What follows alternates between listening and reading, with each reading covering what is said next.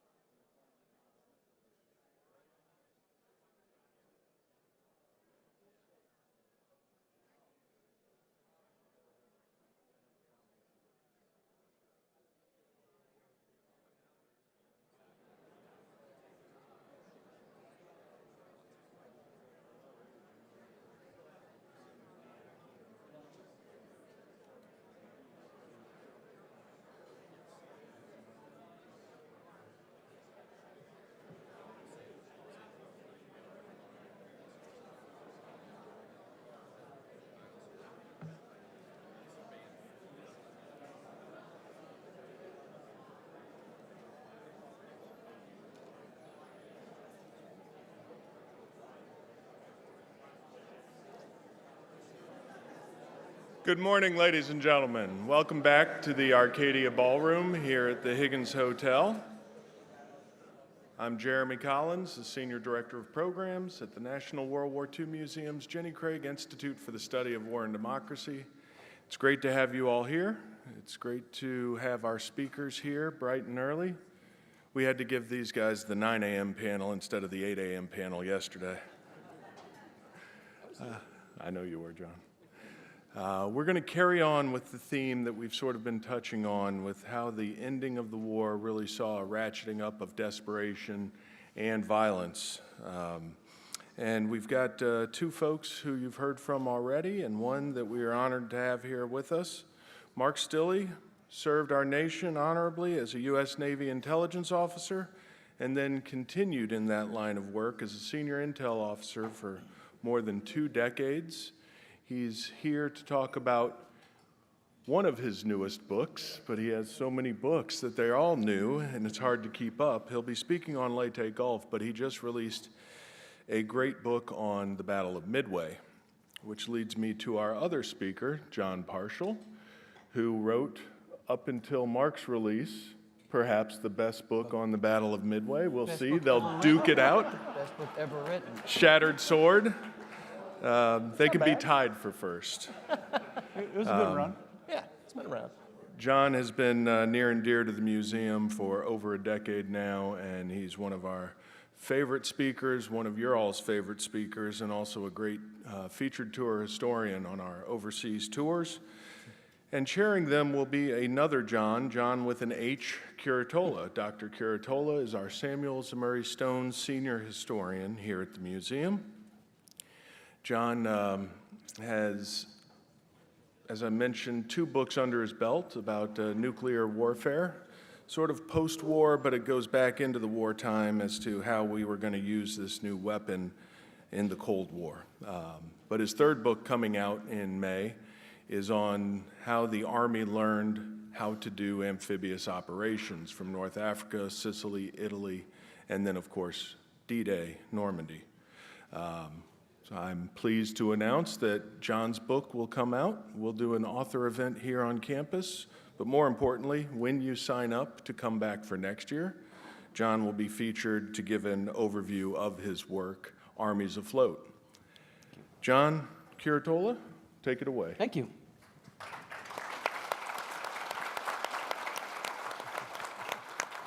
Thank you, Jeremy. I appreciate that. Unlike my colleagues here, when I get a royalty check, I can put cheese in my cheeseburger. These gentlemen can invest their royalty checks. Wish that were true. I just realized this morning as we sat up here, we have an all-naval panel up here. You got a Marine, a naval officer, and a naval historian. So shout out to the sea services here. Yeah.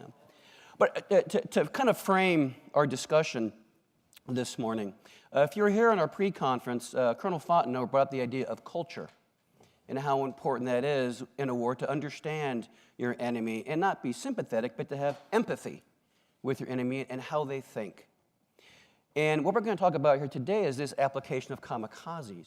And you're seeing this idea of a fundamental difference of how an Eastern mind, philosophy, cultures, and values differs from most of us in this room of a Western mindset. And these ideas of sacrifice and service to the emperor or to the state is fundamentally different from us in the West and how we see the world. And so I think today with our two speakers, we're going to learn a little bit about the Japanese mindset. If you remember before the war, for those of you who studied it, there's a cultural anthropologist by the name of Ruth Benedict who writes a book called The Chrysanthemum and the Sword that gives insight into the Japanese mind so we can help understand our enemy better. And her best conclusion is this is a foe unlike we have ever faced before. And she kind of sets that tone in her work. And I think by looking at this particular application of kamikazes in that light, we can have a better appreciation of how the Japanese fought this war near the end. So with that, I will turn it over to Mark.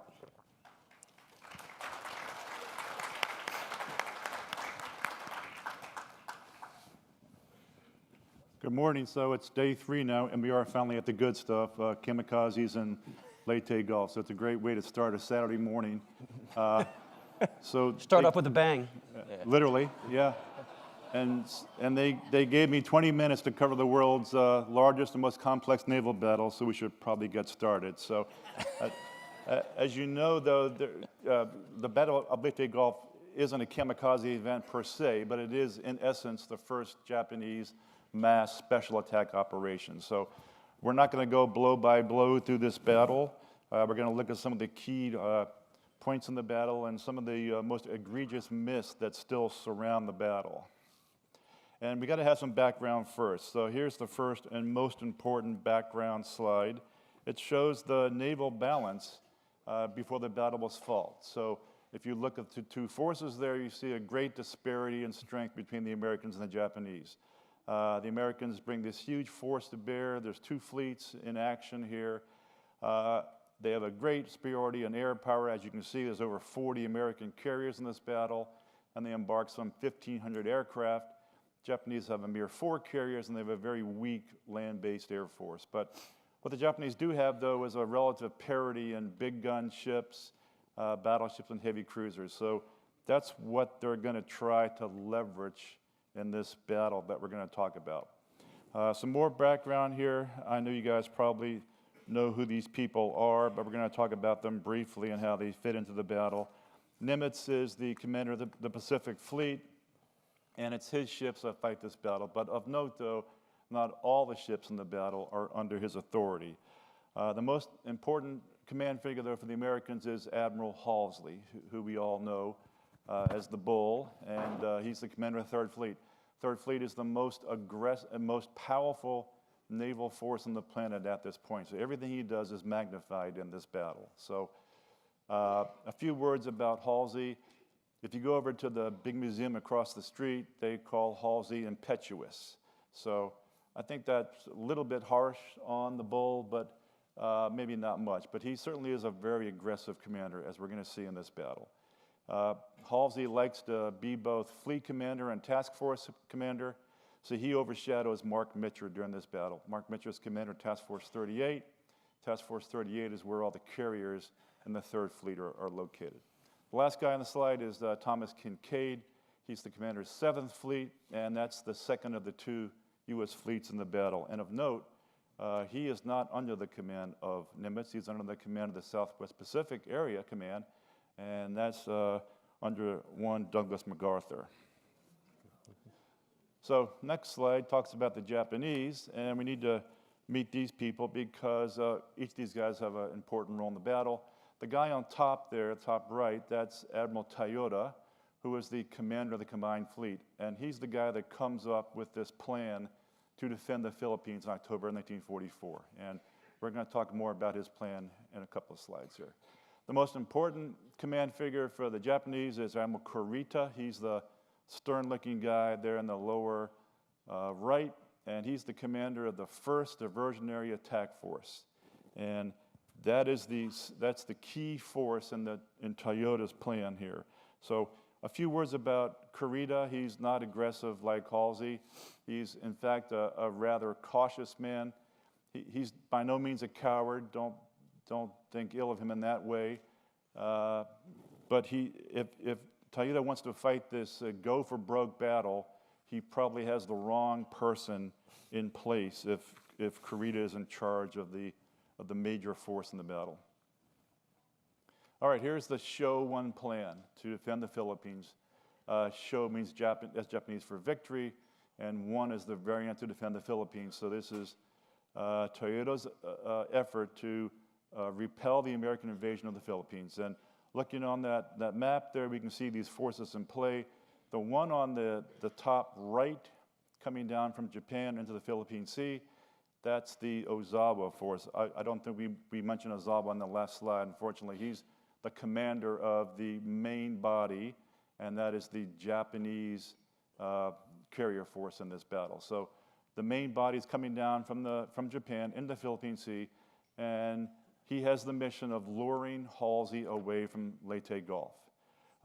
That gives the Kurita force, which is that force in the solid red, the chance to steam from the Singapore area all the way through the Sibuyan Sea, through the San Bernardino Strait, and then down Samar towards Leyte Gulf and get into Leyte Gulf from the north.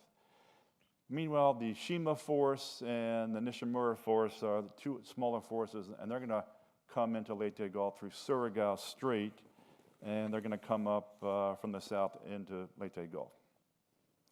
But we got to talk more about the Show plan, because the Show plan has a lot of problems, as we're going to talk about, but it does really dictate how the battle is going to be fought. So Toyota, he believes that it's critical to defend the Philippines because, in his view, it's a use or lose situation as far as the fleet is concerned. Because if the Americans can take the Philippines, then they can cut off the slocks between the resource areas in the south and Japan proper. So that would cripple Japan's ability to continue the war. So he takes everything he has left in the combined fleet, and he comes up with this plan for a decisive battle.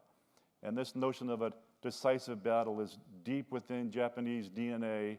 They're going to try it again here in October 1944. But you saw that slide. There's no way the Japanese are going to win any kind of battle, given the balance of forces in play at this time. So we talked about the central role of the Kurita force, because the Kurita force is the force that's under orders to get into Leyte Gulf to destroy the American invasion fleet. That's the whole goal of Show 1, is to destroy the American invasion fleet before it can land the invasion force on Leyte. But to do that, though, you have to handle 3rd Fleet somehow. Toyota wants to do that the old-fashioned way. He wants to use land-based air power to do that, but he knows that's not going to work. So his backup plan is this decoy plan. And everybody fixates on this clever diversionary aspect to the Japanese plan. But I think we give them too much credit for this. The Japanese carrier force hadn't recovered from its beating in June 1944, the Battle of Philippine Sea, so there was nothing else they could do with it, really. And it's not like they sat down on a deep level and they thought, well, we know Halsey's in charge of 3rd Fleet. We know he's a very aggressive guy, and all we got to do is dangle some carriers out there and he'll go chase them. That's not how they were thinking. They were trying to use the carrier fleet they had left in the only way that they could. But to be fair, though, this plan pretty much did work as they had hoped. Problems with the plan that we saw, that balance of forces on the first slide. Japanese are very weak on air forces. That makes the whole plan incredibly problematic. You saw that slide where Japanese have forces coming from all kind of different directions, long distances, and it's a very complex plan. Japanese Navy loves complex plans, and but here you're going to have excellent communications and coordination. And given the friction of war that always happens, that's not anything you can count on. But here's the real rub of this plan. The stated objective is to defeat the American invasion on Leyte. The Americans land on Leyte on 20 October. And for various reasons, the Guerrilla force cannot get to Leyte before 25 October. So by that time, the invasion force is ashore, the invasion is a success, and the invasion fleet has sailed away. So this whole plan, in essence, is rather pointless. Okay, there are 4 major engagements in the Battle of Leyte Gulf. The first one is the Battle of the Civilian Sea. So we're going to talk about that one first. This occurs on 24 October when the Guerrilla force is steaming through the Civilian Sea en route to Leyte Gulf. And Halsey reacts, and he brings Task Force 38 into play. But he's caught off balance for various reasons we really don't have time to go into right now, but it boils down to bad intelligence. And so he's only able to fly 252 sorties on the 24th of October. And that sounds like a lot, but it really isn't, because a couple days before, when he had the 3rd Fleet concentrated and he was attacking targets on Formosa, on 12 October, he was able to mount 1,400 sorties. So this is it's a major effort, but it just really isn't enough to turn back a force as large as Korea's. So they do have some success. They sink the super battleship Musashi. They send a heavy cruiser back to Singapore. But other than that, the Korea force is pretty much intact, and it's headed still for Leyte Gulf. So that brings us to the first major decision in the battle. And everybody, I'm sure, has heard about this, and this is when Halsey decides what to do on the evening of the 24th for the next day. And this is when he takes his race to the north, as it's often phrased. So to understand this, we have to understand what Halsey knew at the time and what he assessed. So here we see what he knew. So it took Task Force 38 quite a while to locate this decoy force, but they finally did so in the afternoon, the 24th. But it's late in the afternoon, so there's no chance to launch a strike at that point. So Halsey's now trying to figure out what to do the next day. So he knows that there's an intact carrier force to his north. That's 4 carriers and 2 battleships up there. He knows that the Nishimura force, which is coming through Surigao Strait, is going to be handled by the 7th Fleet, so that threat will be neutralized. And he has been told by his aviators that the Korea force has been badly mangled. So he thinks that is ineffective. The main force, the Korea force, ineffective. So based on that, he assesses several important things. And the most important is that the Korea force, if it does continue on to Leyte Gulf, that can be handled by the 7th Fleet. Meanwhile, there's an intact carrier force to his north, and throughout the entire war, the carrier force had always been the primary Japanese threat, and that's still the case in Halsey's mind here.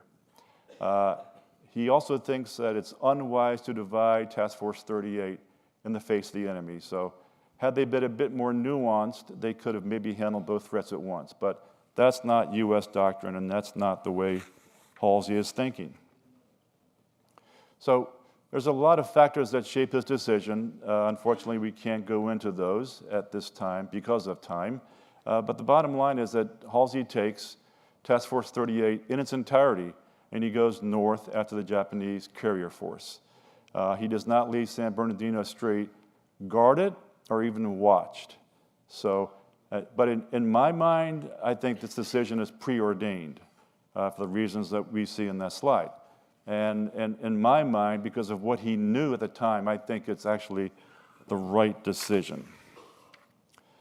So that brings up the second battle we're going to touch upon, and that's the Battle off Samar, or as I call it, the misunderstood battle off Samar. So Kurita comes through the Sibuyan Sea. He enters the San Bernardino Strait. There's no one there. He steams through, and he heads south towards Leyte Gulf. And he runs into an American force, though, called Taffy 3. So this slide shows you the balance of forces for this battle off Samar. The Kurita force up top, it's a very powerful force still, and the not-so-powerful Taffy 3 with the ships that you see there on that slide.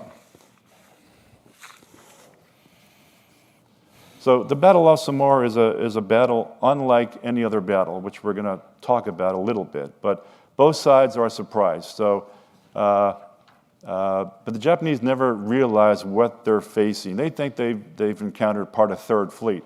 They don't realize that they're facing slow and unarmored escort carriers.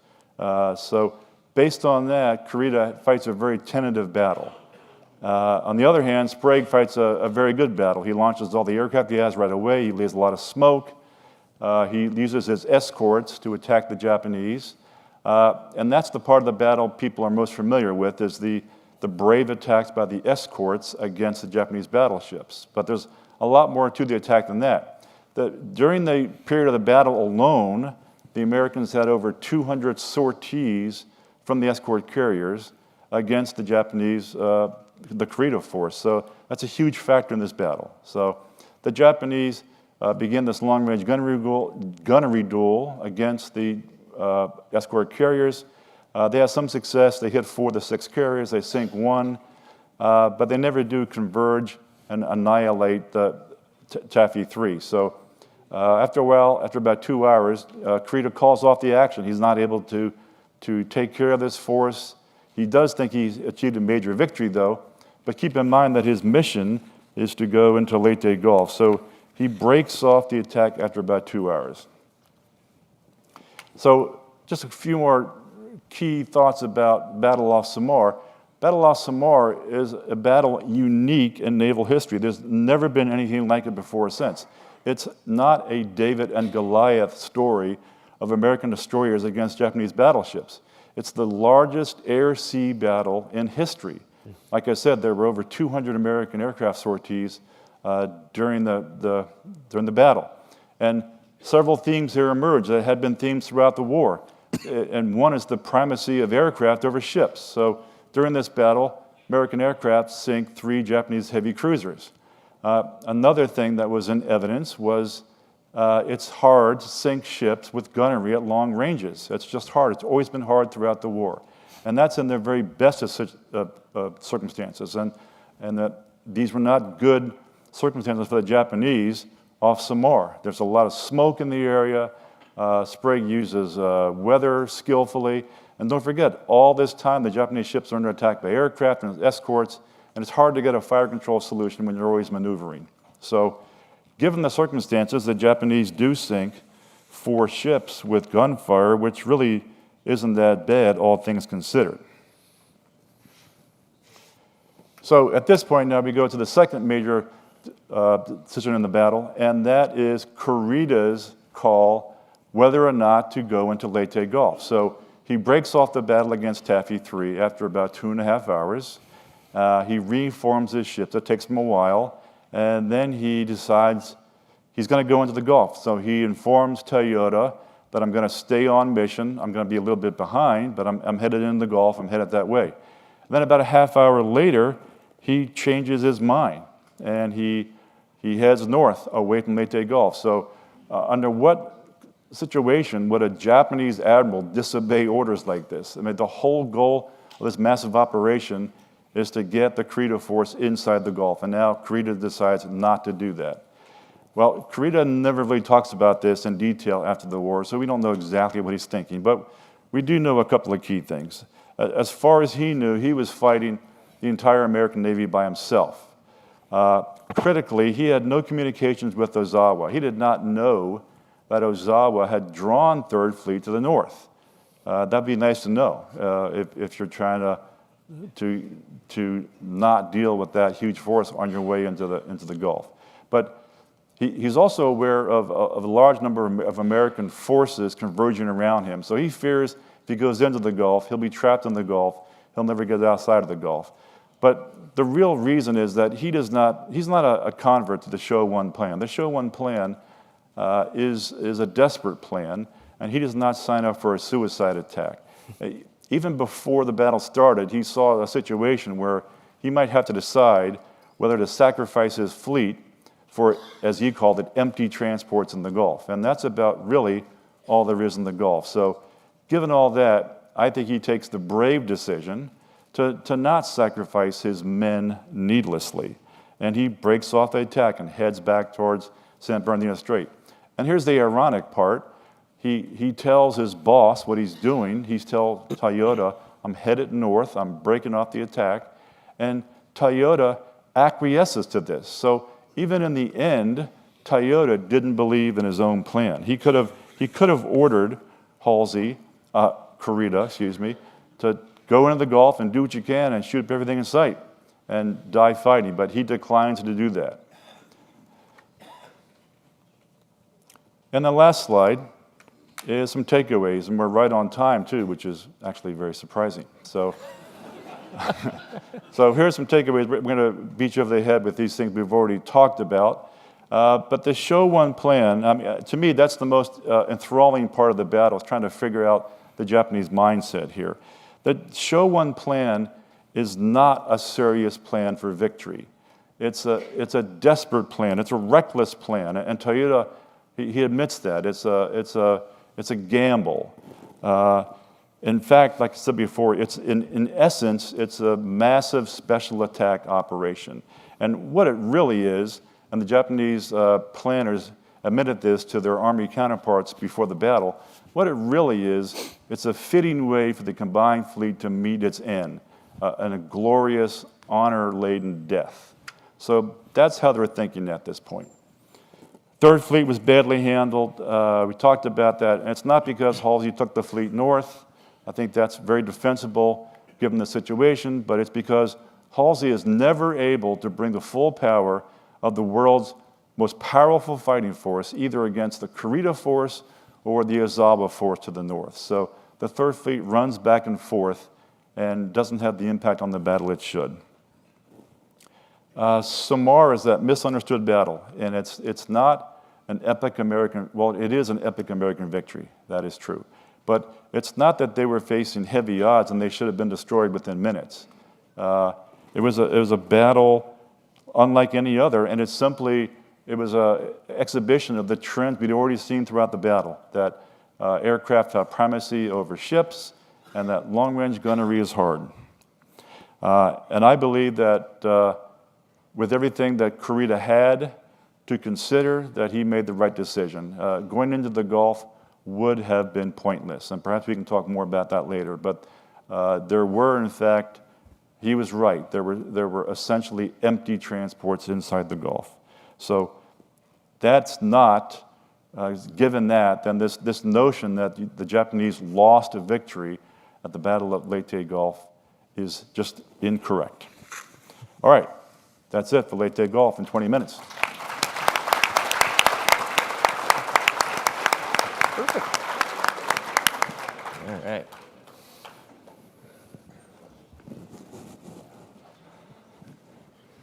Well, good morning, everyone. If I can get the first slide up.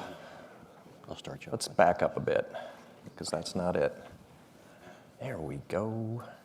All right. I'm here this morning to give you a crash course in the Kamikaze phenomenon. Tip your waitress, folks. They'll be here all week.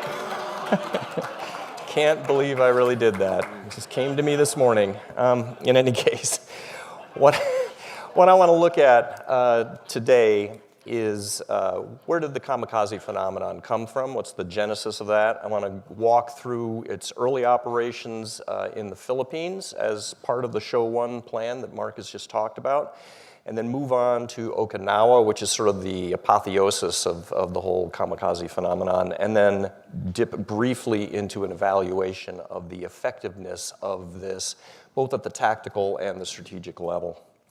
When I think about the Kamikaze, I look at it as a clash between an immovable military culture and an absolutely irresistible threat environment. And those two things coming into contact with each other, how do they interact? And, you know, all World War II militaries come into this conflict with echoes of their prior military cultures, I would argue. But I would also argue that in the case of the modern Japanese military, the impact of hundreds of years of Bushido and samurai warrior codes have had a profound impact that truly shaped them. And my case study in this would be this gentleman, Kusunoki Masashige, who was a brilliant samurai tactician, lived in the 1300s, worked for an idiot of an emperor and got killed for his trouble. And in the final moments in the stupid battle that his stupid emperor told him to fight against overwhelming odds, just before he is killed, he famously quips to his brother, "Would that I had 7 lives to give for my country," and then he's beheaded. And this guy is held up as the perfect exemplar of what a loyal samurai should be. And this statue, which is super famous, actually sits right across the street from the Imperial Palace in Japan.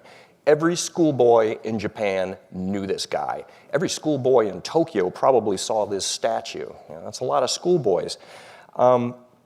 And those schoolboys, as it happens, are also very heavily militarized. That a part of the standard education for all boys during the interwar years, really dating back to the late 1800s, was some sort of paramilitary training that goes on from grade school onward. That's who these young men are.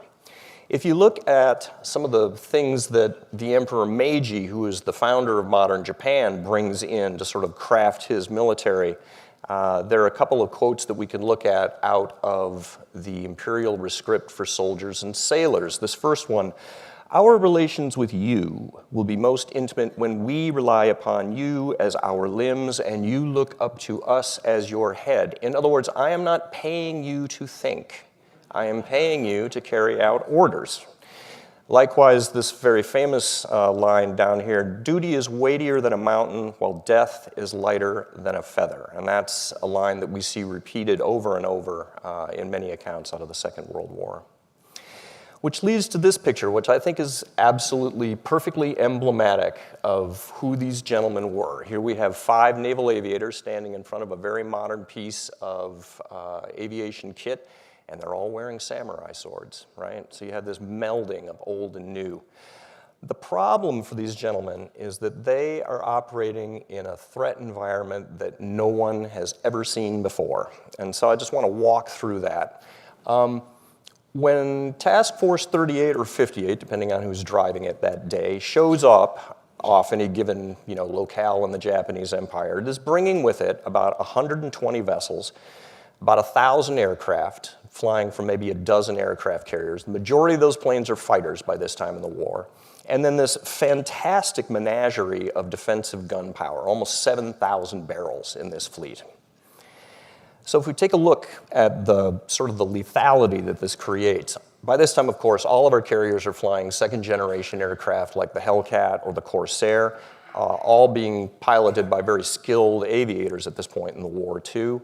All of those assets are now being centrally controlled in a combat information center on the carriers themselves. So if you take a look at 1942, our combat air patrol would push out intercepts 25, 30 miles, something like that. But by the time you get to the middle of 1944, now we're doing intercepts 50, 60, 70, 80 miles away from the fleet, which means that the Japanese aircraft have got to fly through that gauntlet, over ever longer distances before they're in any position to bring their ordnance to bear against the Americans.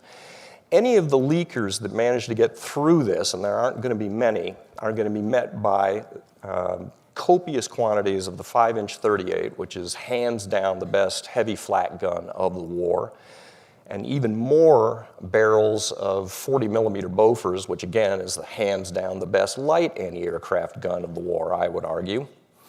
A lot of these assets are now being centrally controlled via radar, which increases their accuracy, of course, and their lethality as well. So one of the ways that you can think about the lethality of a flak environment is to look at the throw weight. How much metal and explosive can we put up in a minute's time?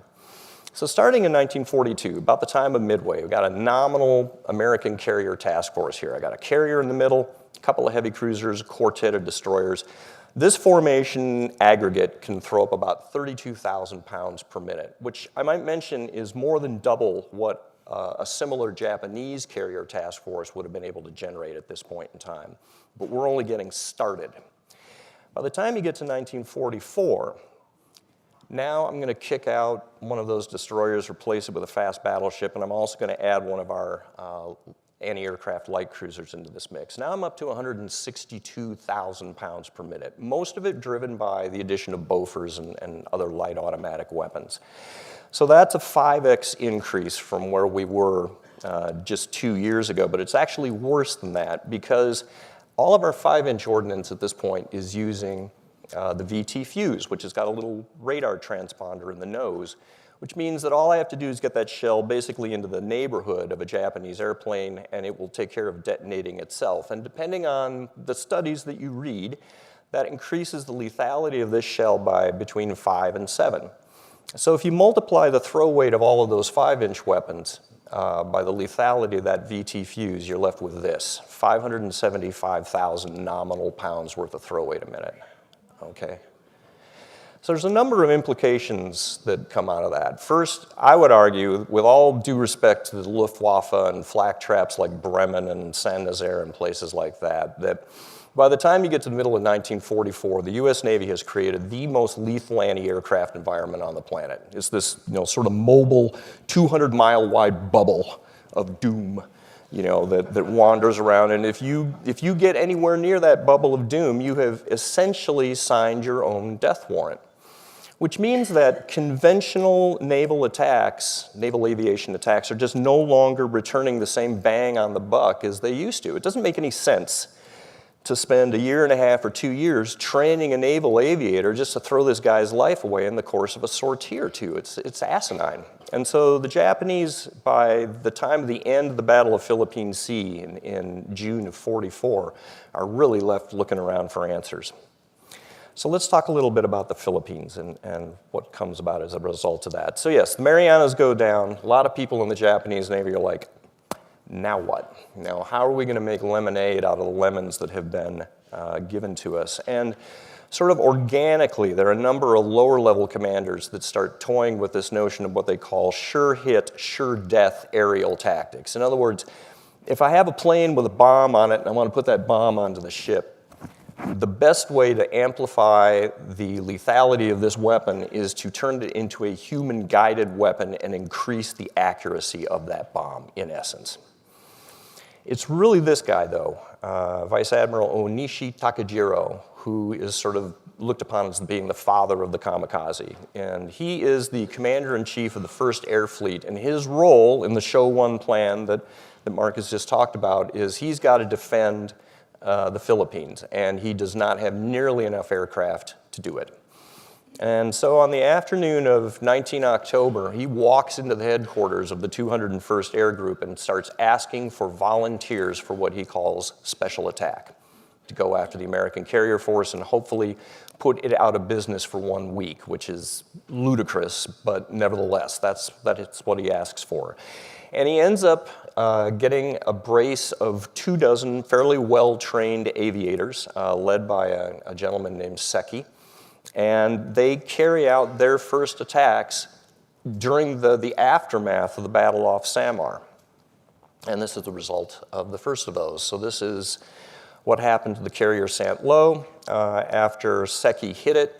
Her magazines detonate, and down she goes. And the results of these first couple dozen attacks are very, very promising. They sink the St. Lo, they damage 4 other Jeep carriers, and Onishi immediately doubles down and starts turning this into more of an institutionalized phenomenon, I would say. And he says here, these young men, with their limited training, outdated equipment, and numerical inferiority, are doomed even by conventional fighting methods. It is important that their death be not in vain. I honestly think that it is better for all concerned to to continue the suicide operations. One might say that actually a more rational approach would be to extricate yourself from the stupid war that you've gotten yourselves into, but nevertheless, that is not what Onishi comes up with. But the bottom line is that the precedent has now been set, and it's pretty clear that this tactic is useful, and so off we go.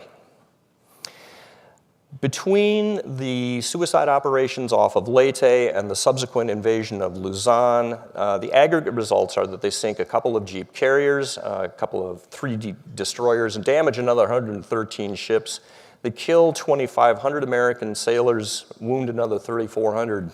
You know, this is a real eye-opener for the Americans at this point, and they have definitely suffered at the hands of the kamikazes. If we take a look then at Okinawa, which is really where things get interesting, if you will.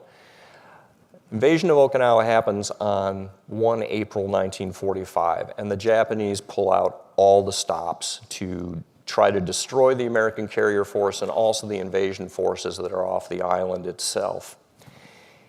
And one of the innovations that the Japanese bring to this is what they call kikasui, which are massed kamikaze attacks. They are basically going to swamp our defenses with huge numbers of kamikaze aircraft hitting those defenses all at once. And intriguingly, even given the sort of glacially cold relations between the Army and the Navy, the Army decides to kick in some of its aircraft into this operation. And so this is one of the first instances where we see joint operations between the 2 Japanese services. So here's a schedule of some of these kikasui attacks. And you can see, you know, the first was by far the biggest, 355 suicide planes thrown into the mix. And I should mention that the advent of kamikaze does not mean the total demise of conventional attacks either. There are a lot of conventional attacks going on in the context of these operations. Among other things, they are escorting, the Japanese are escorting these kamikaze flights with fighter escorts to try to, you know, fight off the American combat air patrol and that sort of thing. So there's a lot of conventional combat going on as well. But the bottom line is, you can see at the bottom of the slide here that the Japanese are going to expend about 1,900 suicide aircraft on this particular battle, broken down, you know, roughly, I don't know, 55-45 between the Navy and the Army. A lot of those attacks end up going in against the radar pickets that are sort of spread out around the island of Okinawa. In particular, the northern picket stations there, numbers 1, 2, and 3. These are manned by American destroyers and also landing ship gunships that are sort of escorting the destroyers in many cases, but these become very, very dangerous places for American ships to operate. Okinawa is the first time we're going to see the introduction of this weapon, the Oka, which you can think of as honestly sort of a rocket-powered, human-driven fertilizer bomb, in that it's a very high-speed target. It's got about a 2,000-pound warhead in the nose of it. If it hits you, it's really bad news. But the problem for it is that it is carried into battle by by a medium bomber slung underneath the belly of the medium bomber. It's got to get within about a dozen miles or so of an American ship before it is actually dropped and then goes into its final attack. So the Americans very quickly cotton to the fact that, you know, the easiest way to get rid of an Oka is to shoot down the Betty before it ever gets within range. Bottom line, for the Americans, though, this is an incredibly painful experience. Off Okinawa, we lose 28 ships, including 10 destroyers, another 368 ships damaged to some extent, 5,000 American sailors killed, another 5,000 wounded. This is the bloodiest combat that the U.S. Navy has been in since the terrible battles down around Guadalcanal in 1942. And in the course of this campaign, the Japanese are going to expend 7,830 aircraft between kamikaze attacks, conventional attacks, losses that they suffer on the ground as we are trying to suppress the airfields in places like Kyushu. So this is a really, really bloody battle for both sides. If you take a look at the evaluation of the effectiveness of this, sort of the money quotes are here in red, in that it increases the accuracy of that bomb that's on that airplane really by a factor of 10. Your chance, if you get into attack range with a kamikaze, your chances of hitting a ship are, roughly 1 in 4. That's not bad in an era of dumb iron weapons, right? Furthermore, if you get hit by that kamikaze, it is going to do more damage to you than just being hit by a bomb alone. And that's because you've got the mass of the aircraft, you've got the fuel on that aircraft as well, so it definitely is a nastier thing to be hit by. And it will put you in the yards for longer than just being hit by a dumb bomb. So again, when we look at that roster of damage that was racked up against the Americans, 300-some warships, that's a lot of aggregate yard time that we're going to have to face up to in order to reconstitute a lot of those ships. Nevertheless, okay, great. It's a more effective way of delivering a bomb, super. But an increase in tactical effectiveness doesn't do anything to shift the strategic balance of this particular war. So even despite the expenditure of nearly 8,000 aircraft, it doesn't do anything in terms of overturning our invasion of Okinawa. The problem for the Japanese is that they think they're doing way better than they actually are, that they think this is a much more effective weapon system than it actually is. They claim that they sank 44 of our warships off of Okinawa, and they claim, too, that many of those were fleet carriers and battleships, whereas the largest ship we actually lost was a destroyer. So that's problem one. And you can see here, if you look in the diary of Admiral Ugaki, he talks about where they're sort of going in terms of how do they gauge the lethality of these attacks. And so some of these quotes here, we didn't really know what the results of the attack were, but we heard all these frenzied telephone conversations from the Americans, so it was almost certain that we destroyed 4 carriers. That's not really a quality battle damage assessment, gentlemen. Likewise, the second quote, a reconnaissance plane reported as many 150 columns of black smoke. Yeah, and a lot of those were probably your planes that we had just shot down. Again, if you can't get a plane close enough to the American carriers to actually assess what happened there, you don't really have good information coming out of that engagement. And this kind of results in what I call a delusional feedback loop. We're getting all of this garbage information in that makes us think we're doing better than we are. That leads to the validation of these strategically ineffective tactics, which means that the Japanese then continue doubling down on this hopeless war, and this is going to have really deleterious impacts on our ability to bring this war to a close in the middle of 1945. So, and, okay, good, we all have the context here, but understand that there's a very serious phenomenon going on here. Okay, so I picked this slide from Monty Python and the Holy Grail. We all know the story, right? Arthur goes into the forest, he wants to cross a bridge, he runs into the Black Knight says no, they end up fighting. And systematically, Arthur cuts off first his arms and eventually his legs, and the Black Knight will not surrender. And I ask you to contemplate this, that what mechanism does Arthur have to compel the surrender of the Black Knight? He can kill him, that's obvious, but can he make him surrender? And I think the more you ponder that, you have to come to the answer, no. He's got no mechanism to make him actually surrender. It's not until the Black Knight makes the decision that I'm beaten that the war is actually going to be over. And that's the same thing that we find ourselves in the middle of 1945 as a result of this delusional feedback loop. Thank you very much. 19 seconds is there. I would caution John that using a slide like that is a generational joke. You have to be born at a certain era for it. Yeah. Understand that context. When I give that slide to high school students, I have to fill them in. Okay, it means nothing. That's right. That's right. The first question I would like to ask is of Mark. He talks, and his conclusion slide, his very last note was the hint that Kurita threw away his victory. And you make the comment on your slide that's nonsense. Could you expand on that a little bit more in your conclusion slide, since we were running out of time, but I appreciate if you could. Yeah, I'd like to. Can we bring up those? I got a couple slides there that might make this point even easier. Yeah. guys bring up Mark's slides, please? Thank you. So there's the myth that because Korea turned around to not go into the Gulf, that the Japanese missed this chance to inflict a strategic defeat on the Americans. And I defy you to read a book about Leyte Gulf or a TV show, and even the big museum across the street, they don't say it explicitly, but they edge towards that myth. So, and this myth started right after the war because Samuel Eliot Morison laid it down. And there's 3 pillars to this myth. The first one was that there's nothing in Korea's way. You could have waltzed into the Gulf. The second part of this myth is that once he got into the Gulf, he'd have no problem destroying all the shipping in the Gulf. And the third part of this myth is that losses of that magnitude would have crippled the American advance. So if we can go to the slide that shows the force balance, because I'm an order of battle guy, so if we can go to the very end there, keep on going, keep on rolling, and we're going to get to the forces that would have been present had there been a battle. One more.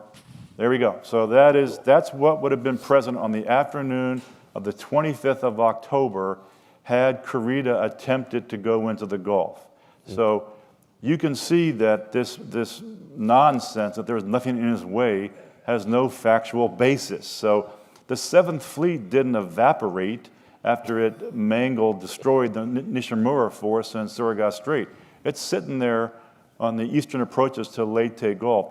Should it be necessary to defend the Gulf against Korea? So look at the numbers there. Korea is the one who's outnumbered, not the Americans. The Americans have a large number of Jeep carriers still. Some have just undergone a kamikaze attack. Taffy 3 got beat up in the morning by Korea, but still, there's hundreds of American aircraft ready to take part in this battle. And it doesn't even include the strongest part of Task Force 38, which is coming up from the south with 5 more carriers. So it looks to me like Korea would have a hard time getting into the Gulf. Next slide. And next slide.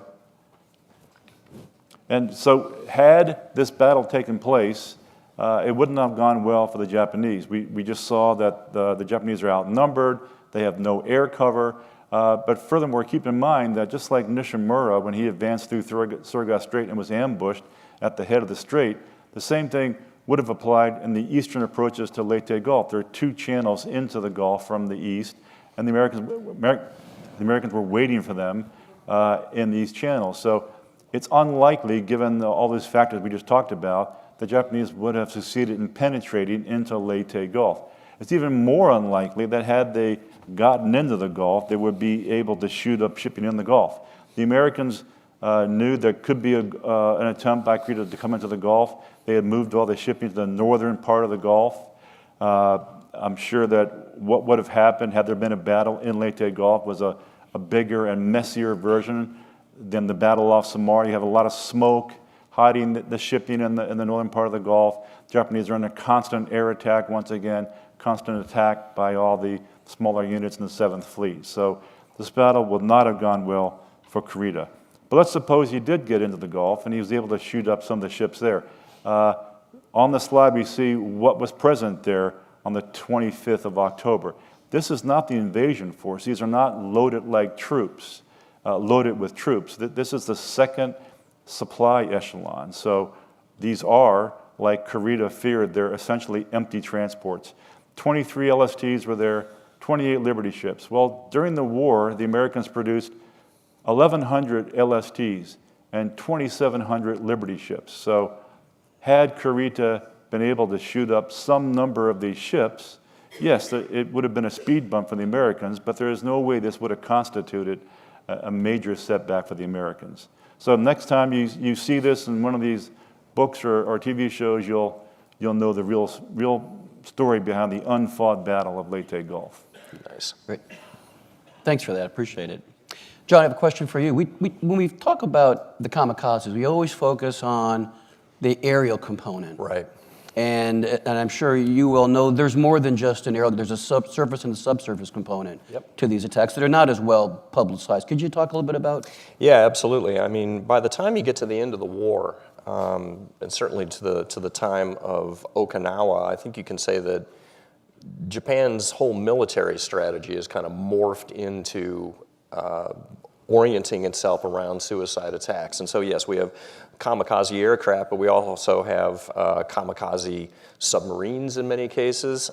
They've developed a thing called a kaiten, which is basically a long lance torpedo. You rip out this middle section, put a human being in there, and now you've got a human-powered torpedo. Super. They've got kamikaze speedboats. They are developing techniques for using frogmen, fukuryu they call them, undersea dragons that are frogmen that are supposed to have a limpet mine on the top of a bamboo pole. I'm going to be waiting underneath the water for a landing craft to go past over my head, and I yoink this thing into the bottom of the landing craft, and it's going to blow me and the landing craft up. And if you actually do the physics of how long it takes a landing craft to go over your head, there's no possible way they would have been able to hit it, but nevertheless. Yeah, the bottom line is that when we take the surrender of Japan and go into some of their shipyards, there are just hundreds and hundreds and hundreds of these suicide submarines and torpedoes that are under construction, and suicide bombs, suicide aircraft, suicide speedboats, suicide everything. Yeah, it's a whole panoply of weapons. If I can, and go back to the graphics about the American fleet's centralized control and the bubble of doom, I think is how you refer to it. Bubble of doom, Yeah. I'd like to compare and contrast that, say, with a Japanese naval aerial flotilla in terms of centralized control and anti-aircraft defense. Can you compare and contrast? Yeah, actually, and that's one of the sort of interesting things I'm a technologist by training, and I spent 30 years in IT, and there's a tendency on the part of a lot of people to say, well, if you've got radar, then you get all these other goodies too, and that's not true. That radar alone, the raw technology, is useful, but it's really the maturation of the management techniques and other doctrine that goes around that leads to something like the Combat Information Center, where I'm coalescing not only all of these radar inputs, but all the radio inputs from my aircraft aloft and that sort of thing, so that I can plot the incoming raids and vector fighters out to them. If you look at what the Japanese do, yes, they start putting radar on their ships. They're a little late to the game, but they never sort of made the conceptual leap to the Combat Information Center, even as late as the Battle of Philippine Sea. And Mark, correct me if I'm wrong, but they're using their radar as raid warning, but they're not really doing much in the way of actually vectoring fighters onto targets. If so, it's at a very short range. Right. Yeah. And so you're looking at a standpoint of managing your defensive aerial fleet. Vector you over here, just like the Brits did in the Battle of Britain, they could vector with Shane home. The Japanese never embraced that as a management of their aerial assets. Yeah. There is some evidence that they started putting CICs into some of their cruisers later on in the war for usage in night battle, but of course by that time in the war, the whole night battle phase has kind of come and gone. So yeah, they were very late to the party in that respect. And correct me if I'm wrong, I thought I read a quote somewhere where they asked a Japanese officer very early in the war, even during the interwar years, about radar, and he says, "Why do I need that? I have eyes." And so they kind of... Well, and arguably too, if you take a look at some of those early war battles off of Guadalcanal, in many cases their lookouts were better than our radar. That was certainly true then. But especially for night fighting. Yeah. Certainly at night. Yeah. Than our early radar, which was not so hot. Right. Yeah, but that ain't true anymore in 1944, that's for sure. Mark, I'd like to expand it a little bit. You criticized Toyota for going with a bad plan. Can you elaborate on that a little bit? Yeah, it was a bad plan to be sure, as I tried to hammer home, but so it's fair to say, though, that he didn't have any good options in October 1944. That's very true, but it's also true to say that he had some less bad options than the ones he used. So Show 1 was a reckless plan. I think we've seen that. It was essentially a mass special attack operation. So what he should have done, I believe, is defer his decisive battle. The Imperial Army wanted to fight the battle for the Philippines on Luzon, not on Leyte. And I think that Toyota read the battle wrong.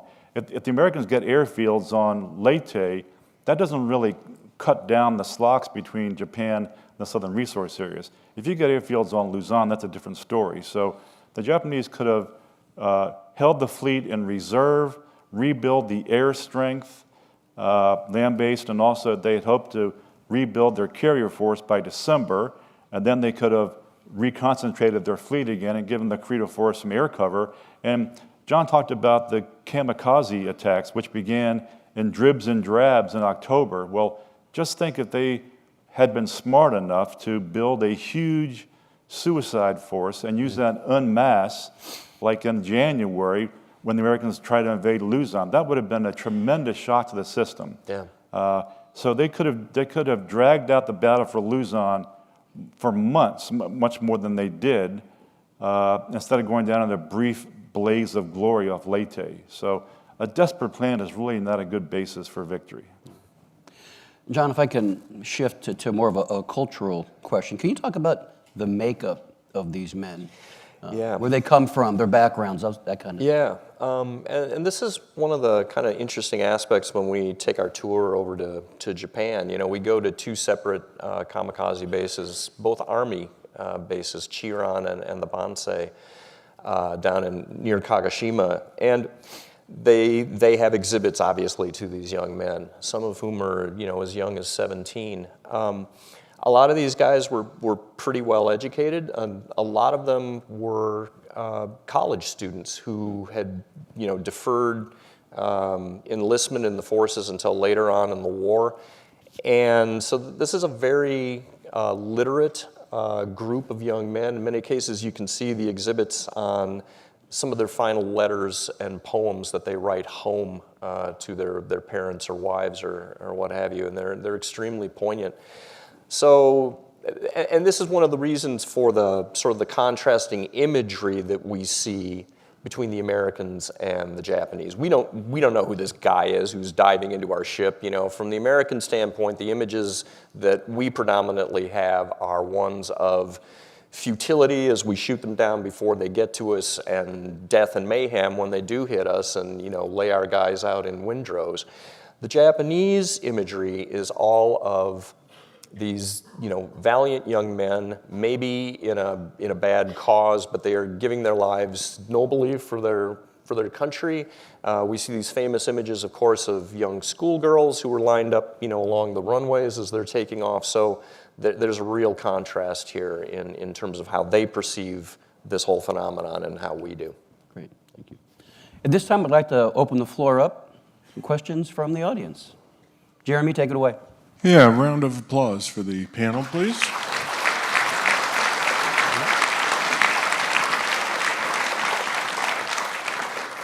We're going to go halfway back to your right, please.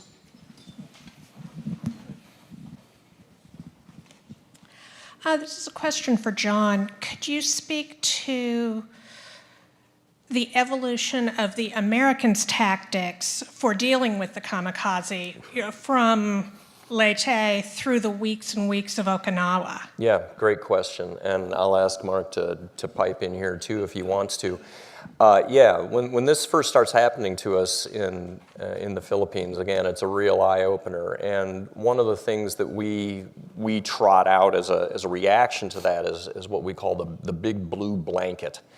That, okay, we know we're really good at air defense at range. What we're going to do now, though, is we're going to extend that air blanket even further to the point where the goal now becomes suppressing all of the air bases that the kamikaze attacks may emanate from. And so we're putting standing combat air patrols over a lot of these bases and just making it impossible for the Japanese to even get up in the air. That becomes a lot more difficult, though, when you roll forward to Okinawa. Now you're trying to suppress all of Kyushu and also bases on Formosa as well. So there's a kind of a constant back and forth here. And if you fast forward to what would it have been like to operate off the coast of Japan itself in the face of a kamikaze threat, particularly because by then the Japanese have morphed their own doctrine away from trying to launch attacks against our carriers and more towards, now we're going to go after the invasion transports. That, I think, creates a threat environment for us that would have been extremely difficult to operate in, because these Japanese aircraft are dispersed. In many cases, they're sitting in caves. They're going to be using side roads to take off from. I can fly over land for the majority of my ingress towards the target, and then I can pop out over the water. I've only got a couple miles to go. There's my big juicy transport there, and it's big and slow and doesn't have nearly the firepower that something like an American destroyer has. That could have been a really, really bad environment for us. Any additional? The Americans kept on trying to increase their warning time. So John mentioned the picket destroyers. That's one attempt to do that. But also, later in the campaign and for the invasion of Japan, they were planning on using picket submarines to pick up air raids, and also long-range aircraft to provide even more warning on these approaching raids. But it would have been a bloodbath had kamikazes been used in those huge numbers for the invasion of Japan. Yeah, for sure. Going to stay with me to your right.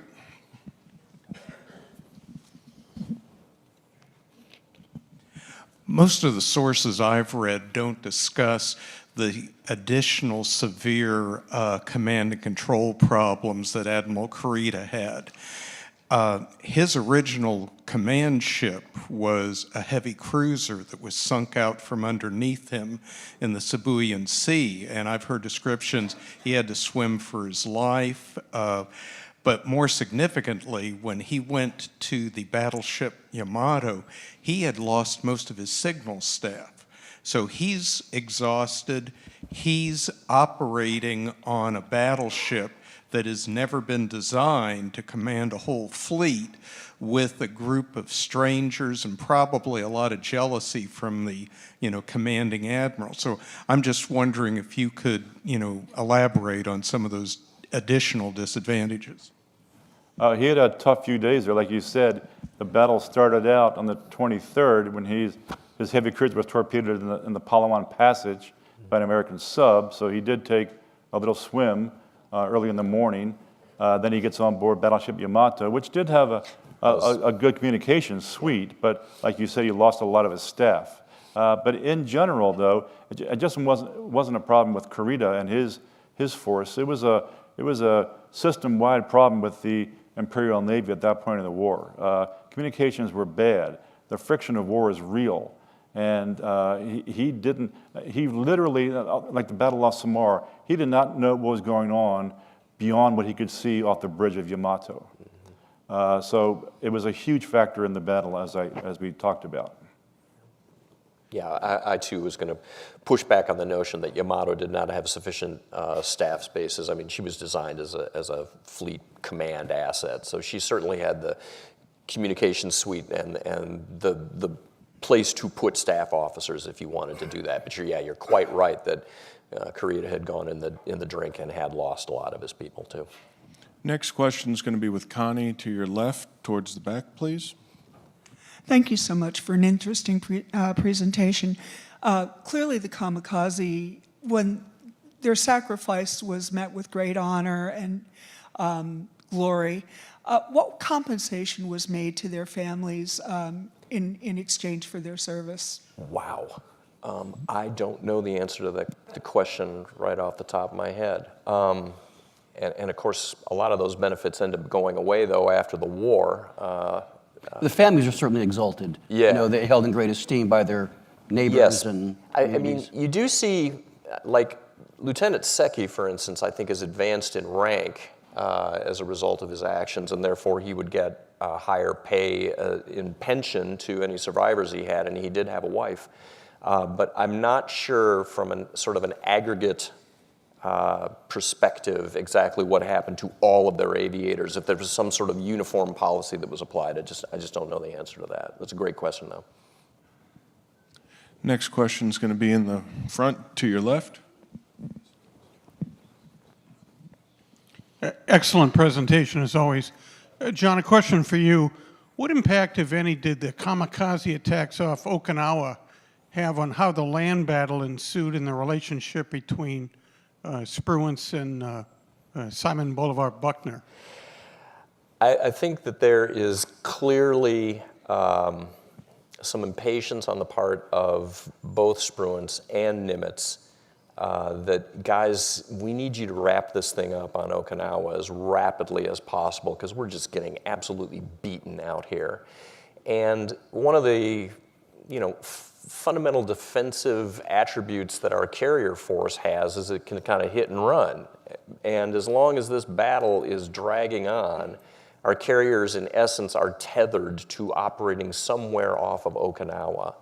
And that is making life difficult for us. We don't have the ability to use their strategic mobility to get away from this. So that's my sense, that there's this underlying frustration with Buckner's rather methodical advance on that island, and they wish that he could get it over with sooner. Do you have any? Yeah, I you're my echo your Marine. sentiment Hit on me, that. man. Hurry up and get this thing over with because we are taking a beating out here. So for both the Marines and the Army ashore, hurry up, take Sherry Castle, get down to Naha, wrap this thing up. Yeah. We're going to go to the two here to your left. After Okinawa is finally conquered, what with the land-based air power that gets moved, and obviously the 8th's planning on coming from Europe, how much would that have been able to help suppress the kamikazes on the mainland? Because now you've got more mass. I mean, the Right. fleet can pull back, relax, like we've discussed, they're kind of worn out at this point, but now you got land-based where the sorting factors massively increase. I mean, when these air assets are in place prior to November, what do we think it's going to be in terms of suppressing it, making it less of a problem? First of all, I'll just say that my crystal ball is not big enough to come up with a definitive answer. And actually, Mr. John Greco would probably be a better guy to ask that question. But I think you're absolutely right that with additional land-based assets on Okinawa, we're going to be flying every Mustang in God's creation over Kyushu to try to suppress all of those airfields. On the other hand, the Japanese have made some pretty strenuous efforts to disperse those assets and use, diversionary fields to take off from and so forth. I'm a little skeptical of our ability in the days before real AWACS to be able to really shut down the entire southern part of Kyushu and make it impossible for them to operate aircraft in that environment. I think there's always going to be some leakers. Sure. And given the fact that we're going to be operating so close offshore, I think we're still going to be punished as a result. Mark? I'm wide open to countervailing. If I may Please. jump on that, and again, I think Mr. Jen Greco or Rich Frank probably has better insights, but by this time, late in the war, the Navy is actually having, air control afloat to manage not just naval assets, but also U.S. Army Air Force's assets within an amphibious objective area. And they're talking to these control ships that are sitting out, these LSTs that have radars on them. And so even in an amphibious environment, U.S. Marine Corps, you're welcome, that there's a command and control effort being made in these littorals to command both naval and ground-based air. So I agree with you, you're still going to get leakers through, but we are working on this joint air management already. And Mark, any insights on that? Right, and that's where these airborne early warning platforms come into play, which they would have had deployed by the invasion of Japan. That's right. You kind of touched on it a little bit, John, but what did the Japanese Army do? Like, I know they had hand in like the Shinho and the Heiho speedboat tactics. Did they have any effect on trying to come up with a special attack group for ground-based combat, or was this mainly just a Navy idea for kamikazes?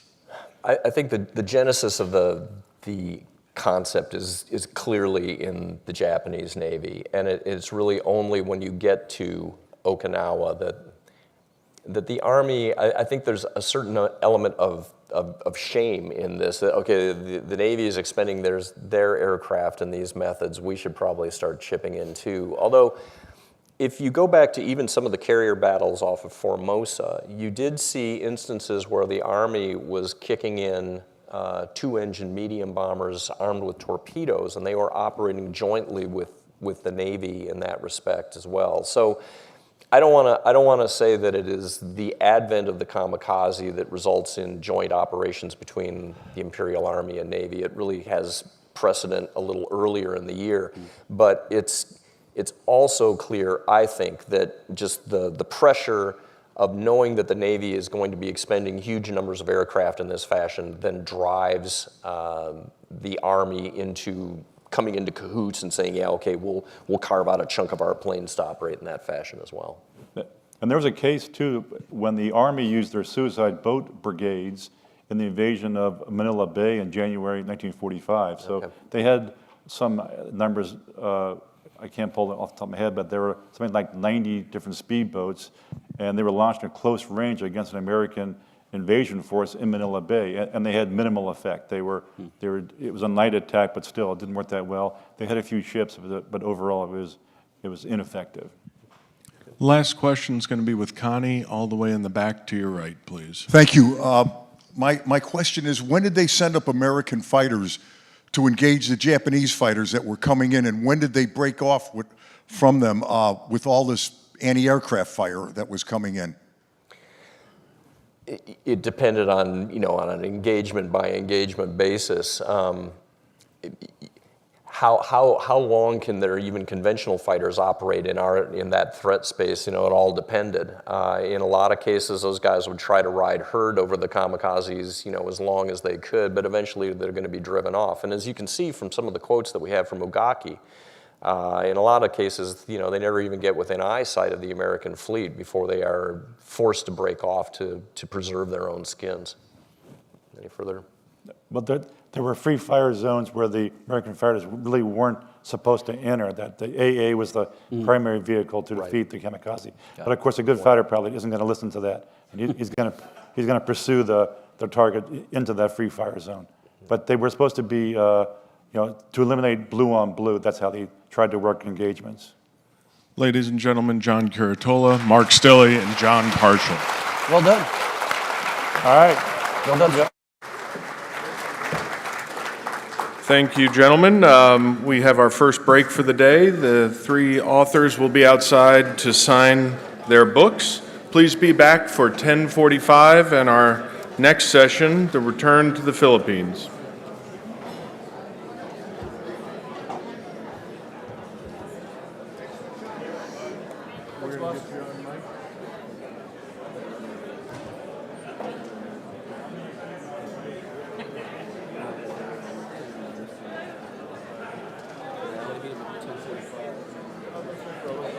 Thanks, brother. I did it on Thursday. Okay. These guys need to go, sorry. Thank you, man.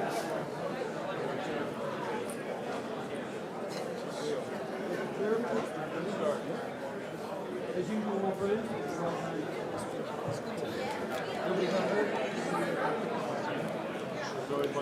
Mike is... That's right. Connie.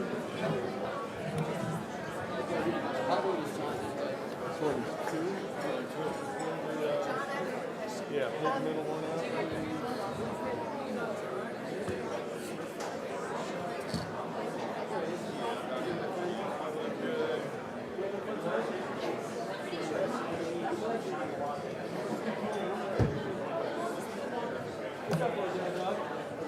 Is that one clean? Is that water clean up there? Okay.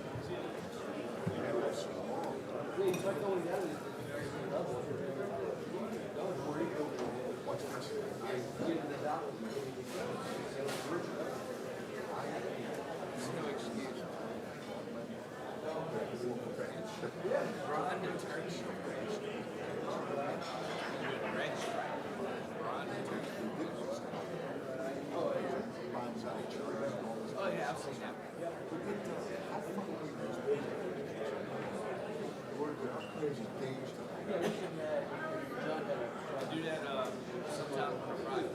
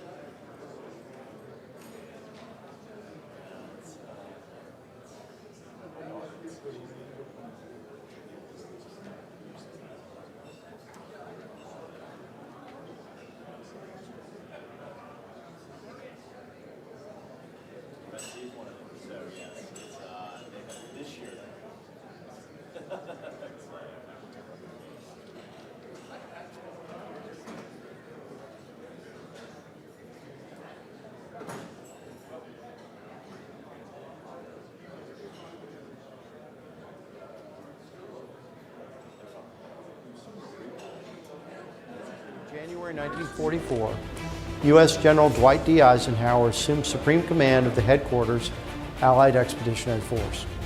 Under Eisenhower were Allied land, air, and naval commands, each under a senior British officer. After being appointed, Eisenhower and his subordinates revised the preliminary plan for an amphibious assault on the Normandy coast, increasing the initial divisions from 3 to 5, and pushed for a 50-mile front. American divisions would land at beaches codenamed Utah and Omaha, the British at Sword and Gold, and the Canadians at Juneau. Codenamed Operation Neptune, the largest seaborne invasion of history was launched on D-Day, June 6, 1944. Paratroopers were dropped before the landings to protect the flanks and support the push from the beaches, while air attacks and fire from Navy ships would target German defenses. The Allied landings benefited from a dedicated air campaign and actions by the French resistance in the lead up to D-Day. An elaborate deception scheme also convinced the Germans that the Normandy attack was a diversion for a much larger invasion near Calais.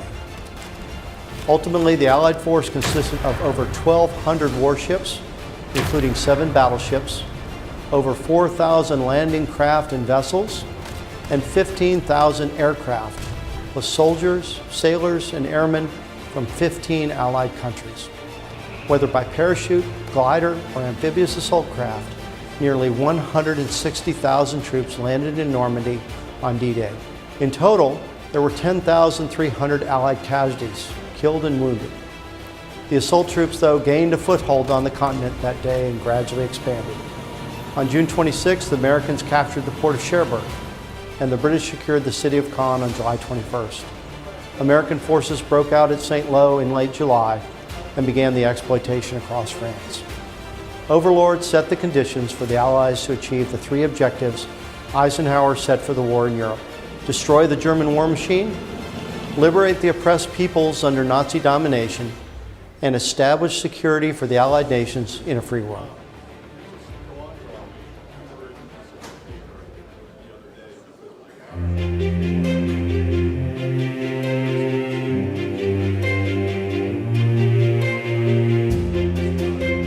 Quality of the presentations. Every year I think they get better. I think the quality of the researchers and the people you bring in, plus now the facilities are second to none.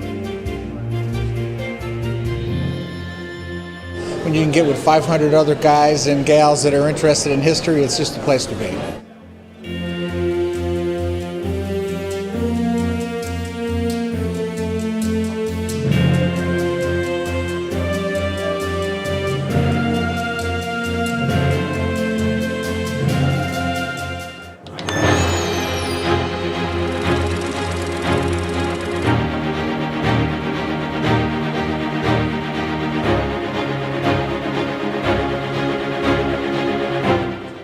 I'm Kim Geis, Senior Curator and Director of Curatorial Affairs. I'm Laura Frizzell, Archivist at the National World War II Museum. This year marks the 80th anniversary of D-Day, and the museum is honored to care for thousands of artifacts and archival materials from that day. Some of the most personal items in our collection are letters. Letters written between service members and their families. Some of these letters, sadly, were their last communication home. Like this letter, written just days before D-Day. Gordon Osland of the Army Coast Artillery Corps wrote a letter home to his wife Chickie, telling her to remember the date, June 3rd. In the letter he wrote, "I don't know exactly how or what to put in this letter, but I'm going to violate some of the rules of censorship, because when you receive this, it will not matter too much. It is almost midnight of June 3rd. I want you to remember that date. I'm going to get my first real test as an officer very shortly, sweet.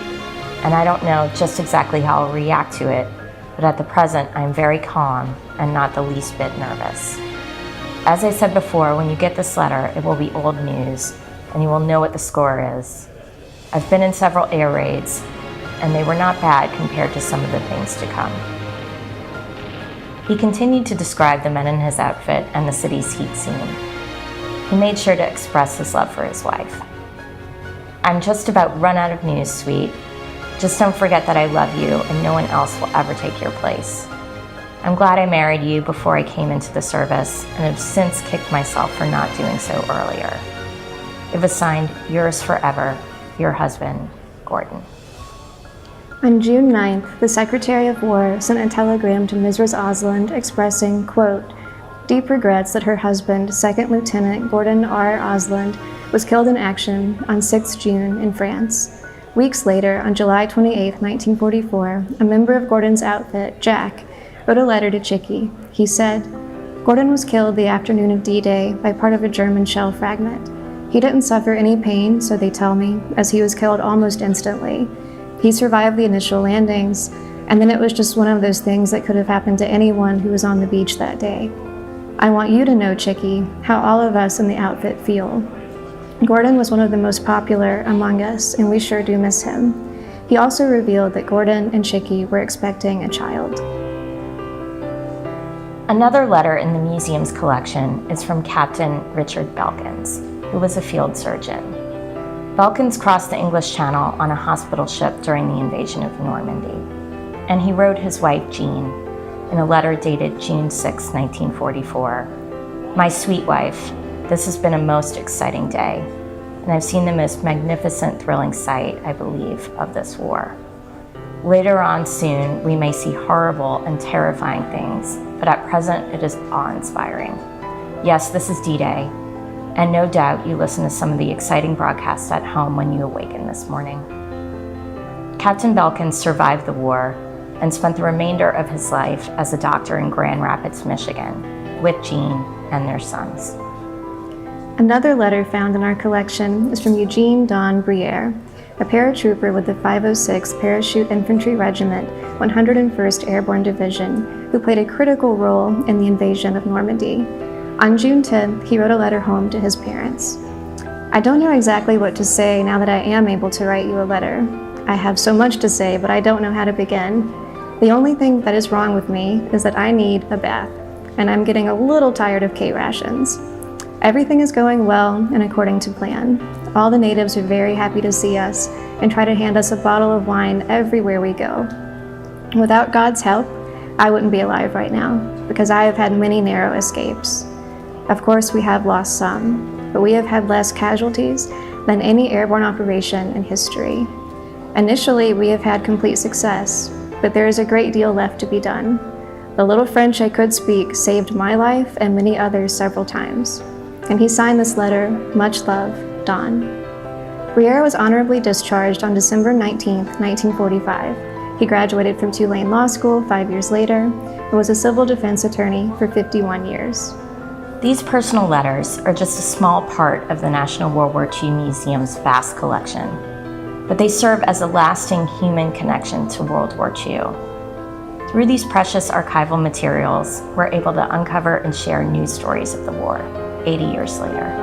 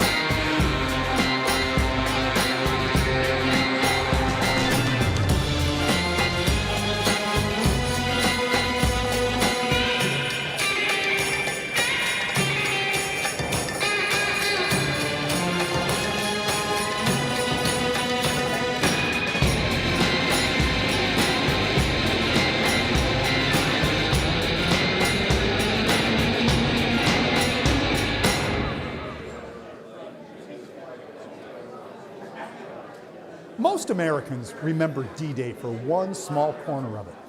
The disastrous initial landing on Omaha Beach, the Saving Private Ryan moment, you might call it. But while Omaha was a horrible fight, focusing on it can distort the true situation in Normandy on June 6th. This is World War II in 2.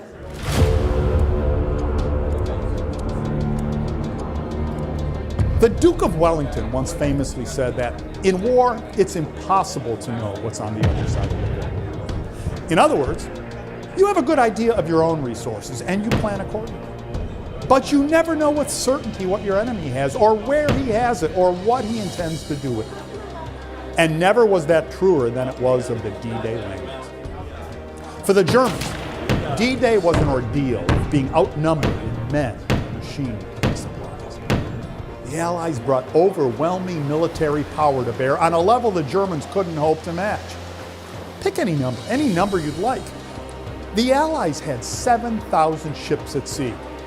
The Germans, just 31 light torpedo boats. In the air, the Allies deployed over 8,000 aircraft. The Germans, just 160. Manpower?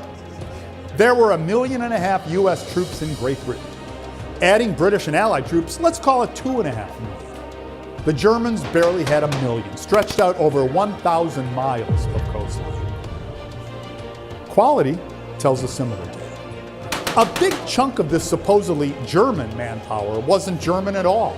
It consisted of Osttruppen, or Eastern troops, units formed from Soviet POWs or volunteers from the occupied nations.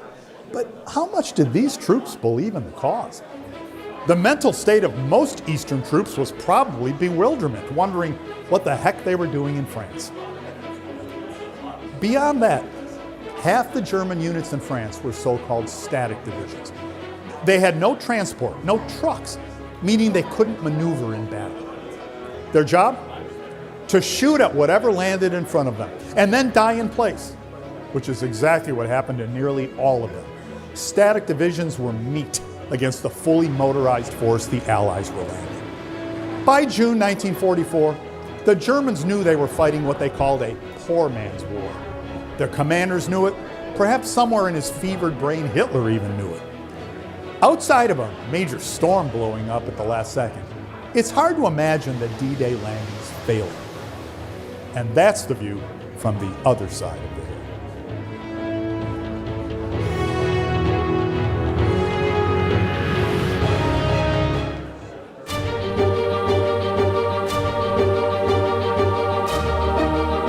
Everybody. I am Sarah Kirksey, Senior Director of Educational Travel at the National World War II Museum.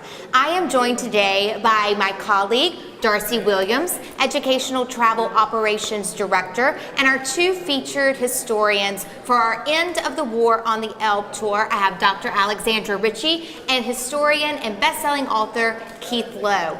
And we are here today in Torgau, Germany.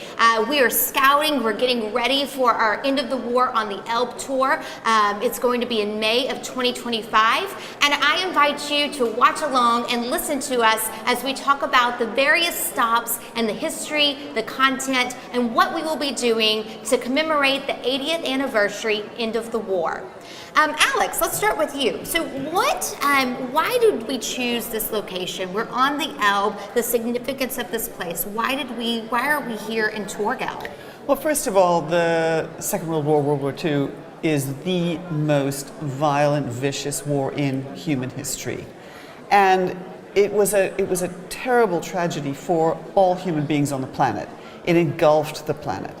And there were glimmers of hope when people started to think that perhaps finally this terrible, terrible, endless violence, it seemed, was going to come to an end. And one of the most important moments, one of the seminal moments of World War II, was the meet-up on the Elbe between the massive Red Army that had come all the way from Moscow and hit the Elbe River, and the American forces, and also the Western Allied forces as well. But the meet-up on the Elbe between the Americans and the Soviets was one of those moments on the 25th of April, 1945, in which people could look at this extraordinary event and say, yes, World War II, in Europe at least, is coming to an end.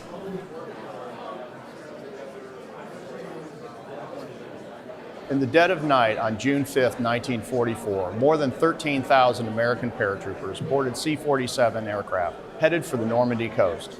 It set the stage for the largest airborne operation in history. This is World War II in two.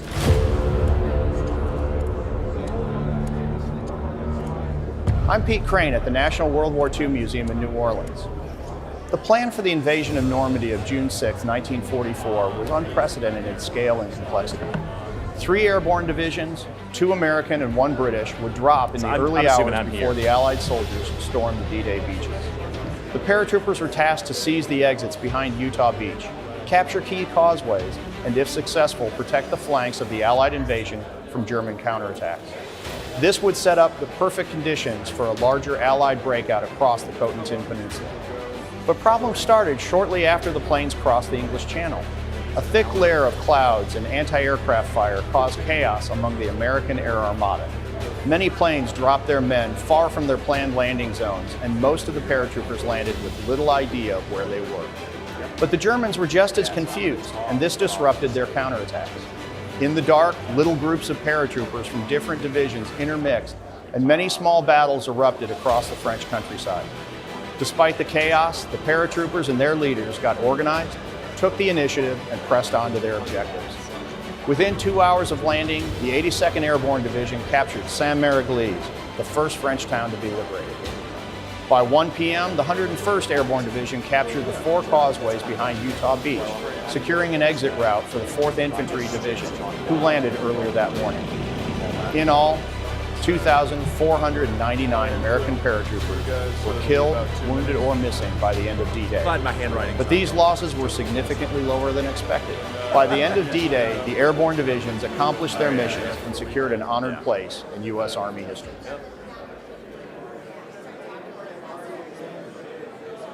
This Purple Heart belongs to Private First Class Booker T. Galbraith. He was born in Hooks, Texas in 1915 and enlisted in the Army in 1940. After years of long-held prejudices, in 1997, the U.S. reconsidered the cases of 7 black servicemen who had served bravely in World War II, but were not awarded the Congressional Medal of Honor. One of those men was Vernon Baker of the 92nd Infantry Division. For his assault on German positions in Italy, he was awarded the military's highest honor. Galbraith was one of the brave men who was killed in the attack, and this Purple Heart was sent to Galbraith's family in 1945. Decades later, in Oklahoma, Mark Brandenburg found this long-lost medal in a junk drawer and donated it to the National World War II Museum. It will be on display along with the Medal of Honor of Sergeant Edward Allen Carter Jr. of the 12th Armored Division in the museum's new Fighting for the Right to Fight exhibit. Come see this unique artifact along with dozens of others here at the National World War II Museum in New Orleans.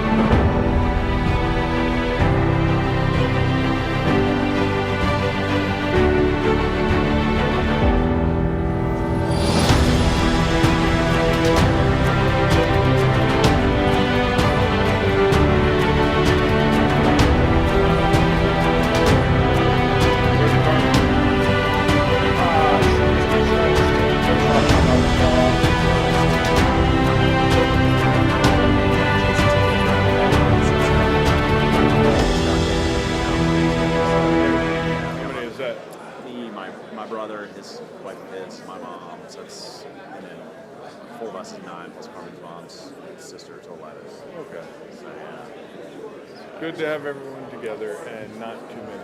No, exactly. We do it every year. I love it. We do like Friday after Thanksgiving, do an oyster roast, and then one of Carmen's high school buddies is a fishing guide, so we do. It takes us all out. We have a fishing. Good.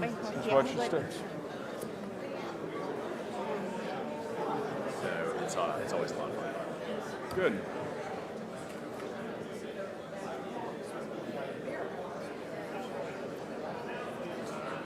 Just making sure. Freshman. It's like, but yeah, so it'll be a lot of fun. How about you guys? What do y'all do? Well, my mom just moved down 2 Wednesdays ago, so unpacking. So my brother and his family are here. Yep, 2 blocks up, 2 blocks over, 2 houses down. Got to figure it out. It's great. It's gonna be really great. Kids, go to your grandmother's house. Yeah, Austin was sick for 2 days, and he, instead of dealing with her family on the North Shore, which is always somewhat difficult depending on their schedule, Ashley just dropped him off the morning of. Yeah. Alrighty. Yes, ma'am. And you can take your lanyard off. Oh, you already have?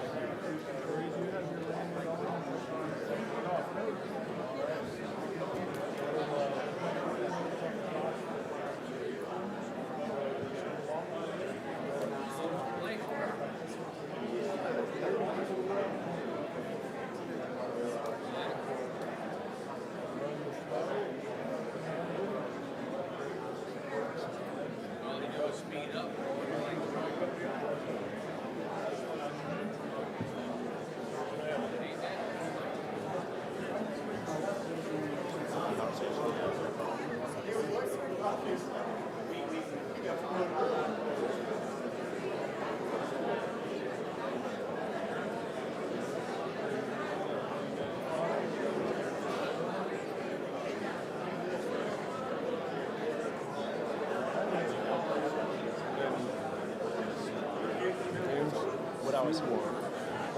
This is the laser pointer.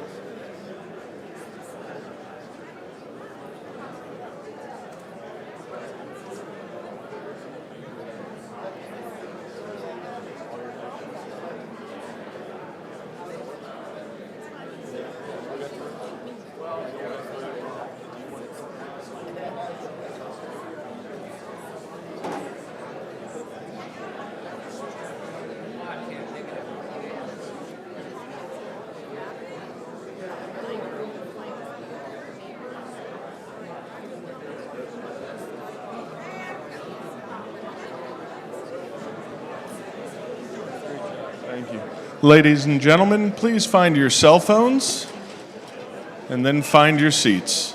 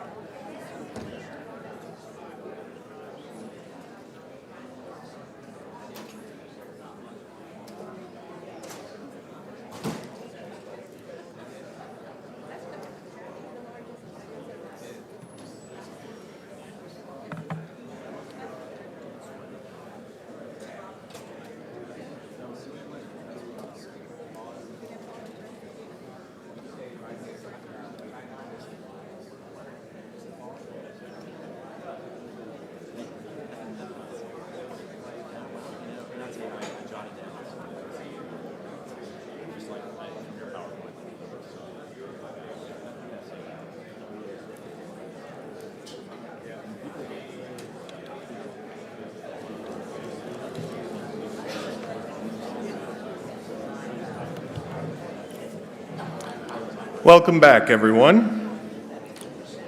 I have returned.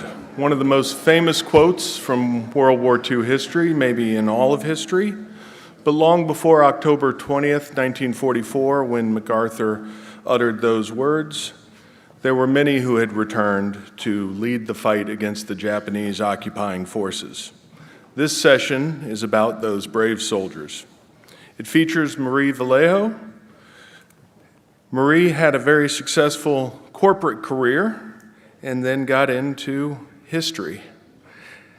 She has served on the board of the American Historical Collection in Manila, and she spearheaded the scanning of the Guerrilla recognition program files at the U.S. National Archives. She is also the author of The Battle of Ising, regarding the battle and liberation of Mindanao, and the book we're going to hear on today, Dauntless, the 1st and 2nd Filipino Infantry Regiments of the United States Army. Interviewing Marie will be James Scott. James, who wrote the masterful book Rampage on the Battle of Manila, leads our tours to the Philippines and is probably the most or second most popular American to return to the Philippines behind MacArthur. His latest book, though not on World War II, just came out. It's a bestseller, co-authored with Jack Carr, Targeted Beirut, about the 1983 Marine barracks bombings. So after you read all of your books you bought this weekend, go out and buy that one. Ladies and gentlemen, Marie Vallejo and James Scott.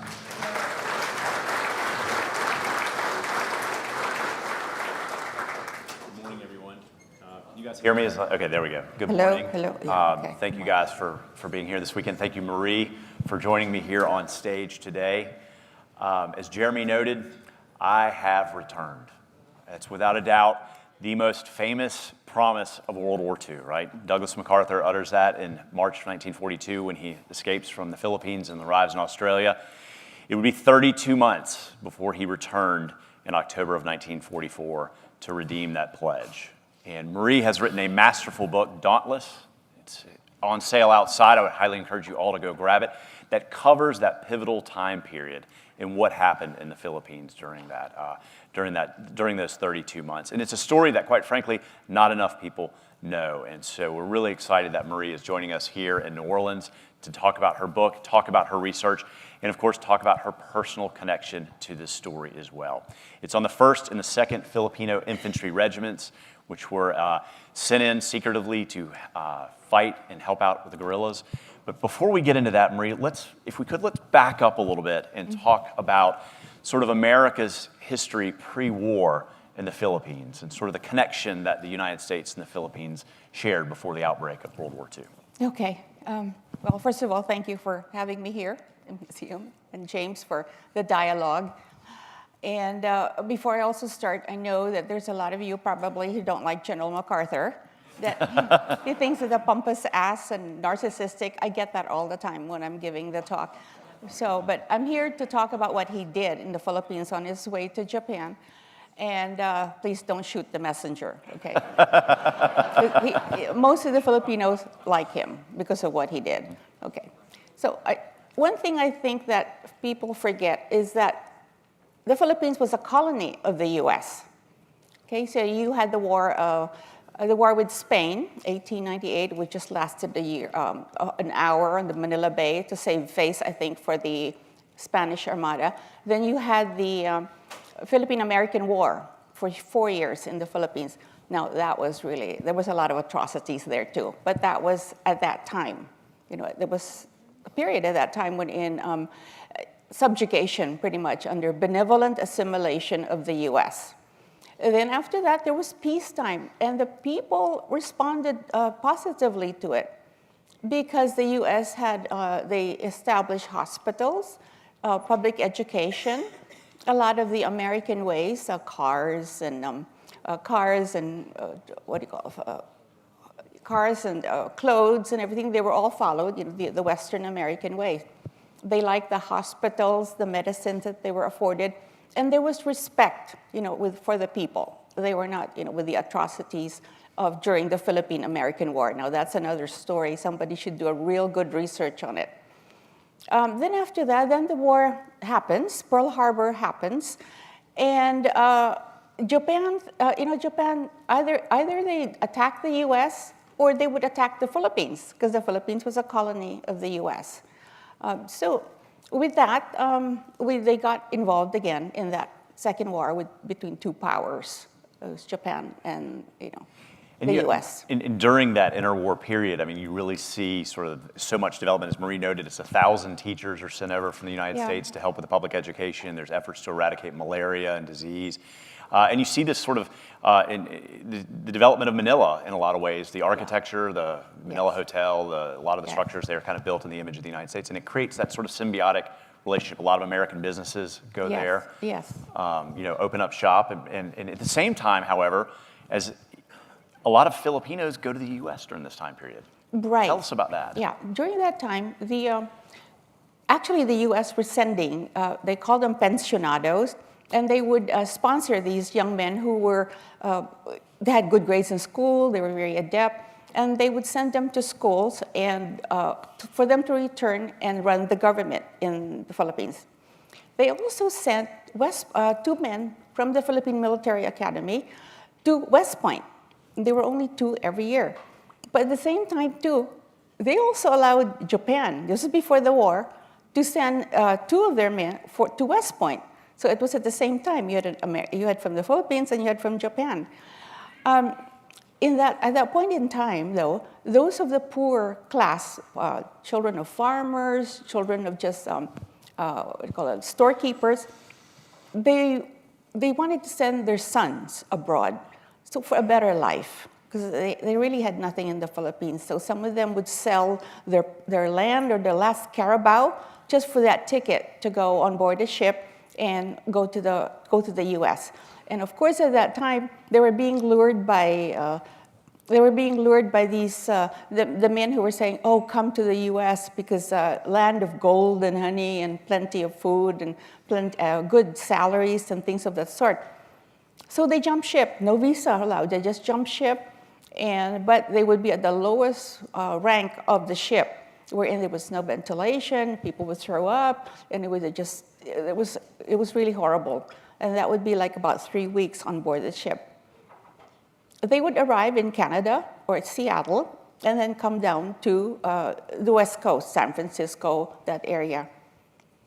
But a lot of the men were discouraged and really disappointed because they found out that the only jobs they could get was in the farms, central farms of California, picking vegetables, apples, and that central part of California was like the bread basket or the vegetable basket of the whole U.S. at that time.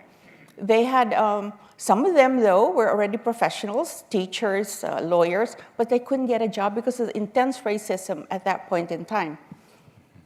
They couldn't be seen with a white woman because they would be lynched. There were signs on the restaurants that said, "No dogs or Filipinos allowed." So it was really a bad time for them. So with that, they couldn't get any jobs. And that happened at least in the 1920s when they boarded those ships to arrive in the U.S., 1920s to the 1930s, until the war broke out. And one of those young men was your father. Yes. 1929, he boarded the ship. He was already a teacher in Tawi-Tawi, which is the southern part of Mindanao. And again, I guess he was lured by, to increase, I guess, to enhance his knowledge and his education, so he jumped ship. Okay, so he lands, he picks apples. Then he noticed that to get ahead, this wasn't the way to do it. He had to go to the city. So he found a job in the city as a houseboy for a professor, Moore, I think her last name was, at the San Francisco State College at that time. Now it's university. And he worked there as a houseboy, learned all the Western food to cook and the way of cleaning and all that sort. And he did pretty well, I think, because I've seen pictures of him sent to conferences about the Pacific. Then, I also received, I was able to find it, and San Francisco State University sent me his 1935 transcript. So San Francisco State University, they keep those transcripts. Clearly. Was he a good student? Well, that's it. See, I looked at his grades and I said, I think he could have done better. I think he could have done better because I also saw photos of him, like head of the Filipino, a bachelor's club, with a cigarette in his hand and a tuxedo and so on. So I said, okay, Dad, that's what you were doing. That's why his grades weren't very exactly. good. But it made me closer to him because I did not know anything about him before the war. I mean, that's it. See, I'm one of those children that they never spoke about what happened during the war. I think it was too painful for them. Or maybe I didn't give him enough time to tell me about the war because he was much older when I was born.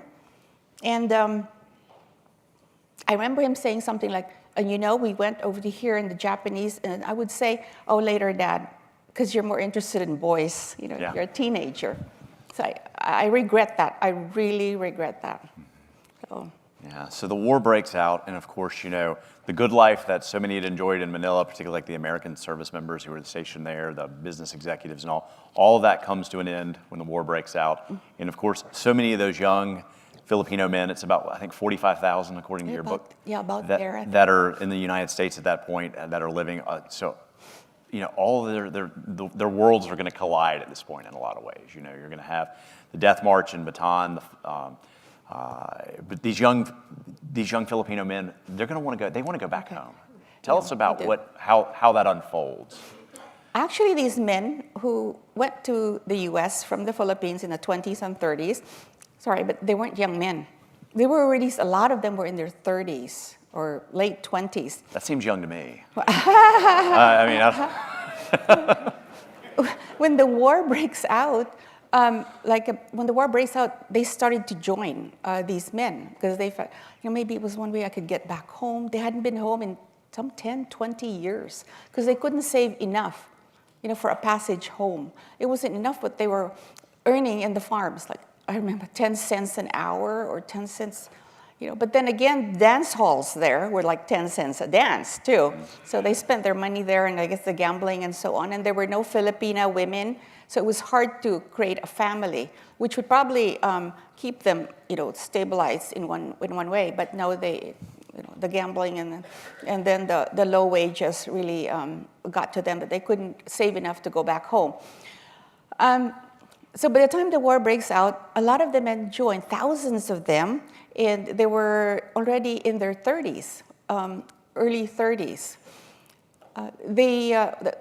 So the first training, they were all sent to California because that's where all the training was for these regiment, these men. And these were Filipino units. These were Filipino units, yeah. Right. The Filipino community at that time, they lobbied the President of the United States to create a special, to allow the men to fight. So what he did, the President, he created a battalion. It was called the 1st Filipino Battalion. It was a special unit because they had their own mess, so they could cook their own food, which, American white soldiers would think, oh, it smells. It's very different at that time. So they had their own food, they had their own mess hall, they had their own medical company, and then their own cannon company, which was separate from the regular U.S. Army. So they had their training, they bounced around the different training camps in California. And then at that time, shall I go into the, yeah. Okay, shall I go to, so during that time, they're all training. And in the Philippines, what was happening was they were fighting on Bataan and Corregidor. It was a useless fight. The United States was kind of morally obligated to defend the Philippines because it was their colony. But they didn't send enough weapons, men, officers for training, and ammunitions. And there was not enough time. By the time some of these officers arrived there, a month later, Pearl Harbor happened, so they had no infantry training or anything of that sort. It was a useless battle, and I guess you know that Bataan then surrendered. General Edward King, that he was my hero. I admire him because he went against orders to fight to the death. In a way, it's like a kamikaze thing. That was kind of their orders, was to keep fighting, and they know that it was useless, but they did. They actually delayed the Japanese occupation by 3 months. So there's MacArthur in Australia, and he's defending Australia. Okay, before Bataan surrendered, MacArthur was ordered by the President of the United States to leave the Philippines because I guess he was afraid that it would be very embarrassing if they captured him and parade him and said, oh, we've got Supreme Commander and stuff like that, or that he would die and they wouldn't have anybody to mount a campaign to go back to the Philippines on the way to Japan. But I saw the orders. MacArthur refused that first order. And he said he was going to suffer the fate of his command. And he had his wife and children with him. So I just wanted to emphasize that because a lot of people think that MacArthur abandoned the Philippines. He did not. He was ordered out of the Philippines. So after the second order, he did. And again, to Australia. He did the PT boat, departure from Corregidor. That was really hairy and dangerous. And finally landed in the southern part of the Philippines, which is Mindanao, where there were planes from the Del Monte airfield there to bring him to Australia. And then he lands, and in Terowie, Australia, he makes that famous, it was a train. The train stops in this small place, Terowie. I looked it up. I said, why did he say that there? That's when he said this, I shall return. And that hit the newspapers all over the world. So MacArthur is in Australia now, and he finds out that there's no command or army for him to go back to the Philippines. So he got busy with saving Australia from the Japanese that was coming from the north. They were coming from New Guinea, and then you had the famous Kokoda Trail, and then down to Port Moresby, which is the closest to Australia. In the meantime, 2 months while he's in Australia, Bataan and Corregidor surrenders. But like I said, Bataan, with General King, he surrenders his people because he said he didn't have it in his conscience for everybody to die, probably himself too. So he decides to surrender, and I can imagine later on he was a POW in Japan that for 2 years he had this in his mind that I'm going to get court-martialed. You know, I just surrendered Bataan without any approval from MacArthur or Wainwright, who was the head of Corregidor and the President of the United States. So with Bataan surrendering, then Wainwright was forced to surrender Corregidor, and the Japanese commander at that time said, if you don't surrender, you want to surrender the entire Philippines, because he wanted to surrender only Luzon, because he wanted to allow his subordinates in the other islands to do what they could to keep fighting. But the Japanese commander said, no, it has to be all of the Philippines. So his words on the radio had to be all of the Philippines. But the internal part of it, and I saw the messages, he had difficulty with his commanders in the Visayas, the lower islands of the Philippines, because they didn't want to surrender. And they said, why do you have the authority? I mean, I'm not surrendering. So it was back and forth for several days until they all finally, had to surrender, and they did. And, that sort of lays the groundwork, too, for what's going to happen next with the guerrilla campaign and things like that. Yes. So everybody surrenders, and it's just, the Philippines becomes like a black hole. Nobody knows what's happening. Mm-hmm. And nobody knows what was happening in the Philippines. So MacArthur hears this, and he goes, of course, he says, how am I going to return? I don't know. What's happening? It's a black hole. Until one day, there was this faint radio signals that was trying to get to Australia, to MacArthur's headquarters. It was the radio of Colonel Guillermo Nakar, which was one of the commanding officers of the Philippine Army. I don't know if he was really with the Philippine Scouts also, but he found a radio and was able to hit Australia. The thing was, it was like a radio station in San Francisco, who then sent it over to Australia, to MacArthur. And they were all kind of not sure, because it could be Japanese, jamming it, or it could be a ruse from the Japanese signal officers. With that, the message was sort of like very short, like saying, the Filipino people are praying every day or every night for your return. That was basically it. When MacArthur reads that message, he was elated, he was ecstatic, he was happy, because now he knew that there was a resistance force in the Philippines that was there, ready to fight if he returns, when he returns, stuff like that. So with that, MacArthur sends, he has an aide, Courtney Whitney, his aide, who was formerly a lawyer in the Philippines, and one of the men he trusted. MacArthur had this thing about a lot of his aides were his former friends in the Philippines. It's like he knew, or what he felt he could trust them. So I found that a lot of these aides that he assigned to different roles. So Courtney Whitney goes, they're thinking, oh, there's this regiment of Filipinos in California that is training. They want to fight. So he goes to California, and out of this, about 7,000 men at that time had already signed up. And from that small battalion, 2 regiments came out of it. And I think in a regiment, there's like 1,500 men, and so on. So, so Whitney takes about 800 men and starts interviewing them. I saw the 3x5 cards. It's in the MacArthur library. For each of the men they interviewed, they have the name of the men, their age, and their age, and then what they could do. They could do a typewriter, or are they officers, or are they less than college graduate? And so all of that. And out of the 800, he chooses about 400 to go to Australia to train for these secret missions. Out of that 800, I collated them, less than 100 was under 30 years old. So all of the men were in their 30s at that time.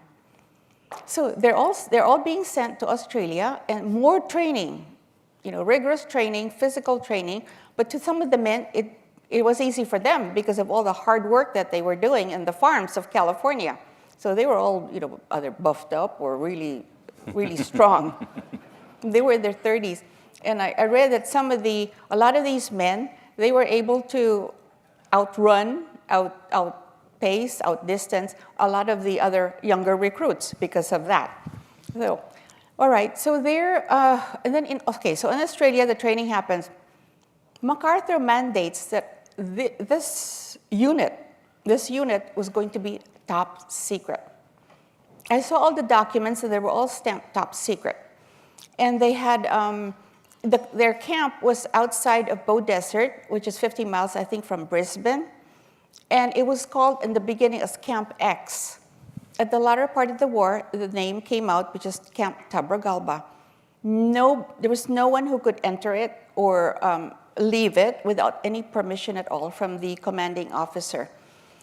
So all these men were there, and then finally about 1,000 of these men arrived. About 1,000 men arrived because they were not only the 450 men, but also other American signal officers who were supposed to work with the men when they go on their secret missions.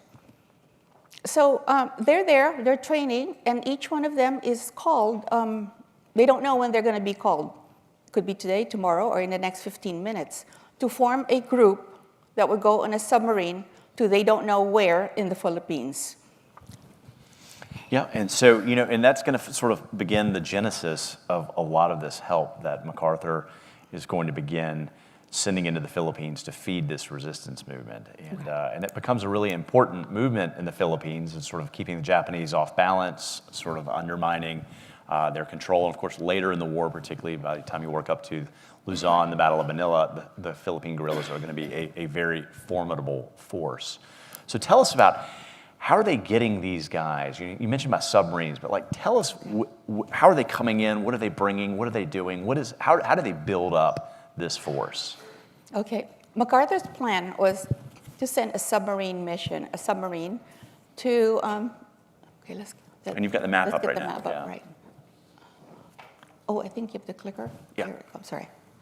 There it is. Yeah. Okay. So MacArthur sends submarines to these islands that has an arrow on it, to these islands in the Philippines. And he would pick some of these men that he had trained on radio work, the most important, this radio work. And they would bring in these submarines, weapons, weapons, supplies for the guerrillas, and also the very important radio and the signalmen. Okay, so when they arrive in the island, whichever island, sometimes they don't even know which island they're going to arrive in because the orders would be the officer of the submarine was told not to open the orders until they were already at sea. So nobody knew where they were going, and if these submarines sunk, nobody would know where these men were. Also because they were considered secret cargo in the officers' logs, the submarine logs, just secret cargo, no names of these men. So it was quite a risk. Let me backtrack a bit. The 450 men, they weren't told to go on these missions. They volunteered. And so that's where I decided my book would be dauntless, because they knew that it was a suicidal mission. They weren't coming back, and they knew that. They still wanted to go. So that's when the training started and so on. And then when a mission had to be formed, they would ask the men they would pick some men, and then they'd ask them, do you want to go on this mission? We don't know where, but this is what you're supposed to do when you get there. So, and that's when some of the men, and I show that in the book, and how they would respond to that. So the submarines would leave. The leader of the submarine mission had the objective that on the island, they were supposed to find a guerrilla leader who could unite that island. And because that would be the guerrilla leader that would send, they would send the weapons, ammunition, and supplies to. And in return, the guerrilla leader would provide a security for the mission men, maybe food, and also intelligence on the enemy. So the guerrillas would go out, find all about the location of this Japanese garrison or this Japanese unit that's in the area and so on, and send it to the signal men who came with the submarines. They would analyze it and then encode it and then send it to Australia. So that was sort of the process.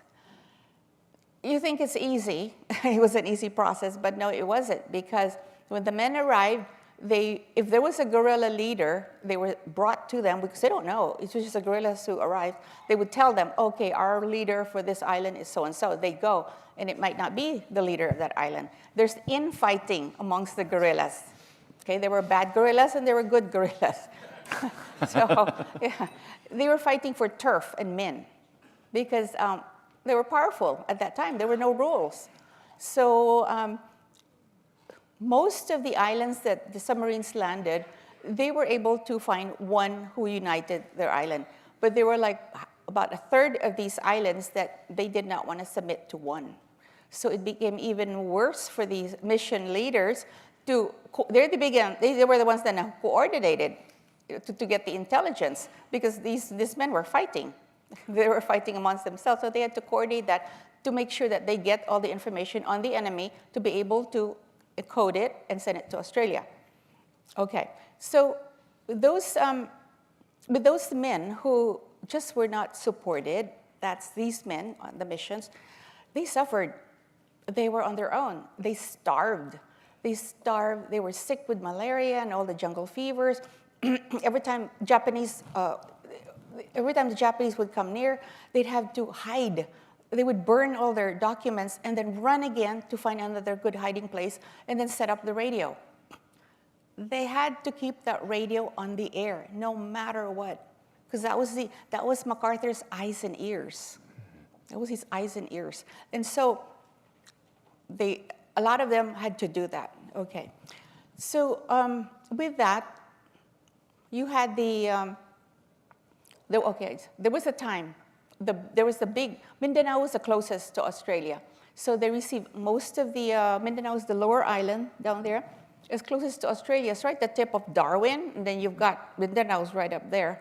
They received the most equipment, the most radio, and then they had to radio equipment and weapons and supplies. They had to be the distribution point to the islands that the submarines have not landed yet, you see. So the big naval transmitter was set up there for the radios, because any of the radios that was coming in from the north who couldn't reach Australia had to go through them, the big one. Also, the weather stations. Mm-hmm. The radios that would provide, weather information would pass through also that big naval transmitter. One time that naval transmitter went down because they had to hide. The Japanese was coming, they had to hide. So maybe they were off the air for about 48 hours. So they were all running and everything. So after a while, they found a safe place. The radio went up again. I saw the messages of MacArthur. And it was not good.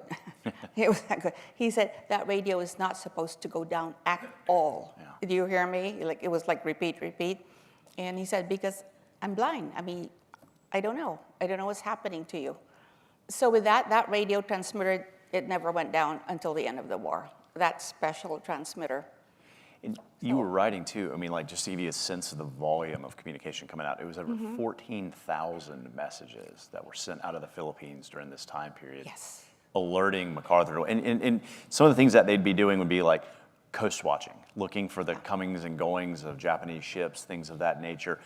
Closer towards the Battle of Manila, the guerrillas play a really formidable force, for example, in relaying the intelligence coming out of the city. And I've read some of those guerrilla messages. It's down to at this intersection, the Japanese are fortifying it, and here's what you're going to be expected to find there. And so the guerrillas were sending messages out on the conditions, because as the war progresses, particularly in Manila, like the big urban area, conditions deteriorate, food's running out, things like that. And I'll never forget, one of the messages I read said, it is cheaper to buy it's cheaper to buy a child than it is a hog in the city of Manila. And so they're sending out battlefield-related messages, troop movements, things of that nature, but also messages about what's going on culturally, society-wise, things of that nature that are providing that important intelligence that's going to be vital for MacArthur when he comes back and returns. And so I think you mentioned too is these missions, you could see on the map, it's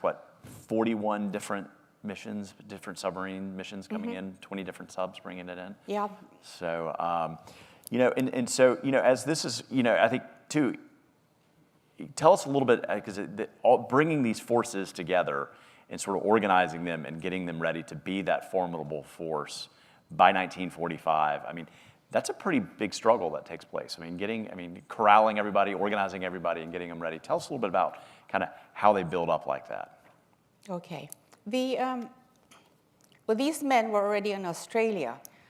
So they were already in Australia and they were already in the Philippines. But the regiments in California, their combat teams were sent to the Philippines together with the liberating forces. So you had the Leyte landing, and some of these regiment men from California were taken as PCOWs.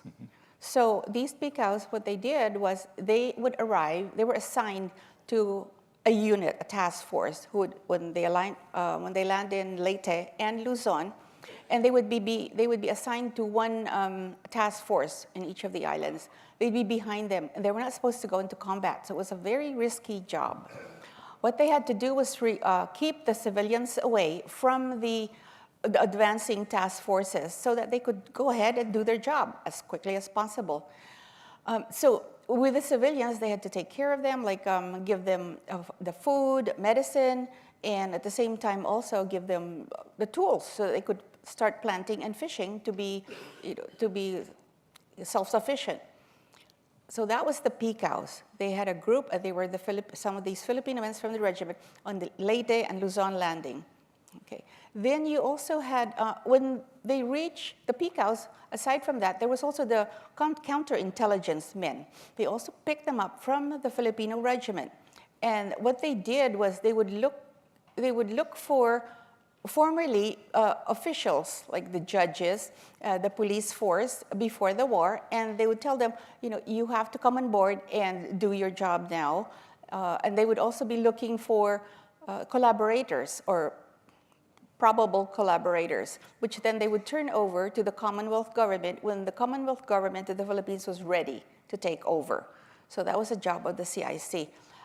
It was, I kind of felt for them because reading up on them, they weren't sure really what they were doing. So it was like just the seats of, what they just thought was the right thing to do, and that's what they did. And so of course then later on you have the famous war trials in Manila, for whatever the CIC had turned over as collaborators. Then, aside from that, these men, the mission men, they were also assigned. They were assigned even to look with the groups that were looking for General Yamashita up in the northern part of Luzon. They were also part of the group that went for the Cabanatuan, the famous Cabanatuan raid, and some of them went into. That was the Alamo Scouts of General Kruger of the 6th Army. Some of them were asked to join the Alamo Scouts, and they were part of the Cabanatuan raid. Then there was also the Los Baños raid. So several of them were also asked or assigned to that. So the men were kind of scattered for what they knew, the radio and also their training, and they were ahead. They were first ahead of all the other troops that were landing. Then you had, so with all the radio, like you said, there was about 14,000 messages sent to MacArthur in Australia. Actually, these messages helped in the planning of his return. And that was one thing that I realized at the end, I'm just looking for the story of what my father's unit did. But then I realized at the end that all of these messages that they sent to Australia, and MacArthur needed it because he needed it to plan his return properly. So I truly believe that with these messages and his return, I think saved lives, Filipino and American lives. Because when the landings came, Leyte, and also on these other islands, there was always 2 days, 2 days that I would find, they would send a message to the guerrillas of that area or the guerrilla leader of that area and would tell them, rise up. These were the words, rise up, which meant, go ahead now and shoot whatever, destroy any enemy that you find there. So when they started liberating some of these islands, and even Leyte and Luzon, a lot of the Japanese garrisons were already taken over by the guerrillas or destroyed by the guerrillas. So that made me realize at the end, the value of this unit. It's not just that they went in and, Yeah, because the guerrillas play a huge role, particularly when the United States comes back. I mean, for the landings in Lingayen Gulf, the guerrillas have already, they've actually pulled all the mines out of the water and stripped them of the explosives that they can use. They've done, they actually planted a bomb inside Yamashita's headquarters, inside one of the staff offices there. The first Americans coming into Manila to liberate it are actually greeted by a Philippine guerrilla, Manuel Colacayo, who actually escorts them to liberate Santo Tomas University, where a lot of the internees. So the guerrillas are a really formidable, important force. And of course, there's no Google Earth at that time for MacArthur to look at and figure out. Exactly. There's no way for him to kind of zero in on that. So he really needs this stuff here. Marie, and I'd love for us to touch a little bit more on your dad's story and how you kind of investigated that, because there's this emotional connection to this. This is, as a historian looking at it, you're digging into your dad's story. Tell us more about that. Well, I retired to the Philippines. And when you've been working for a long time, especially in California, a high-tech company that's unforgiving,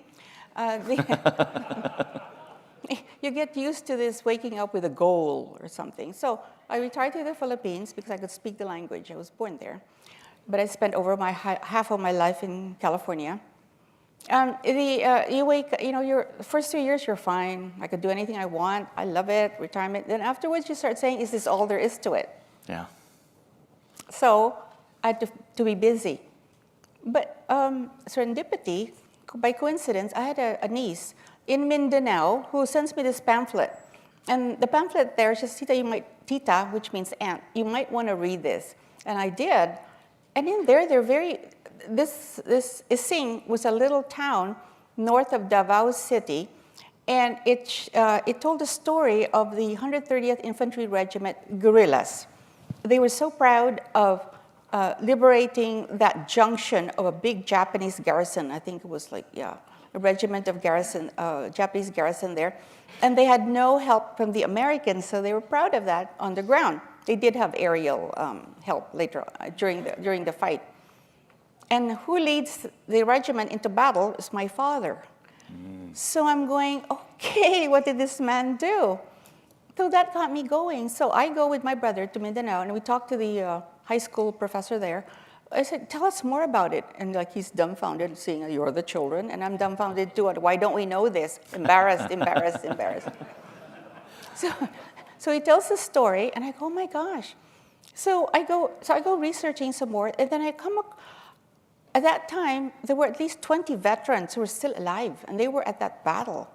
So I gathered a team, tried to find funding, funding from the rich families of that area, and they provided funding so I could get the video, the radio, the video, the camera, and the laptop, so that they could go interview them in the language, that they're familiar with. Then I meet up with my father's adjutant. Now, how close can that be? He said he was there when he was shot, because my father was shot in the shin during the Battle of Ising, and he was shot in the toes. So he said, and so we're looking at each other too, and then he said to me, yeah, I was there. They lifted him up to Leyte, and then from there to the United States, where he underwent like 12 operations on that shin of his that was shattered by a machine gun fire. They told me it was a sniper, but later on I found out it was a machine gun fire. And so with that, that's where that book, that little small book on the Battle of Ising started. And I thought I'd do it for the people of Mindanao because, Philippine World War II history it's not something that's available in the Philippines. Actually, we don't have a Philippine World War II history books. Not much are written. There's probably 5, and it's by a guerrilla officer of the island that he was with. So I did that. So what happened? That one, in short, as the Americans were liberating Davao, that was in May of 1945. My father was leading that regiment to remove the Japanese garrison at about 36 kilometers north of Davao City to clear that road because the Japanese garrison would be stopping the liberating forces from going north. And so the rest was history. My father, though, was shot and lifted off, but they were able to remove that Japanese garrison to continue on like 2 days later, and so on. So how do you investigate this story? You talk to people, you did archival research. Yeah. You spent a lot of time in the National Archives in College Park. I mean, tell us. Yeah, well, okay, so that story is done. I thought I was done. I thought it was done. Never the case. Never the case. So Facebook, okay, whoever's on Facebook, there is a group of the 1st and 2nd Filipino Infantry Regiment on Facebook, and I happened to find them. The children of these men of the regiments are all in there asking for the same questions. What did my father do? Because their father never spoke about it. So to me, it's like, oh, that's like my dad too. So that went on for a couple of years until finally I said, you know what? I've got nothing to do. I'm going to do it. So I decided to find the story of their unit, the regiment's unit. The National Archives, the radio communications between these men on the different islands with MacArthur in Australia, they're all there. The National Archives, yes, RG 406 or 407. Then at the MacArthur Library, I got the point of view of the aides of MacArthur on what they thought. And especially the aide of MacArthur, which was Whitney, because he led that group. It was called the Philippine Regional Section, to form these submarine missions.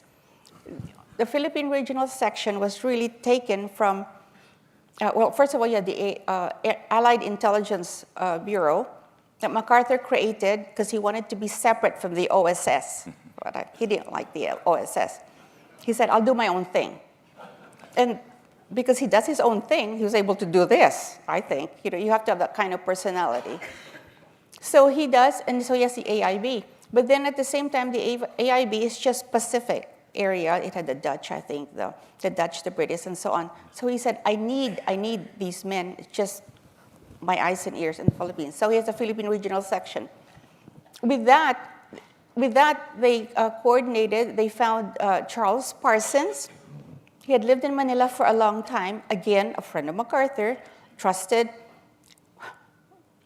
Charles Parsons was a man that MacArthur said he was the bravest man he's ever known. He said about Charles Parsons, you should read up on him. Chick Parsons. Yeah. He didn't have to do this. He had already taken his family out and ensconced them in I don't remember one of the states in the U.S. or the cities. But he comes back and he reports to MacArthur and he says, I want to go in the Philippines and see what we could do with the guerrillas. Now, he had lived in the Philippines for a long time, so he could speak the language. And he went in and finagled it under a Panamanian passport. He said, did. I'm basically the consul general of the Panamanian embassy. That's to get out with his family. Yeah. So he did. But coming back in, because he was a short, stocky guy, and he was really, really tanned, from all of the sun. And the thing was that he moved around without a weapon. He didn't want to bring a weapon. That's scary, I think, to me. But he was able to talk to all these various guerrillas and to convince them later on with the submarine missions who would unite the island. He would try to convince them to do that. And he did with Leyte. Or else Leyte wouldn't have had a guerrilla leader, Kang Leon, when MacArthur arrived in Leyte. And so Charles Parsons was a Navy guy. He was able to convince the Navy because the first 6 submarine missions were patrol submarines. They were smaller and they were removed from their patrols in the in the seas between Japan and the Philippines. So their main job was to sink enemy ships, and they were small. But at that time, they needed them so they could send some men, at least some initial radio and some supplies. But it was so small that it wasn't enough. Okay. When Whitney took over, Parsons comes in and he convinces the Navy, we need bigger submarines. And that's when there were two cargo submarines that the Navy gave for these missions, the Narwhal and the Nautilus. They were able to bring like 40 tons or 100 tons of cargo and about 20, 30 men. So that was really good. And the Navy was happy with that because then their patrol submarines can go back to doing their job, which is sinking enemy submarines in the seas between Japan and the Philippines. The thing about that is that the Navy said, what's in it for me? If I bring all of these supplies and men and so on. Understood. Parsons said, because MacArthur, this is MacArthur's command or mandate or what, these signal men and with the radios, they're going to be all over the islands. And they will watch for enemy ships in the important seas, like the seas between Luzon and Leyte, the San Bernardino Strait, the Surigao Strait, the Leyte Gulf, and all that. They'd be watching from their places high up in the hills or wherever they were to watch these enemy ships that were coming. Then they would send it to the naval base in Perth. And in turn, Perth would send it to the submarine that's in the Philippine seas, and they would sink it. And of course, the Navy got the credit. They were happy to do that. Absolutely. They were happy to do that. So that's where the agreements came on board, that the whole thing sort of like went on from there. So the Navy was very helpful from that time on. Now, I wanted to say that, the earlier talks were about Kurita and Shima, the Sugar States and all that stuff. Okay. In my book, I placed there that they had to go through, because they were coming from the west, okay? Palawan Strait, one of the lower islands, there was a big Japanese naval area there. So I think Kuritas came from there, and they had to go through the islands, the central islands of the Philippines, to get to Leyte, who's on the east side. And then Shima's ships also had to go down and still go through those islands to get to the eastern side, okay, to do their fighting. But then when they did that, what I wanted to say is that a lot of these signalmen, they were already in their areas, in those islands that they had to go through, and they saw these ships passing. So they sent the messages, I'm sure, to Australia. And I put that in my book. Absolutely. So. Well, why don't we open it up, Jeremy, for a few questions? Why don't we give a round of applause to James Scott and Marie Vallejo. Thank you very much. Please raise your hands, and Connie and I will get to you. We're going to go to your right towards the front, please.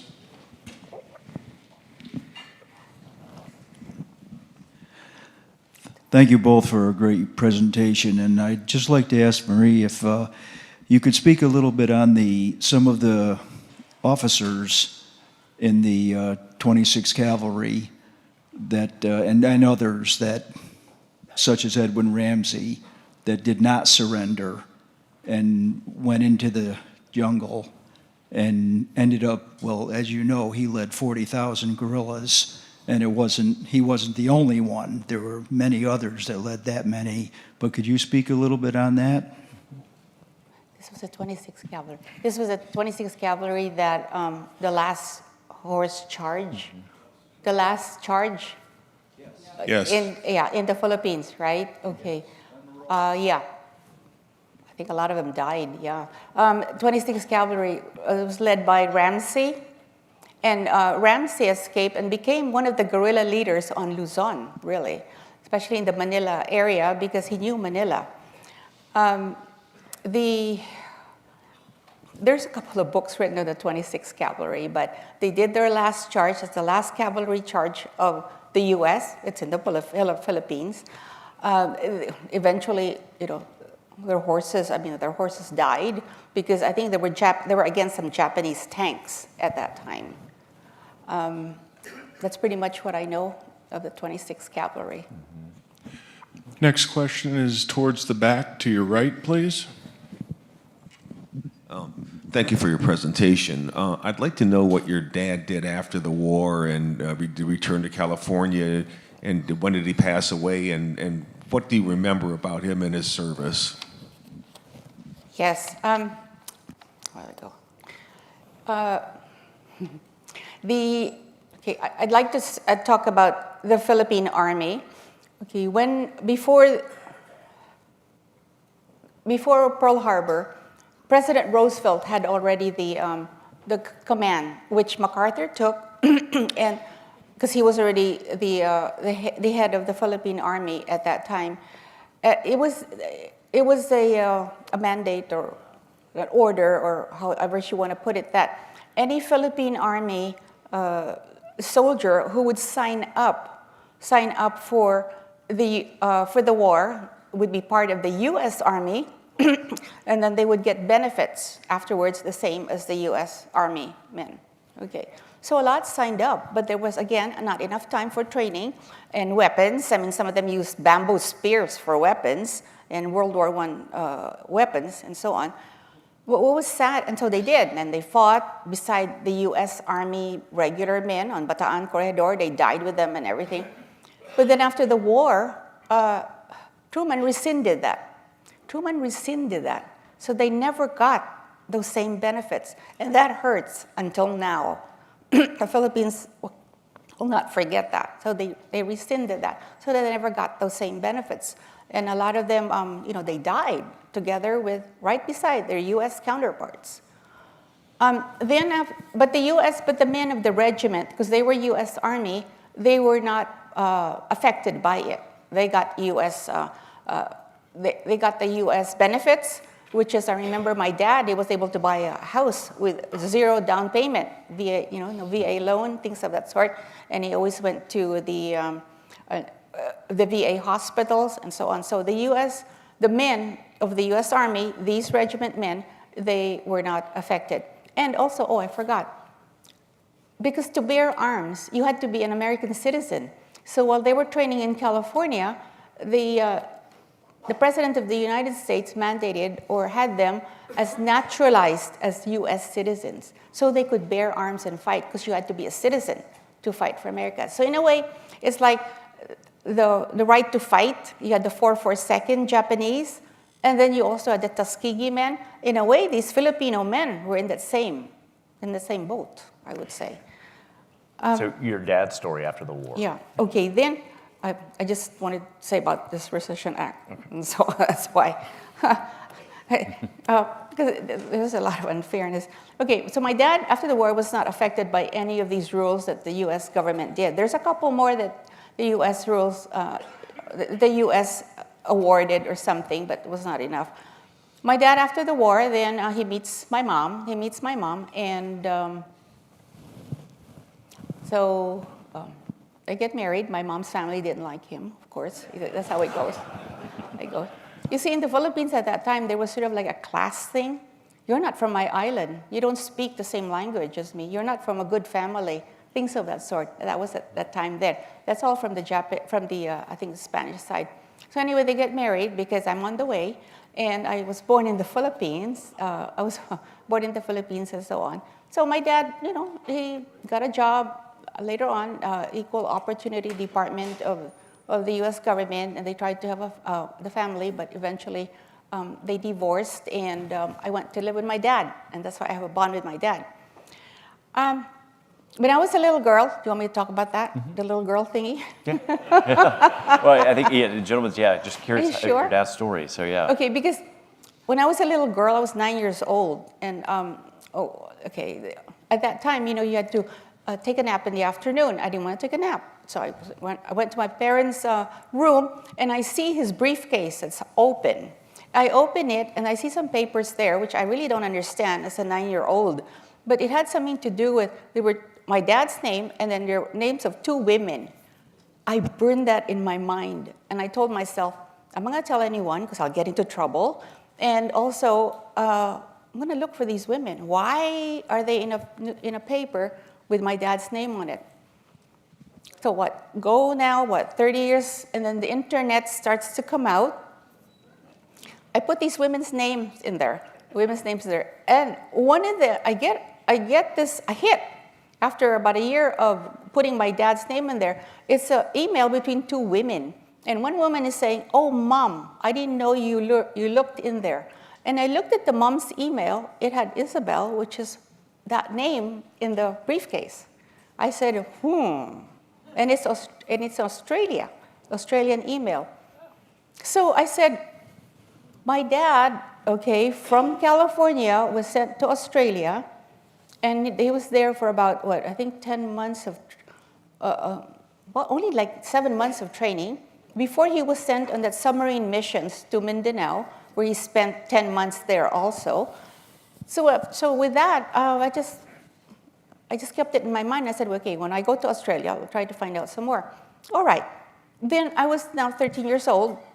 I lived with my dad. After the divorce, I lived with my dad. I opened my dad's drawers. I'm cleaning. Again, very curious. I find this letter. It's coming from Mindanao, from a woman to my dad, and in there is a picture of a young man. And I said, he kind of looks like my dad.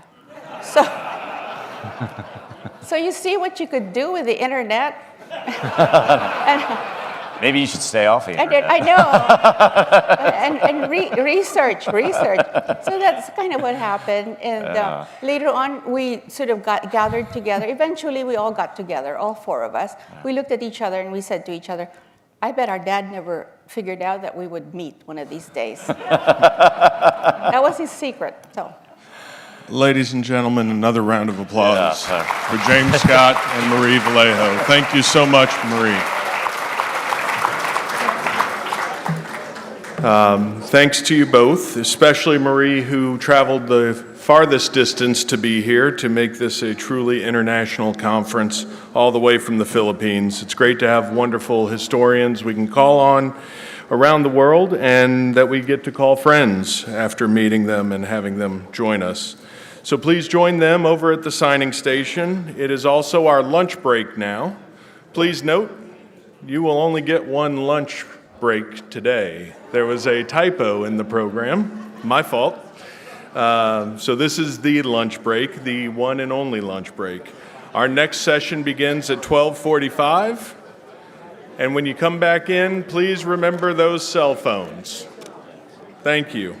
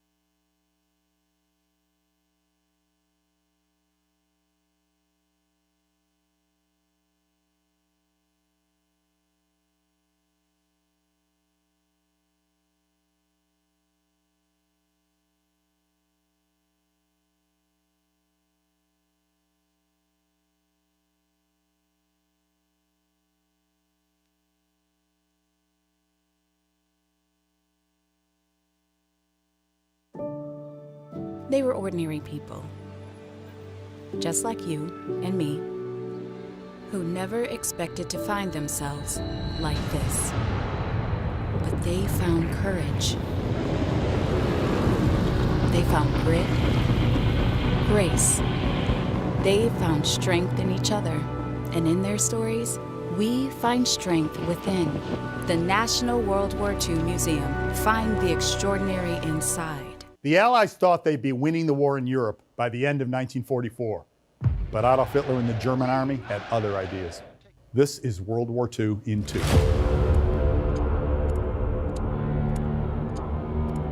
I'm Dr. Rob Cetino, the Samuel Zemurray Stone Senior Historian here at the National World War II Museum. By December, the Allies had crept up to the German border in tough fighting. They were exhausted, and this was the very moment that the Wehrmacht, the German army, chose to launch its last great offensive. On December 16, 1944, 3 full German armies, spearheaded by hundreds of tanks, struck a handful of U.S. divisions strung out along 100 miles of the Ardennes forest. The German plan called for the tanks, the Panzers, to smash through the weak U.S. line, pass through the dense Ardennes, cross the Meuse River, and reach Antwerp, the main Allied supply base in Europe. Now, the Germans knew their weakness by this point. They were being overwhelmed in the air, and they planned to launch this offensive in bad weather so that Allied air forces would be grounded. Bad weather would act as a kind of equalizer for them, they thought. The German attack, known as Operation Wacht am Rhein, the Watch on the Rhine, came as a complete surprise to the Allied command. By now, a certain overconfidence had crept into the Allied camp. After the massive defeats the Germans had sustained in the past 6 months, it seemed impossible to anyone from Eisenhower on down that the Germans could launch a large-scale offensive. And as a result, the opening was a great success. German spearheads penetrated the American lines in many places and moved forward rapidly, taking thousands of U.S. prisoners. But there was also tough resistance in places. We might say the U.S. Army's finest hour at Saint-Vite on the Elsenborn Ridge, and especially at the town of Bastogne, in the center of the Ardennes road network. The Germans had to pass through the forest, and there's very few roads. Holding Bastogne was critical for the Americans. Now, the U.S. commander at Bastogne, General McAuliffe, he's been immortalized. His troops were surrounded. The Germans demanded his surrender. They sent an envoy with a note demanding the U.S. surrender. And McAuliffe responded in classic American English, nuts. Now, in essence, the Germans managed to punch a hole in the center of the U.S. position, but U.S. forces on both flanks held the shoulders, as we say. The net result was a sharp bulge formed in the U.S. lines, and, of course, immortalizing the battle forever, not as Wacht am Rhein or the Battle of the Ardennes, but the Battle of the Bulge.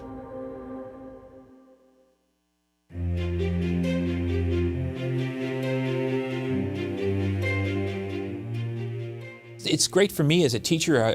I'm usually in send mode. I'm usually talking to people. It's great to be in receive mode and hear from all these fantastic people who are here and get new insights, not just the scholars, but the guests who are here as well. And just to be able, like I said, just to shut off the send part of your brain for a little while and sit back and learn about some things maybe you haven't thought about.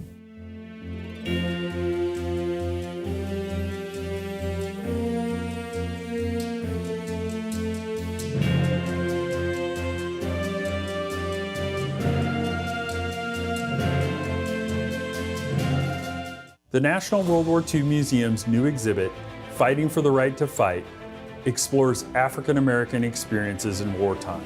And we have several artifacts on display from one of the icons of World War II, the Tuskegee Airmen.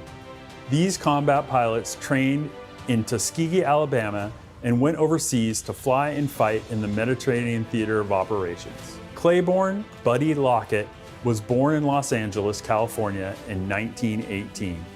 He enlisted before Pearl Harbor and trained to be a fighter pilot, earning his wings in 1943.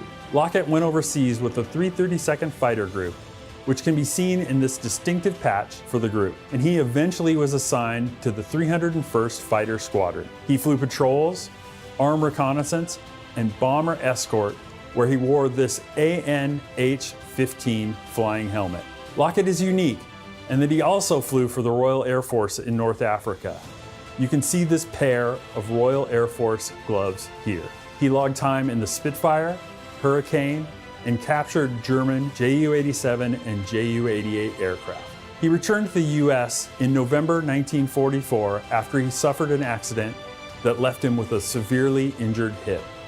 These artifacts, along with dozens of others, will be featured in the new exhibit, Fighting for the Right to Fight, African American Experiences in World War II, at the National World War II Museum here in New Orleans.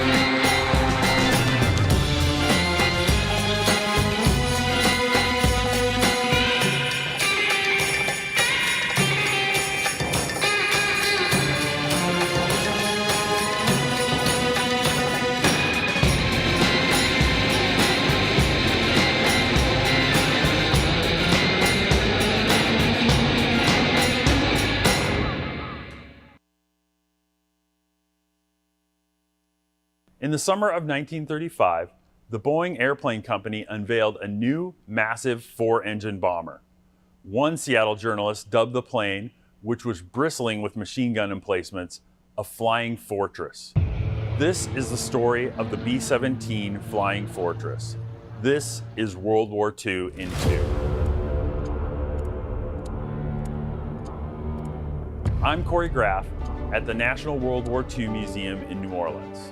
As the world edged closer to a Second World War, Boeing began building B-17s by the thousands. Each plane carried a crew of 10 men armed with a dozen machine guns and hauled a payload of high explosive bombs. The B-17s were used all over the world, but the plane is perhaps most famous for its large-scale bombing raids over Europe. Flying from bases in England and Italy, American B-17s and other bombers traversed thousands of miles over occupied territory to strike refineries, factories, and key infrastructure in cities like Berlin, Cologne, and Munich. The air war over Europe was brutal and deadly. Despite being heavily armed, the B-17s worked best flying in large groups and when escorted by friendly fighters like the P-51 Mustang. Together, they formed huge formations capable of fighting their way to their targets, unleashing tons of bombs, and then making the long journey home. The B-17 was not the biggest or fastest bomber in the Army Air Force's inventory, but it was one of the toughest. Crews praised it for its ability to keep flying after being mangled by enemy fire. Resilience, often described as flying back on a wing and a prayer, gave crews the courage to brave the war-torn skies over Europe for 25 or more combat missions. Today, B-17s are a rare sight. Of the over 12,000 built, only about 40 complete airframes remain. The National World War II Museum displays a Boeing-built B-17E model that was delivered to the Army in March of 1942. It was nicknamed My Gal Sal and was lost when it crash-landed in Greenland just a few months after entering service. My Gal Sal stands as a tribute to the designers, builders, and brave crews of one of America's most iconic and revered combat aircraft, the B-17 Flying Fortress.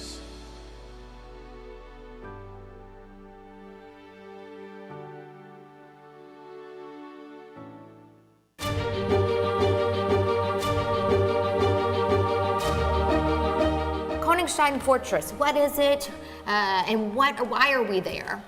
Built as a sort of medieval fortress. It's on this huge, great big sort of promontory, a rock overlooking the river. So there's this sort of bend in the river, and it's an obvious defensive point. So back sort of 800-900 years ago, they built a small fortress on the top of it, and a little tunnel going up to deliver goods to the top. Dug the second deepest well in Europe, and so from there it grew and became this huge, great big fortress. And during the Second World War, it was used as a prisoner of war camp. And not just for any old prisoners of war, we're talking the top level, so generals were housed here. And some of the stories about how these generals were treated is really quite amazing. You see them sort of going out for day trips and going to the theatre. I mean, it's almost like a holiday camp for generals. But they didn't, some of them didn't want to stay there for obvious reasons, and there is a very famous story of escape of the French general, Henri Giraud, who literally tied bed sheets together and scaled down the side of this cliff and then escaped, made his way all the way back to France and into North Africa and joined the Allies again. Mm-hmm. So when you see the sheer face that he went down, I'd tell you, if you're scared of heights, you'll have new respect for this man. It's incredible. Yeah, it's amazing. It's amazing to see it. And it's also just a simply beautiful sight. But then, as you said, there's a small museum which documents some of the prisoners who were held there. Started off as a prisoner of war camp, obviously for Poles, because that was the first group of prisoners, and then the French, and then this amazing escape story. So it's worth taking a look at some of the film footage to see the actual way in which they were treated, and also their liberation by the Americans. The Americans liberate the POW camp, and there's some wonderful footage of the actual moment of liberation as well. But just a couple of miles down the road, though, is Perna, and we talk about Giraud. It's this famous escape. It's got a great story and an ending. However, down the road is Perna, and this is another place of just showing the Nazi brutality. Mm-hmm. Alex, why don't you talk about the Action T4 and the place we visit there? Well, Sonnenstein, again, is this beautiful castle, sort of complex of palaces, 17th, 18th century, gorgeous places. So when you go up to them, you think, oh, isn't this lovely? But again, learning about the actual history is a real shock, because Sonnenstein was one of the places that was chosen to be a euthanasia killing center. And this was named the T4, or after the Tiergarten 4 Strasse in Berlin, which was the center of the euthanasia program.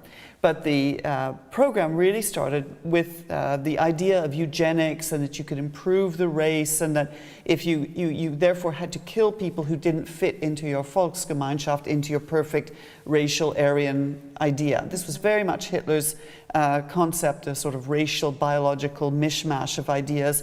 And this euthanasia killing went on so that tens of thousands of people were actually murdered in these sorts of centers. There was another one called Bad Hartheim and many, 4 others. But Sonnenstein was one of the largest. It was also one of the places that gassing was used. The fake shower heads were used in order to kill a dozen or so victims at a time. And the thing about this is that the euthanasia killing centers are terrible in their own right.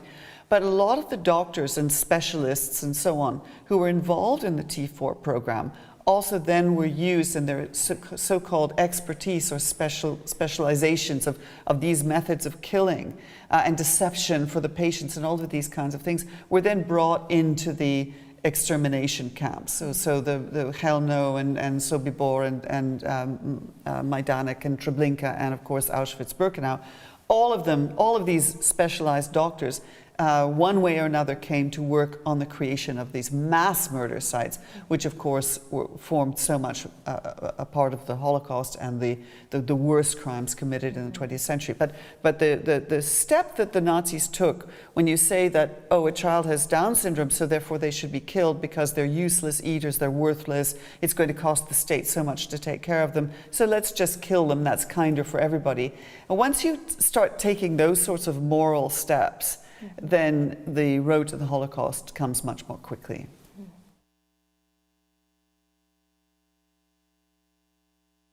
For 4 years, the Soviet Red Army fought against Nazi Germany. After difficult fighting and millions dead, the Soviets were victorious on the Eastern Front.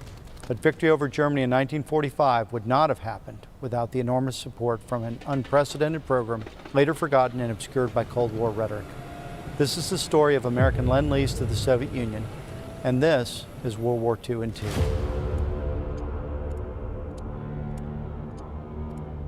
I'm Mike Bell at the National World War II Museum in New Orleans. Before America's entry into the war, President Franklin Roosevelt asserted that the country's industrial might would become an arsenal of democracy. American production would meet not only U.S. military needs, but under Lend-Lease, America would supply equipment and materiel to Britain and all countries facing Axis aggression.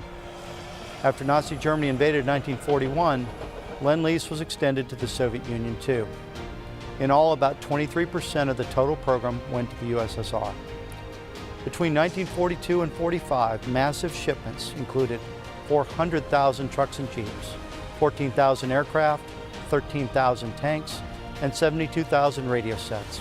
America also sent a staggering 4.5 million tons of food and nearly 3 million tons of petroleum products, as well as millions of rifles, blankets, uniforms, and boots.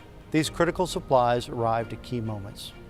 In late 1943, Soviet Premier Joseph Stalin already judged that Lend-Lease had been decisive. Without it, Stalin said, we would have lost the war. Besides equipment and weapons, there were explosives and ammunition for Soviet guns and aluminum, steel, and raw materials for Soviet factories. American supplied machinery and raw materials fed Soviet production. To boost output, the U.S. sent 38,000 lathes. To meet the demand for tires, the United States sent a tire factory. For clothing, over 100,000 tons of American cotton. American aid to the Soviet rail system was nearly 1,200 locomotives, 11,000 rail cars, and more than 600,000 tons of trash. Ultimately, Lend-Lease was decisive.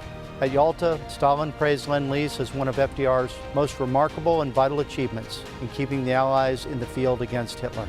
After the war, Nikita Khrushchev agreed, noting, if the United States had not helped us, we would not have won the war. Considering the contribution of American equipment, trucks, and radios to the Soviet offensives of 1944 and 45, he asserted, our losses would have been colossal because we would have had no maneuverability. Khrushchev offered, we shouldn't boast that we vanquished the Germans all by ourselves.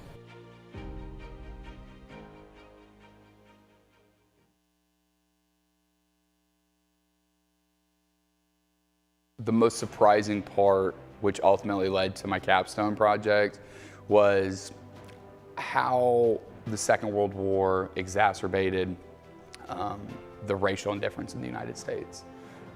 You know, once white Americans came home, they had phenomenal opportunities to return home to. They were able to start great careers, go to college for free, have all these great benefits. You were treated like a hero. But for African American soldiers who came home, or Mexican American soldiers, Asian American, while those opportunities were there, they weren't really offered. It was more of a, hey, they're there, but you're not entitled to them. So I think the most surprising part was how that has all evolved to where we're at today. I believe that's a very large foundation, or an extension of the foundation of racial disparity in the United States. And to me, that was the most surprising part. Just do it. If your heart's in it, just do it.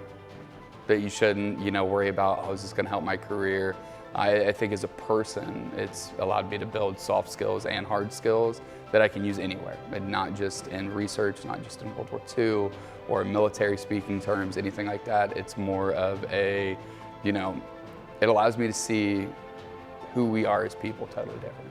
And by doing so, if your heart's in it and you really want to learn about it, just do it, because it's not about the combat, it's not about the war itself, but it's about the lives that were totally affected, which I feel like every single person today has a connection to that.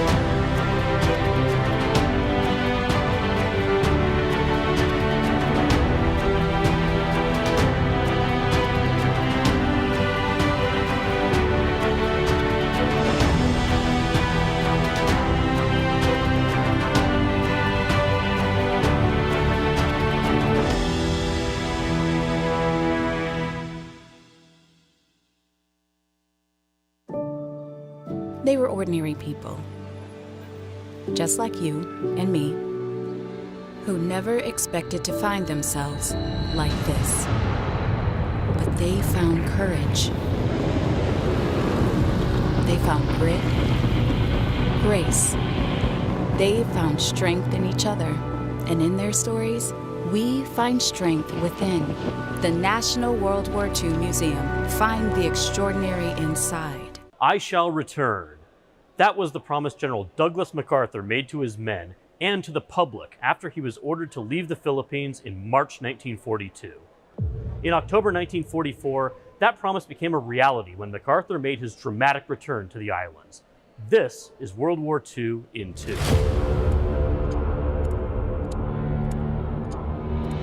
I'm Bradley W. Hart at the National World War II Museum in New Orleans. General MacArthur was one of the country's best-known Army officers. He was in charge when the Japanese attacked the Philippines, first by air and then by land in December 1941, after the attack on Pearl Harbor. The Japanese invasion forced MacArthur and the troops under his command to retreat from Manila and to take a stand on the Bataan Peninsula and the fortress island of Corregidor. In February 1942, President Franklin Roosevelt ordered MacArthur to leave the Philippines entirely and establish a command in Australia. The idea was to keep this famous general from being captured by the Japanese, but for MacArthur, it felt like he was being ordered to abandon his men to an uncertain fate. MacArthur and his family made a daring escape of more than 500 miles by sea, dodging Japanese patrols all along the way, and then by air to Australia. After setting foot on Australian soil, he made the famous vow to return to the soldiers and civilians he'd left behind. But back in Bataan, the fight was not going well. On April 9th, the remaining troops on the peninsula surrendered. Corregidor surrendered less than a month later. Thousands of survivors would be subjected to what became known as the Bataan Death March, and most would not live to see the end of the war. MacArthur never forgot his vow. He kept pushing to return to the Philippines for the next 2 years. In October of 1944, the assault on the Philippines itself finally started with the Battle of Leyte. It was there that MacArthur famously waded ashore with his men in one of the most iconic photos of the war. And just hours after arriving on Leyte, MacArthur made a radio broadcast in which he proclaimed, "People of the Philippines, I have returned." By March 1945, MacArthur's troops had recaptured Corregidor, cut off the Japanese in Bataan, and recaptured the capital city of Manila. MacArthur had kept his promise and returned, but by some estimates, only a third of the American and Filipino soldiers he commanded in 1942 were still alive to see it.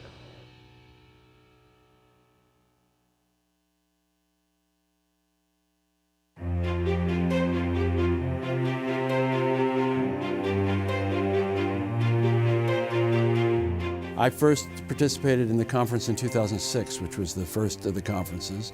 I've been to most of them since then. And watching the museum grow into what it has become with a full campus of pavilions and becoming the touchstone for research and an understanding of the most significant event of the 20th century is we're learning about our common heritage. It's supposed to be enlightening and it's supposed to be thrilling, and it has become that. Quality of the presentations. Every year I think they get better. I think the quality of the researchers and the people you bring in, plus now the facilities are second to none. So this year is our first year here, but it is clearly the place to be. I was here at the first conference in 2006, and I was just so enthralled by it. I just fell in love with World War II history and the museum. An extraordinary collection of some of the best minds in the business, and the thing that I'm looking forward to is actually learning from them. Even though I've been working on certain aspects of the Second World War myself, nobody can know everything. And if you bring a couple of dozen world experts together to share what they know about their particular area of expertise, it's like having a living encyclopedia of dozens of people who really do know the answers to some of the most important and complicated questions about the war. It's great for me as a teacher. I'm usually in send mode. I'm usually talking to people. It's great to be in receive mode and hear from all these fantastic people who are here and get new insights, not just the scholars, but the guests who are here as well. And just to be able, like I said, just to shut off the send part of your brain for a little while and sit back and learn about some things maybe you haven't thought about. I just fell in love with it. I've been coming back ever since. But it's the right place to be. When you can get with 500 other guys and gals that are interested in history, it's just the place to be. It's just one of those conferences that just keeps on giving to the history of our country.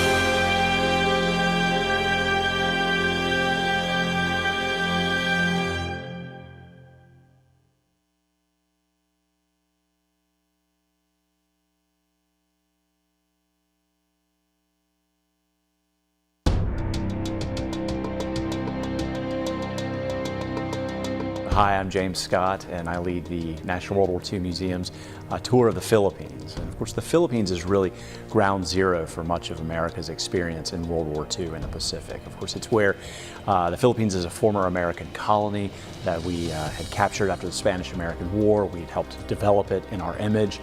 And of course, it also provided for the United States a sort of a jumping off place for all of our business interests in Asia in the lead up to World War II. Of course, all of that ends with the attack on Pearl Harbor and America's entry into World War II.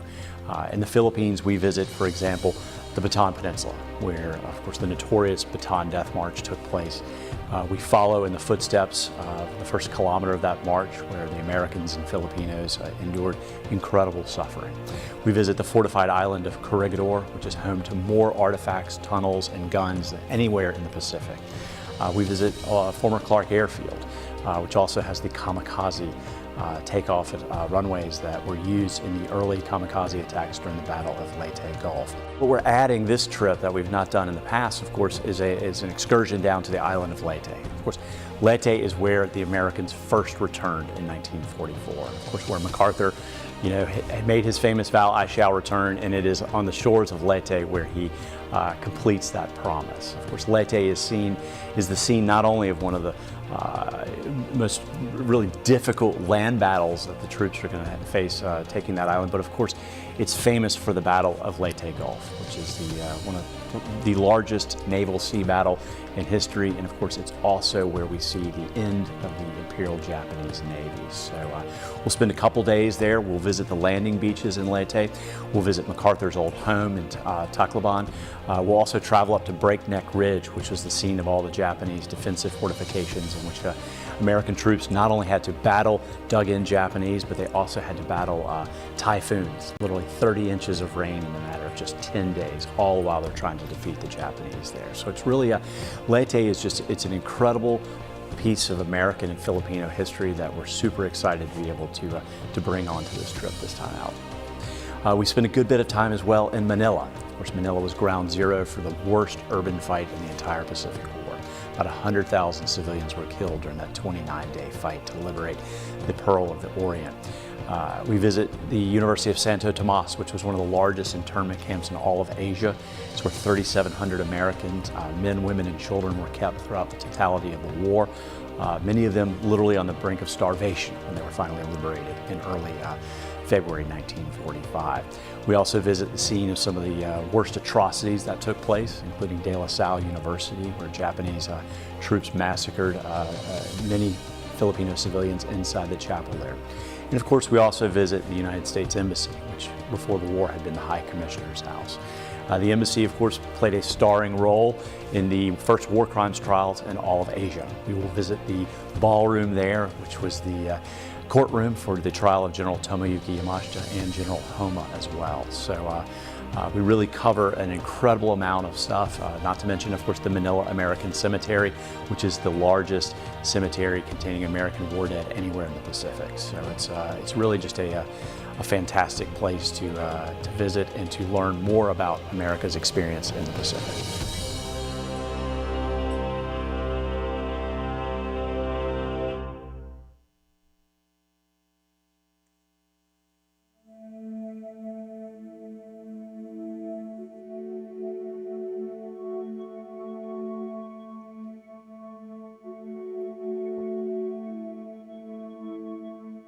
We write no last chapters.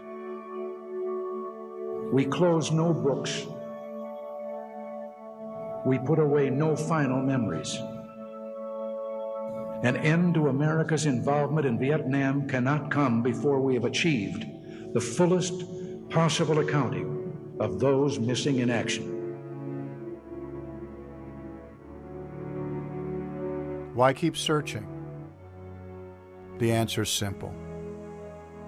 You never leave a fallen American behind. The mission of the Defense POW MIA Accounting Agency, or DPAA, is to provide the fullest possible accounting for our missing personnel to their families and their nation. Strategically located in Arlington, Virginia, with major facilities at Joint Base Pearl Harbor, Hickam, Hawaii, and Offutt Air Force Base, Nebraska, the more than 600-person newly established defense agency is jointly manned by soldiers, sailors, airmen, and Marines, and Department of Defense civilians with specialized skills. Researching, recovering, identifying, and ultimately returning an individual to their family begins with analysis and investigation. The DPAA experts begin the search by studying all known information regarding the circumstances of each loss. Historians and analysts gather information from U.S. veterans, foreign witnesses, archival records, and other sources. They then create a case file for each unaccounted for American. This file may include historical records, official correspondence, maps, photographs, daily activity logs, and medical and personnel records of the missing person. These files are continually updated until an identification is made. Once the research has been done here, and we get the command's approval, we send out small teams. It could be up to 2 people, it could be a 10-person team, conducting interviews at a villager's house, at a district office, or in a combination of going to the site first and then conducting the interviews on site. Once all available information is analyzed, a decision can be made to disinter individuals buried as unknown or conduct field investigations. During a typical investigation mission, personnel interview potential witnesses, conduct on-site reconnaissance, and survey terrain for safety and logistical concerns. Teams also try to generate new leads that may result in future recoveries. The main goal of the investigation is to obtain enough information to correlate or connect a particular site with one or more missing Americans. If enough on-site evidence is found, the site will be recommended for recovery and excavation. Recovery sites range in size from a few square meters, such as in individual burials, to areas larger than football fields for aircraft crashes. DPAA may hire as many as 100 local workers to help with the excavation process. This job has so many benefits.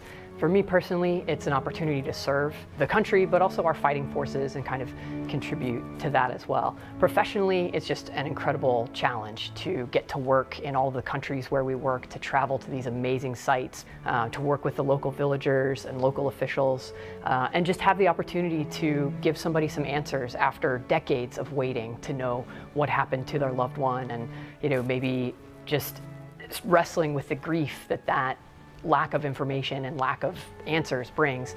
We have the chance to resolve that for them, and that's just an incredible opportunity. Investigative and recovery missions in search of missing Americans take DPAA personnel to distant, remote, and often dangerous locations all over the globe. rice paddies in Southeast Asia, areas on the Korean Peninsula, 16,000-foot mountaintops in the Himalayas, and underwater sites off the coast of Papua New Guinea. And we still continue to search the battlefields of World War II throughout Europe. After a successful recovery, all evidence is then transported to the DPAA laboratories. Once they've arrived in the lab, the painstaking process of identification begins. This is the final step of the mission, leading to the return of an individual. In many of the cases, an important step in the identification process is DNA analysis, which is accomplished by cutting a bone sample that is sent to the Armed Forces DNA Identification Laboratory. One of the challenges DPAA faces today is the lack of reference samples from family members of those still unaccounted for. Any person who is a relative of an unaccounted for American is encouraged to contact their service casualty office to ensure there is a DNA reference sample on file for that service member. DPAA makes an identification when all available evidence remains. Artifacts and historical documents point to the same person. The ID process can take anywhere from a few months to several years to complete. Any unresolved cases are kept open with the hope that new evidence will be found or new technologies will be developed to make a future identification possible.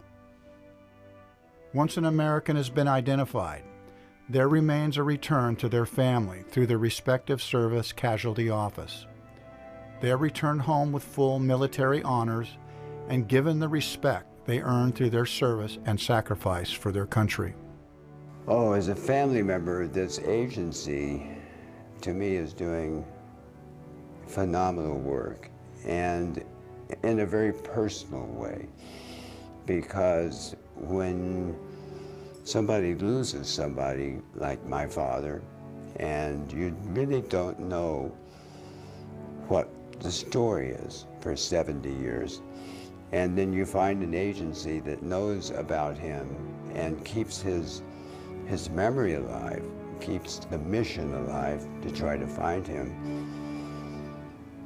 It's very meaningful in a very personal way, because it means you're not just doing this yourself alone. You have a whole body of people who are concerned about finding your dad and bringing him home. That says something about how we honor our dead, particularly those who have served this nation. I'm very grateful to all of the DPAA and related agencies and the military in general, as they've pursued this in our government, and for our citizens, because they think it's an important enough mission to continue. And the way we value life, and very few nations, I don't think any other nation to this degree does this. Which, makes me proud to be an American. I just wanted to yell openly to everybody out there, he's home, he's home. I couldn't believe it.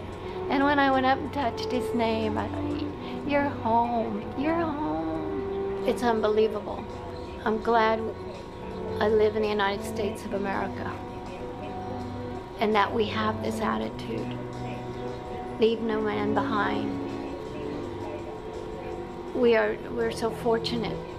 I want you to know, and I know from my own experience, that if something's happened to you, we will be looking for you.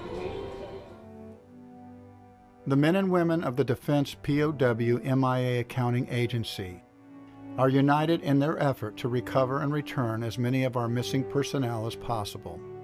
One more patriot return, one more family that now has answers. One more step in fulfilling our nation's promise.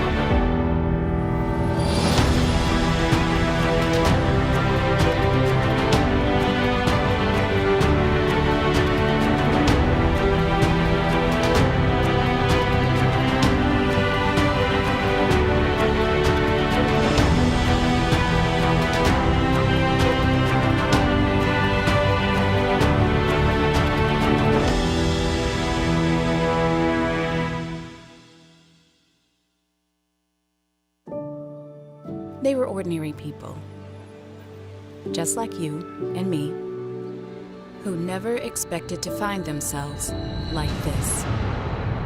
But they found courage. They found grit, grace. They found strength in each other, and in their stories, we find strength within. The National World War II Museum. Find the extraordinary inside.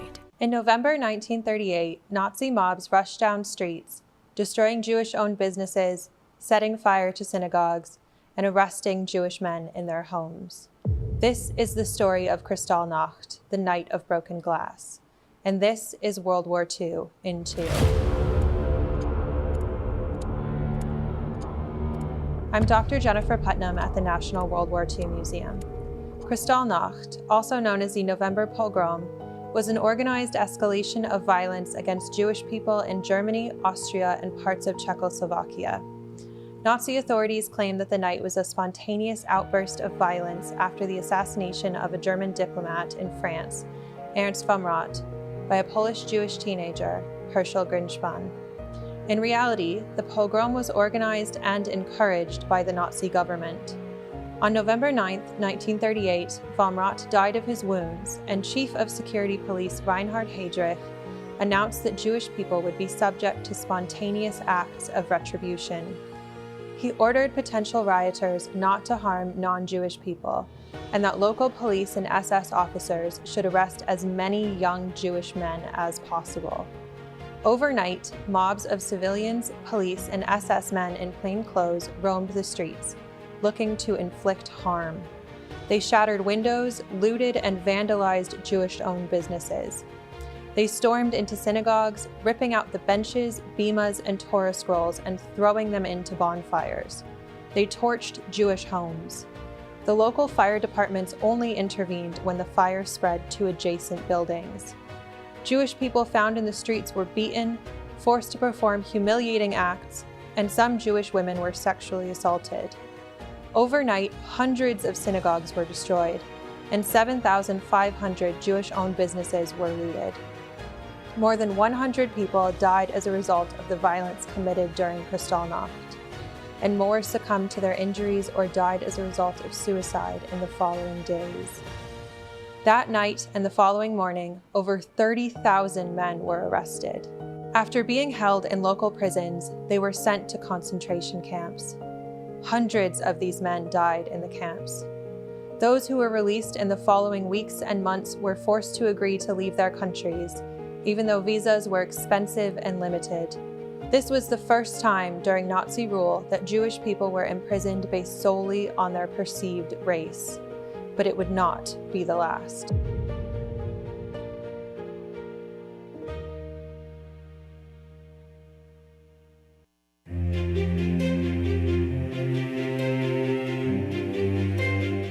An extraordinary collection of some of the best minds in the business, and the thing that I'm looking forward to is actually learning from them. Even though I've been working on certain aspects of the Second World War myself, nobody can know everything.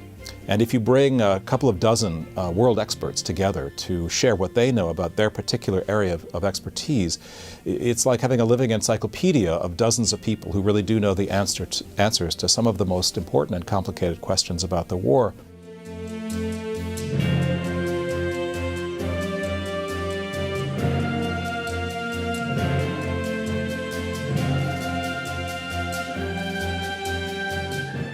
Millions of American servicemen and women were stationed in Europe in 1944. Most relied on the military mail system to connect with loved ones back home. When the volume of emails and letters became overwhelming, the women of the 6888, a unit made up primarily of black women, stepped in to untangle the mess. I dug into our collection of letters to find evidence of the mail getting back on track, and look what I found. One letter home from Corporal Chet Murray. Last night, we got our first mail in weeks, and I was glad to hear from you.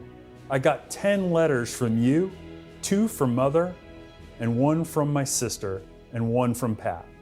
Another from engineer Jack McDonough reads, "Mail seems to be getting to us a little more quickly than usual, and I hope it's working the same way with our mail going home. And in a letter from an Army surgeon, Captain Richard Bulkins, he wrote, "While moving, we were given a big sack of mail and I hit the jackpot.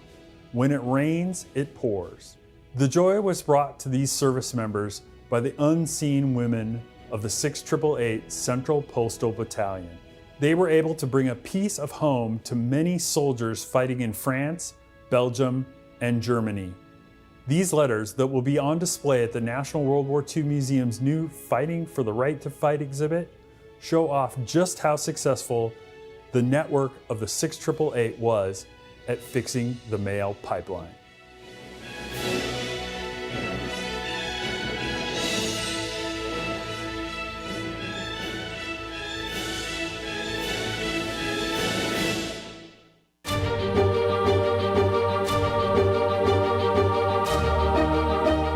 So let's talk about the bombing of Dresden and what took place there.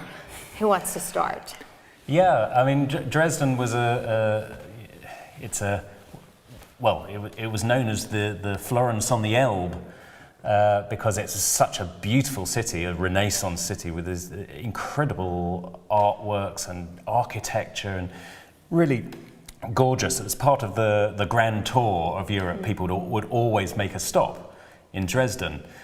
It survived most of the war intact because it was really on the edge of where the British and American bombers could reach to, and they didn't see. The reasons why they didn't bomb it is a whole other story. But anyway, it made it through till February 1945, and then the decision was taken to bomb it. And by this point in the war, both air forces were very efficient at destroying whole cities, setting them on fire. And this is what happened in Dresden. It caused a huge firestorm which raged through the city, destroying all these beautiful 16th, 17th century buildings all along the river. Famously, the Frauenkirche, the Church of Our Lady, was the fire went through there, weakened the whole building, and it collapsed in on itself. After 1989, they decided to try and rebuild the city centre as a kind of an exact replica of what it used to look like.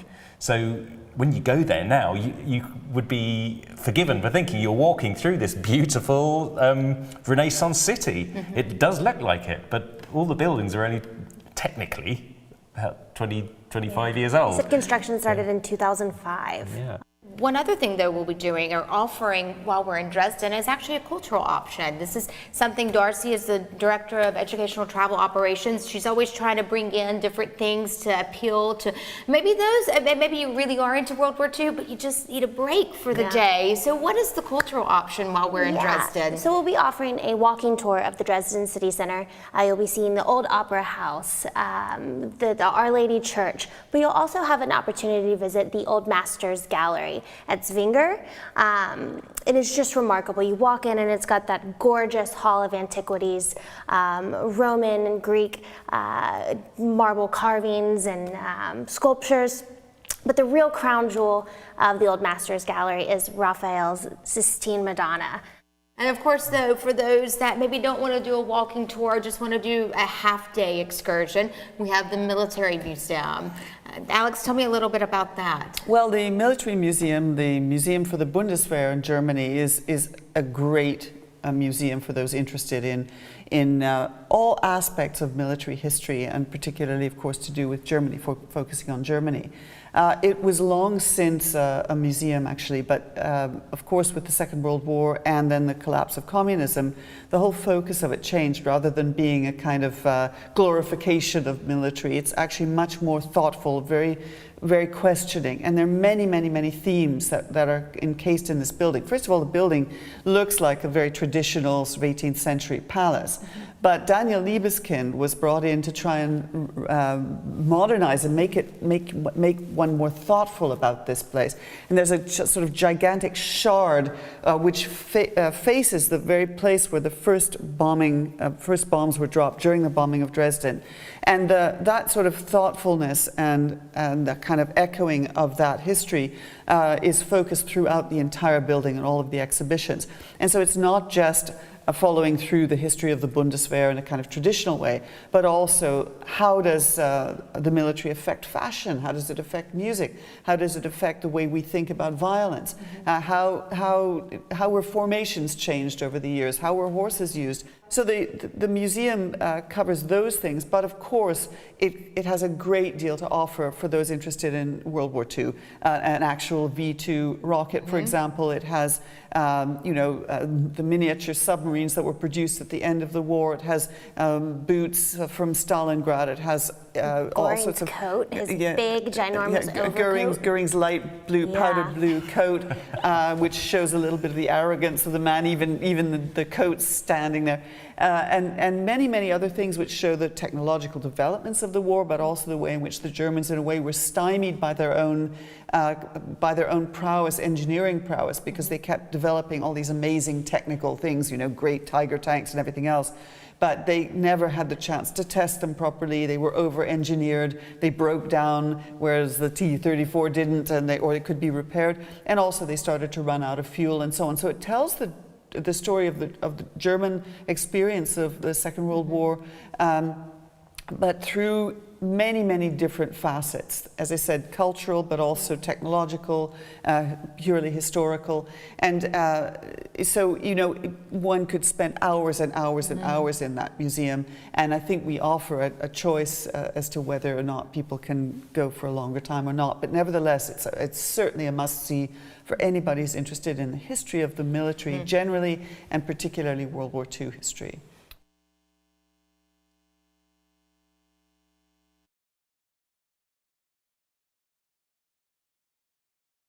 I know where you are, right there. My life raft.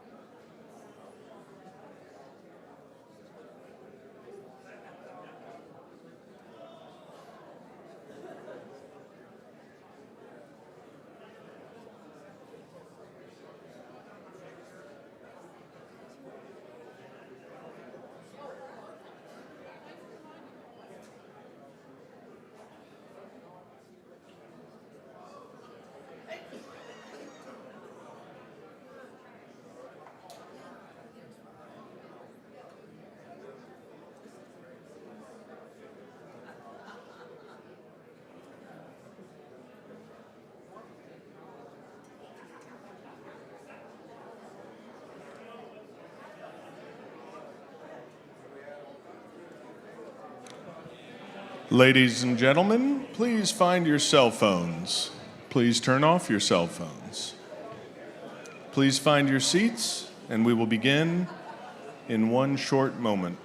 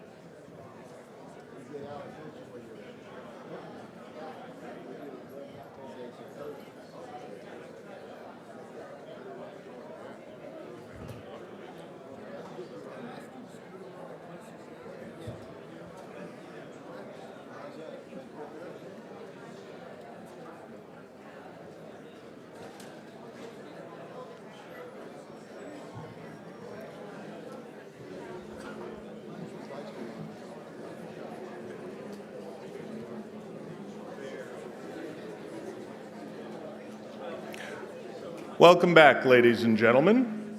For our next session, a man who needs no introduction will get an introduction. Dr. Nick Mueller, the founding president and CEO emeritus now here at the National World War II Museum, came up with the great idea of this small little D-Day museum that became a bigger idea of a National World War II museum that is why we're all here today. Nick, after an illustrious academic career and administrative career, has dedicated the past 30 years of his life to this place, and he didn't do it alone. We want to thank you all, and we want to thank our supporters watching at home, and please have the questions coming after Nick finishes his conversation with Clint Smith. Ladies and gentlemen, Dr. Nick Mueller.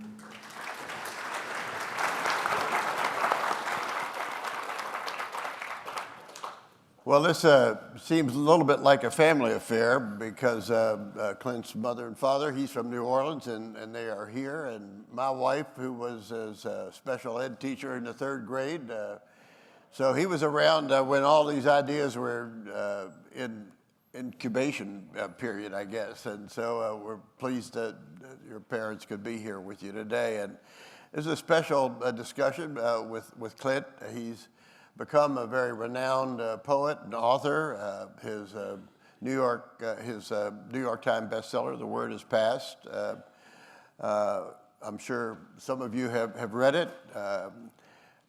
It's just an amazing work on sites of memory in America and the South. It won numerous awards, National Critics Circle Award for nonfiction, the Hillman Prize of Journalism, and the Stowe Prize in New York Times, and selected as one of the 10 best books in what year? 2021. Yeah. So those are accolades that any author would be happy with, and also best-selling poetry collection, Counting Descent, has a bachelor's degree from Davidson, PhD in education from Harvard. And he's with us today to talk about his latest effort of research, which I'm going to come to in a moment, the Sites of Memory of World War II. And saw him at the Tulane Book Fest last year, and I said, "What are you working on?" And he said, "Sites of Memory of World War II." I said, "Wow, how did you get it from the Deep South to World War II sites of memory?" And I'm going to discuss that in a moment. But why do we bring authors, historians? Of course, we always have, and battles and strategies and leaders. But the authors, whether it's fiction or nonfiction, literary types, add value and meaning to everything that we do here.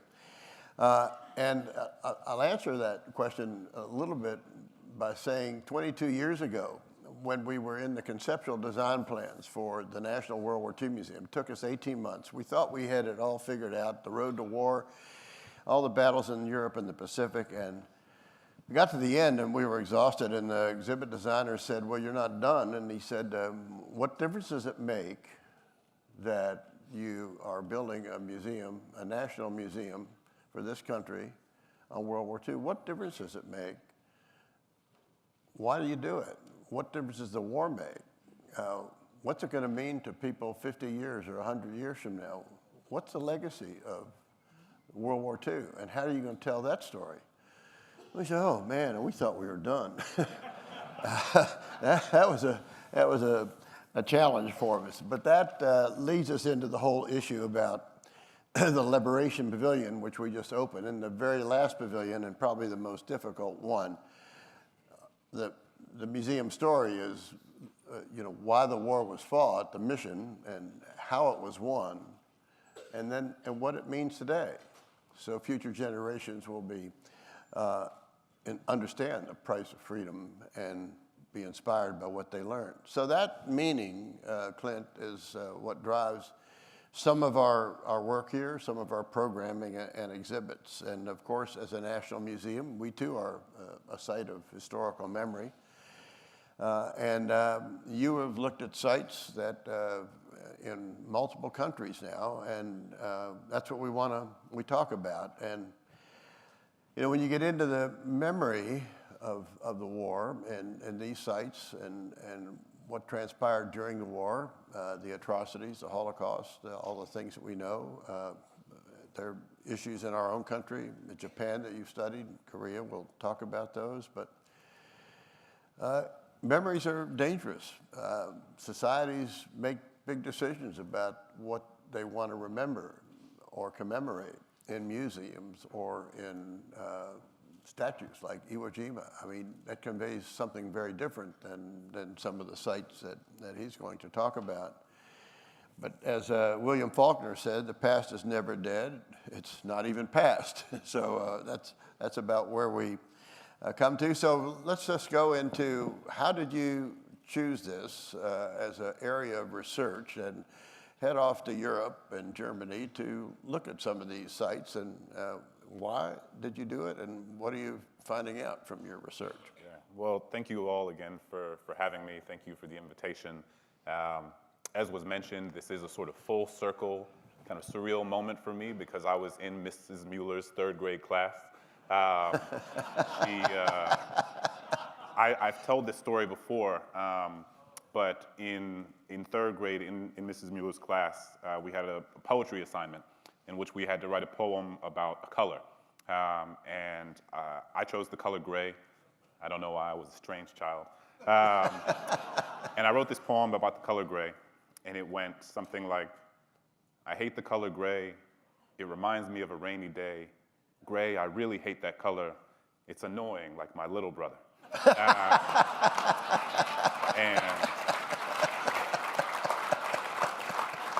And so in class, Ms. Mueller is going to each student, and she's kind of looking at their poems, and she comes to me, and she puts her hand on my shoulder, and she looks over, and she reads the poem.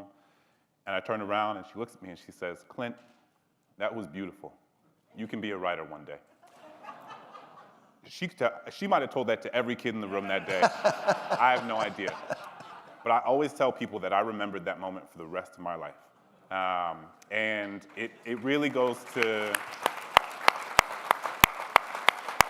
I think it's so important. I mean, so many of you in this room, I mean, your interest in this subject matter, your interest in scholarship and learning was catalyzed by oftentimes one teacher or two teachers or a handful of teachers. And I went on to become a high school teacher after I graduated. I taught high school English before I became a writer full-time. And I always remembered that as a way of reminding myself that the things that you tell young people matter, and they have a very long and profound impact on how they make sense of who they are. So I say all that, and now I'm sitting next to the esteemed Dr. Mueller, so it is a very cool moment for me all these years later. So for some context for folks who might not have been familiar with how the word is passed, in 2017, I watched several Confederate statues come down here in my hometown in New Orleans, statues of P.G.T. Beauregard, Jefferson Davis, Robert E. Lee.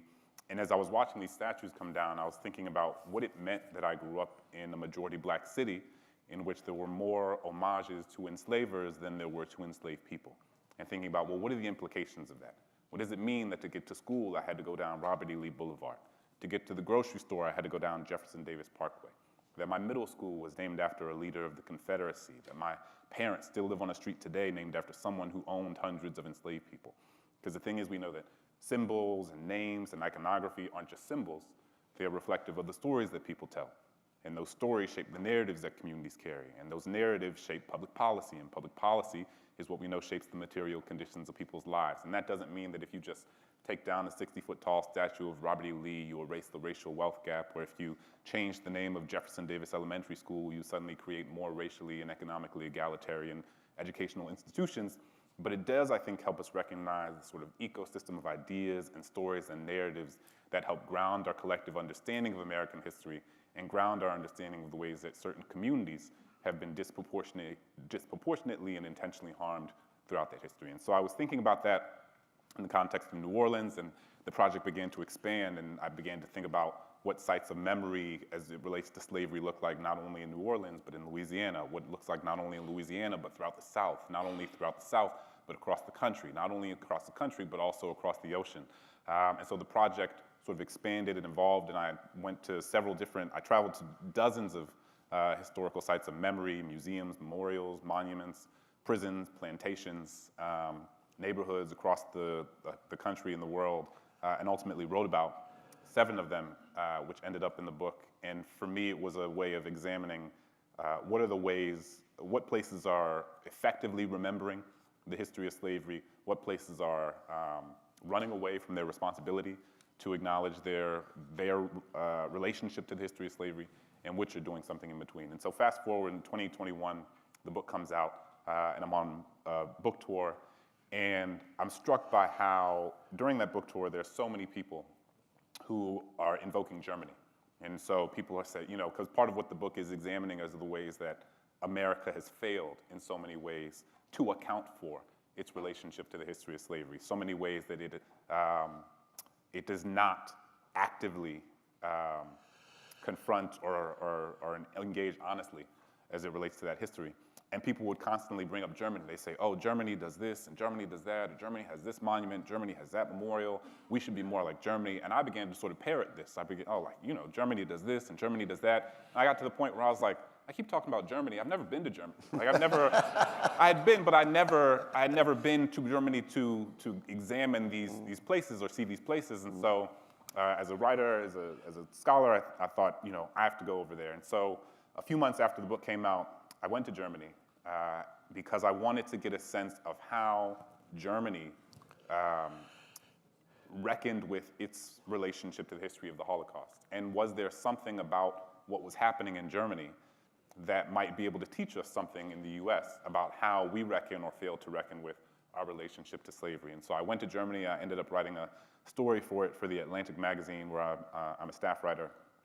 And as those of you who've been to Germany know, it is at once incredibly impressive, the way that Germany has directly confronted its relationship to the Holocaust and directly accounted for what happened. But it's also a more complicated story than the one that so often gets told from this side of the Atlantic. And so when I was in Germany, part of what happened is that I became more acutely aware of all that I did not know about World War II memory. I came to understand more fully that my sense of World War II was a very myopic, narrow story that largely was shaped by watching Tom Hanks and Steven Spielberg movies, which I love, but also are telling a story that exists in a very specific American context. And I learned that when you go to other countries, as so many of the other panelists have spoken about, they have very different ways of telling the story about the war. And it was so eye-opening for me to encounter that in Germany. And I got really curious about what that looked like in other countries, but also what it looked like within the United States. What are the sort of stories about World War II that I had not encountered as a kid growing up that had something to say about what the war was and how it affected different people? And so I wanted to examine that within the context of the US, but also beyond it. And so after Germany, I decided, I need to come back home and figure out, well, what are the stories here in the US that I have not spent a lot of time engaging with? And so I visited the Navajo reservation in New Mexico and spent time with some of the surviving Navajo code talkers. I went to Japanese incarceration camps in California, specifically Manzanar, and spent time with the survivors of those camps, and then realized that the story of those camps was telling me I needed to go across the Pacific. And so then I went to Korea to examine the sort of landscape of memory as it pertains to the so-called comfort women, and then went from Korea to Japan to examine the history of atomic bomb survivors in Nagasaki, and then from Japan to Argentina, because when I was in Japan, I got a interesting sense of how the story of how Japan understands itself largely as victim, even though many of its neighbors understand it as perpetrator. And so there's a complicated story there. And so then I was interested in how the story of perpetrators are told. And so I went to Argentina and spent time in Bariloche, where many of the Nazis fled Germany after the war. And so I've kind of been doing this sort of cross-continental examination of World War II memory, and it's been so fascinating to see the ways that all of these different places are in conversation with one another. Well, that's a good jumping off point let's just start maybe with Germany and Berlin, and a couple of sites there that you visited, and how they impacted you, what the visitors said, what messages are being communicated there. And I think that would be interesting. You've got some museums, and you've also got these stumbling stones, the Stolperstein, which are also very, very interesting to me. So maybe you pick a couple to talk about in particular, and what do they convey? Yeah, you just mentioned the Stolperstein. I mean, for me, that was one of the most striking things that I encountered. I'm sure so many of you all are familiar, but if for any reason folks here in the room or watching are not, the Stolperstein are these sort of 10 by 10 centimeter brass stones that are placed into the ground in front of the last place of residence of people who were killed or persecuted by the Nazis. And so there are over, I believe, 70,000 stones in 30 different countries across Europe. And so it's this really striking thing where, I'm kind of walking through the streets of Berlin, and you walk in front of a home, and there are two stumbling stones. And on the stones, it has the name of the person, their birth date, their death date, and the place where they were taken. So it might, have the name, birth and death date, and then say Auschwitz at the bottom. And then, so you walk, and in front of one home, along the cobblestone sidewalk, you see two Stolperstein laid down. And then you walk a little further, and you see 4. And you walk a little further, and you see 7. And you walk a little further, and you see 12 in front of some homes or some apartment complexes. And it's so striking because the nature of the Stolperstein forces you to pause, to stop, to look down. Like the physical embodiment, or the physical act of stopping, to look down, to read, it almost creates this physical sort of sense of reverence. At least that's how I experienced it.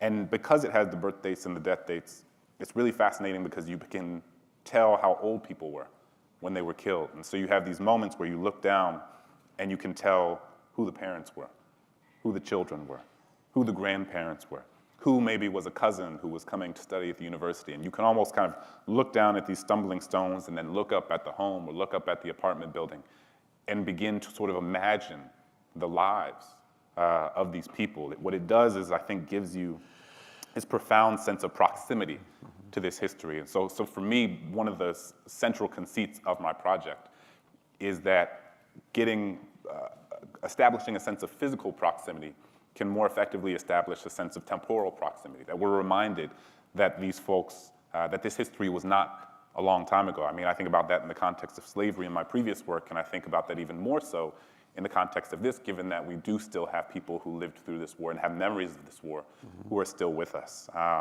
And so, when I first went to Berlin, I was so struck by this because I kept thinking about, well, what would it look like if we did something like this here?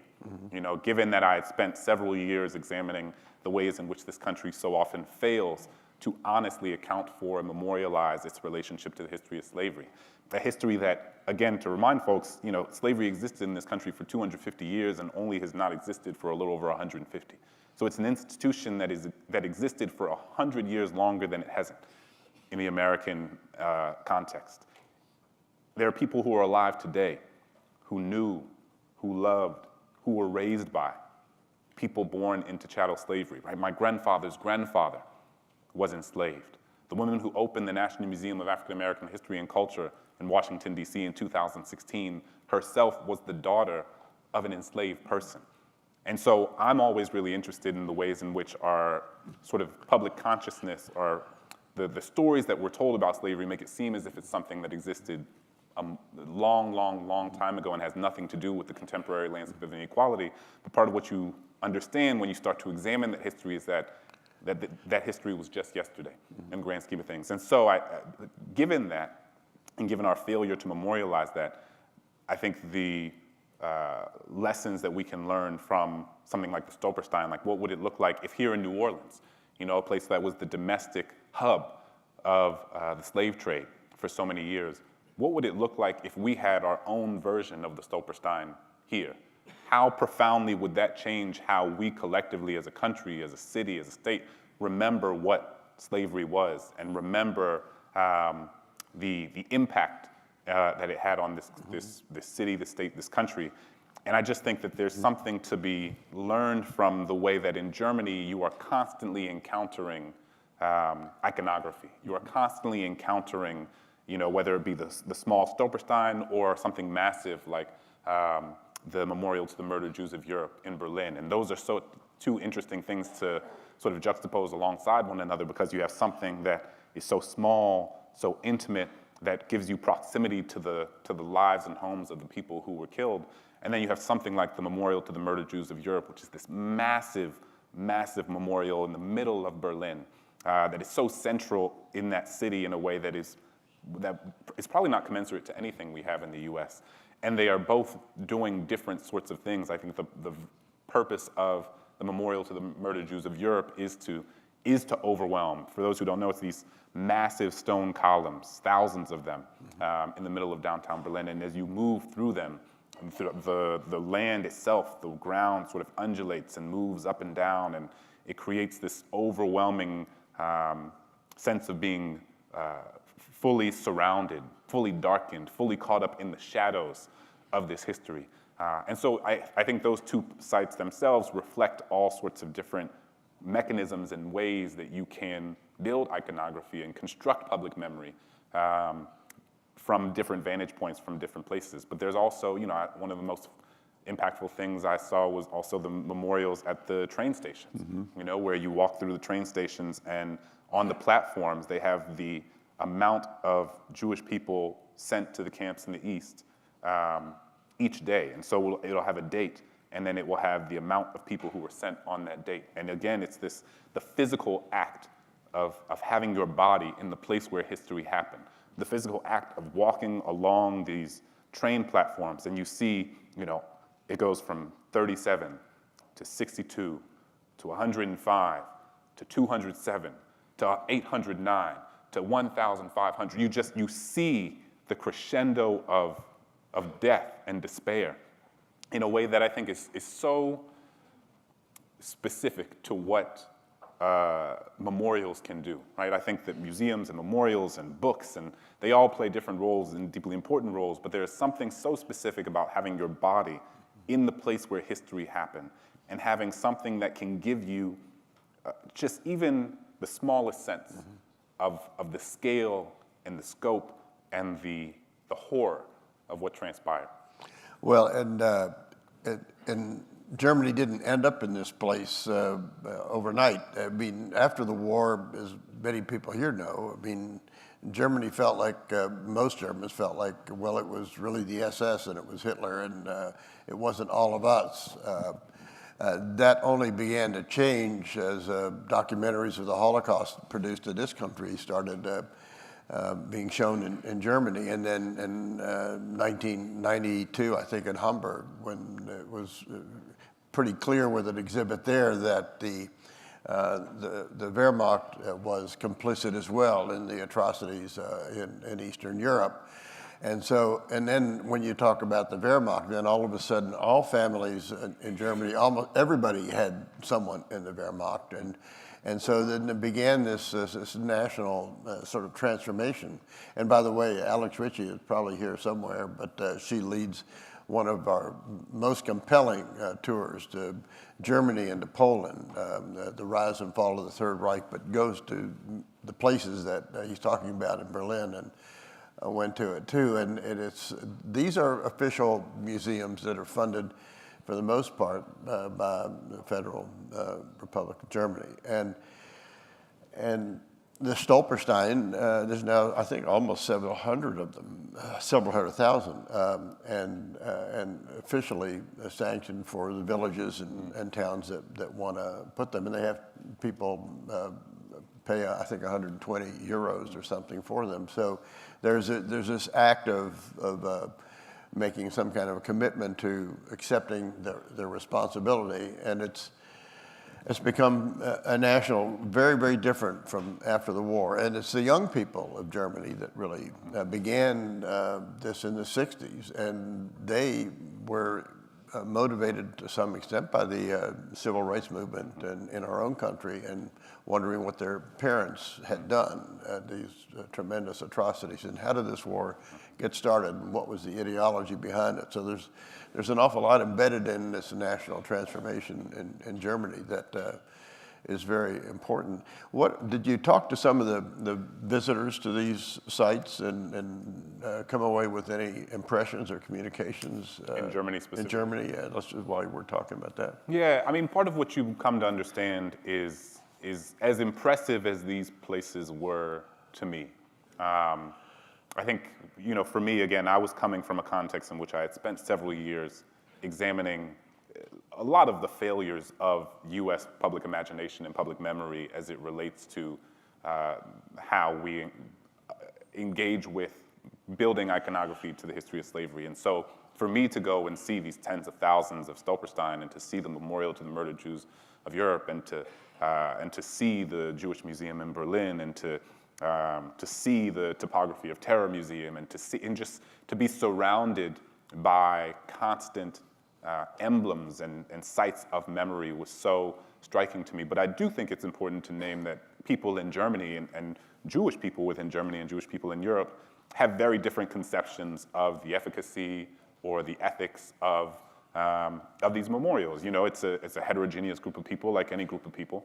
And so there are Jewish Germans who don't like the Stolperstein. You know, specifically I believe in Munich, they don't allow the Stolperstein on to be placed because there is an idea that the stepping on the names and the sort of spirits and souls of Jewish people who were killed is incredibly disrespectful. That having it in a place where it can get dirty, where the dogs can, you know, defecate on it, where it can kind of get lost under snow, so there is this sense from some that a much more ethical way to commemorate this would be through plaques, through things that are sort of on stands that people have to encounter without looking down, that people encounter without stepping on them, that they see at face level. And I think that there are values to each of them, for sure. But it is, I think, a reminder, because I think what can happen, and this certainly happened at the beginning before I began studying any of this, is that you can kind of flatten the conversation, and you can make it a sort of like the US does memory poorly and Germany does memory well. And the story is of course more complicated than that, because so much of this is geographical, so much of this, you know, how we commemorate, you know, the history of slavery in New Orleans, placing that in conversation with how Munich does versus Berlin versus how, you know, Frankfurt, or, you know, all of the different cities, in the same way that many cities in the US have different ways of reckoning with their past, different cities in Germany have different ways of reckoning with their past, which is inevitably tied to the sort of Cold War, which is tied to whether you're in West Germany or former East Germany. And so there are all sorts of different factors that shape how people understand it. But one thing that was really interesting to me, I was at a Stolperstein with a Jewish woman, and she was talking about how, for her, every time she entered her building, she would encounter these Stolperstein, and she had, at the time, a 12-year-old daughter. And she was incredibly appreciative of the Stolperstein for, as she said, sort of pushing her to have a set of conversations with her daughter about what it meant to be Jewish in Germany in ways that she might not have done otherwise. And what was interesting too, I think, based on that, and then we had a conversation about this, was the similarities between how a Jewish person in Germany attempting to have a conversation with their child about what the Holocaust was, in so many ways mirrored the conversation that Black parents in the US tried to have in terms of what are the sort of ethical and developmentally appropriate ways to talk about the history of slavery or Jim Crow with your children. And you know, I have a 7-year-old and a 5-year-old, and so I'm always thinking about what it means to talk about our family's history, our country's history, honestly. but also to do it in ways that feel age appropriate. And I think, so much of what she invoked was, do I bring her to Auschwitz? Do I bring her to a concentration camp? How honest am I with her about, what happened? In what ways do I sort of tone it down? And so I think part of what it revealed to me is that this is the parents and educators attempting to figure out how to communicate the history of atrocities that have happened in any given country, and how to sort of do it in a way that's scaffolded and developmentally appropriate for young people is a struggle that exists in, it's certainly not unique to us, and it is something that exists in all sorts of different places in all sorts of different ways. That's right, and I think maybe we can shift over to some of the other sites in our country and in Asia in a moment, but one of the things that I've read in one of your other articles has nothing to do with World War II. You talk about a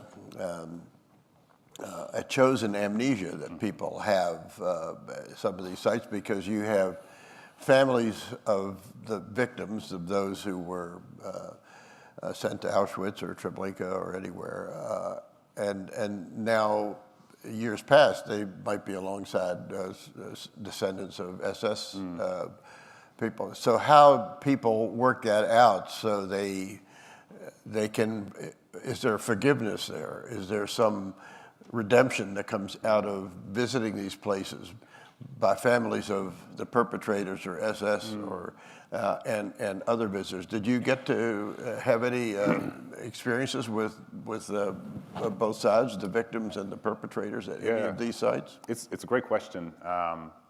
And part of what I didn't fully understand and what I learned once I went to Germany is how few Jewish people are still left in Germany at all. And so there is, the article you're alluding to, I wrote about Rwanda. So I wrote a story a few months ago about the 30th anniversary of the Rwandan genocide. And I went to Rwanda last spring, and it was striking because, the genocide there only happened, as I said, 30 years ago. And so people who were perpetrators and people who were victims, millions of them are still alive today, living alongside one another. And part of what's so endlessly fascinating about that country is that in order for the country to move forward, they had to figure out how to have people who,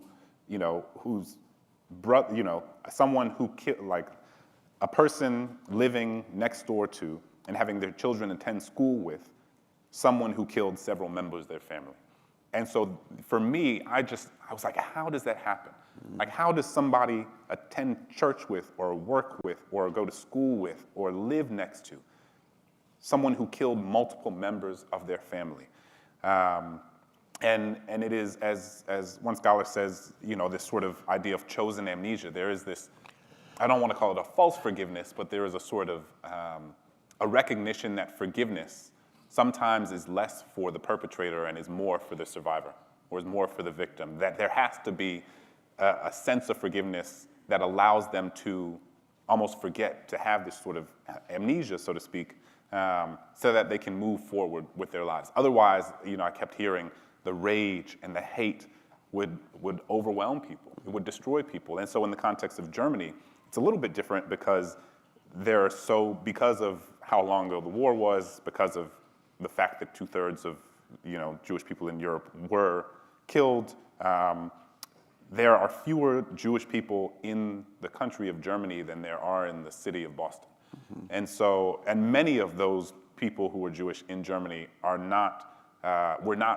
their families were not in Germany in 1940, right? These are folks who were coming oftentimes from the Soviet Union. And so the texture of Judaism in contemporary Germany is not so much that someone is encountering, you're not regularly encountering a person whose ancestors were killed because so many obviously fled and so many themselves were killed. And so what does happen, what people tell me, is that they say that Jewishness in Germany is almost more of a sort of political abstraction than it is an actual group of people. That Jewishness is a sort of canvas upon which Germans can paint their contrition, rather than people that they confront or have to engage with every day. And so this, one of the things that makes it different from a place like the U.S., where there's, tens of millions of people who are the descendants of enslaved people, or a place like Korea, we'll talk about Korea and Japan, where, there are tens of millions of people whose families were forced into slavery or work camps by the Japanese. In Germany, Germans are not encountering survivors or even the family of people who lived through it in the same way. Well, and so let's segue over to, all of your sites are sites of victims where atrocities happened. Certainly, Japanese-American incarceration camps are not the level, there's no equivalency there, but still it's victims. Same with the comfort women in South Korea. Nagasaki, it's a little bit mixed, as you said, but then we'll get to Argentina, and where there's sort of a shrine, an area that's a shrine of the Nazis go and commemorate. So there you have the perpetrators. So what was what did you learn from the visit to the areas of the incarceration camps you mentioned in California and the Navajo code talkers from the point of view of how people react to those sites today? Yeah, it was interesting. I went to, after I came back from Germany, the first two places I went were the Navajo Reservation and then Manzanar incarceration camp. And I went to those places because I realized that these were two parts of the World War II story that I was barely taught anything about growing up. And so for me as a writer, I don't begin my nonfiction projects as an expert in this history. I mean, many of you, I'm sure, have spent many, many more years thinking about these things than I have. And so, but for me, what draws me into these projects is attempting to fill in the gaps of my own understanding, to recognize that I have sort of scholarly or intellectual voids that need to be, and craters that need to be filled. And so for me, I came back and I was like, well, I have a very surface level understanding of Navajo code talkers. I have a very surface level understanding of Japanese American incarceration camps. And so, in the context of the camps in California, I mean, one of the things that I learned that I hadn't understood was the extent to which the incentive to remove people, Japanese and Japanese Americans, from their homes in California and from the West Coast. I didn't understand the economic incentive that sort of undergirded it. I had always understood it as a sort of panicked, xenophobic project that was later regretted, and obviously, Reagan later issued his apology for it, and there was a sort of semblance of Japanese reparations to the families who experienced that, or their descendants. But I had not understood the extent to which there were lobbying efforts from sort of nativist organizations on the West Coast who were frustrated, disillusioned, infuriated by the fact that Japanese fishermen and Japanese farmers on the West Coast had what they believed were disproportionate ownership and claim to the land. And so there were many nativist white farmers and fishermen and organizations who supported them, who had long before Pearl Harbor been lobbying the United States and been lobbying both the state governments and the federal government to do something to get to ensure that white fishermen and white farmers had more access to and ownership of this farmland and these sort of fisherman spaces. And that Pearl Harbor ended up being an opportunity for them, for a group of people who had been kind of knocking at the door for a long time, lobbying their legislators to move on this, that Pearl Harbor they saw as a sort of perfect opportunity to use what happened and the sort of fear and xenophobia that emanated from that as a way to further push their agenda. And it ended up being incredibly effective, and many of the Japanese people had to either give away or sell at far, far, far reduced rates than their actual worth, their land, their fishing boats, their homes. And so that was fascinating because I had never understood it as a sort of economically incentivized project that had long been in the works for decades prior to Pearl Harbor happening. And these were American citizens, Japanese American citizens, and Governor Wilson sent me to the Japanese American Museum there, and the first time I went there, Irene Hirano was the director of it, and the incarceration camps. That exhibit was the dominant exhibit that I saw at that time, and Danny Inouye, a senator, friend of this museum, he's never forgotten the fact that the U.S. government declared him to be an alien, and why didn't German Americans, who also own property and land, they weren't rounded up? Yeah. And this idea that, and the sort of cognitive dissonance of being rounded up, of being kept in horse stalls with your family, where the feces of horses still was, where you're laying on hay with your family as you wait to be transported to these various camps. And then being sent to these camps where you're living in really often horrific conditions in the middle of the desert, where it's 10 degrees at night and it's 90 degrees during the day, and you have very limited rations. And part of what brought me there was because the story I had been told about Japanese internment camps, Japanese incarceration camps, even thinking about what sort of language you use on that front, was that, they played baseball and they had dances, and it wasn't great, it wasn't ideal, we made a mistake, but it wasn't that big a deal. And I remember in my textbooks having pictures of sort of smiling Japanese American kids playing baseball, and that was the way that I was taught to think about what internment camps were. And so to go to these places and to go with people who themselves were in the camp and who are the descendants of those who were held in these camps, and to hear these stories of struggle, of illness, of the extent to which chronic illness then became a part of the lives of so many of the people who were held in these camps because of the horrific conditions they were a part of, to learn about what it meant for them to live in what was an open-air prison camp, right? Like that the guards were stationed, that nobody was allowed to leave.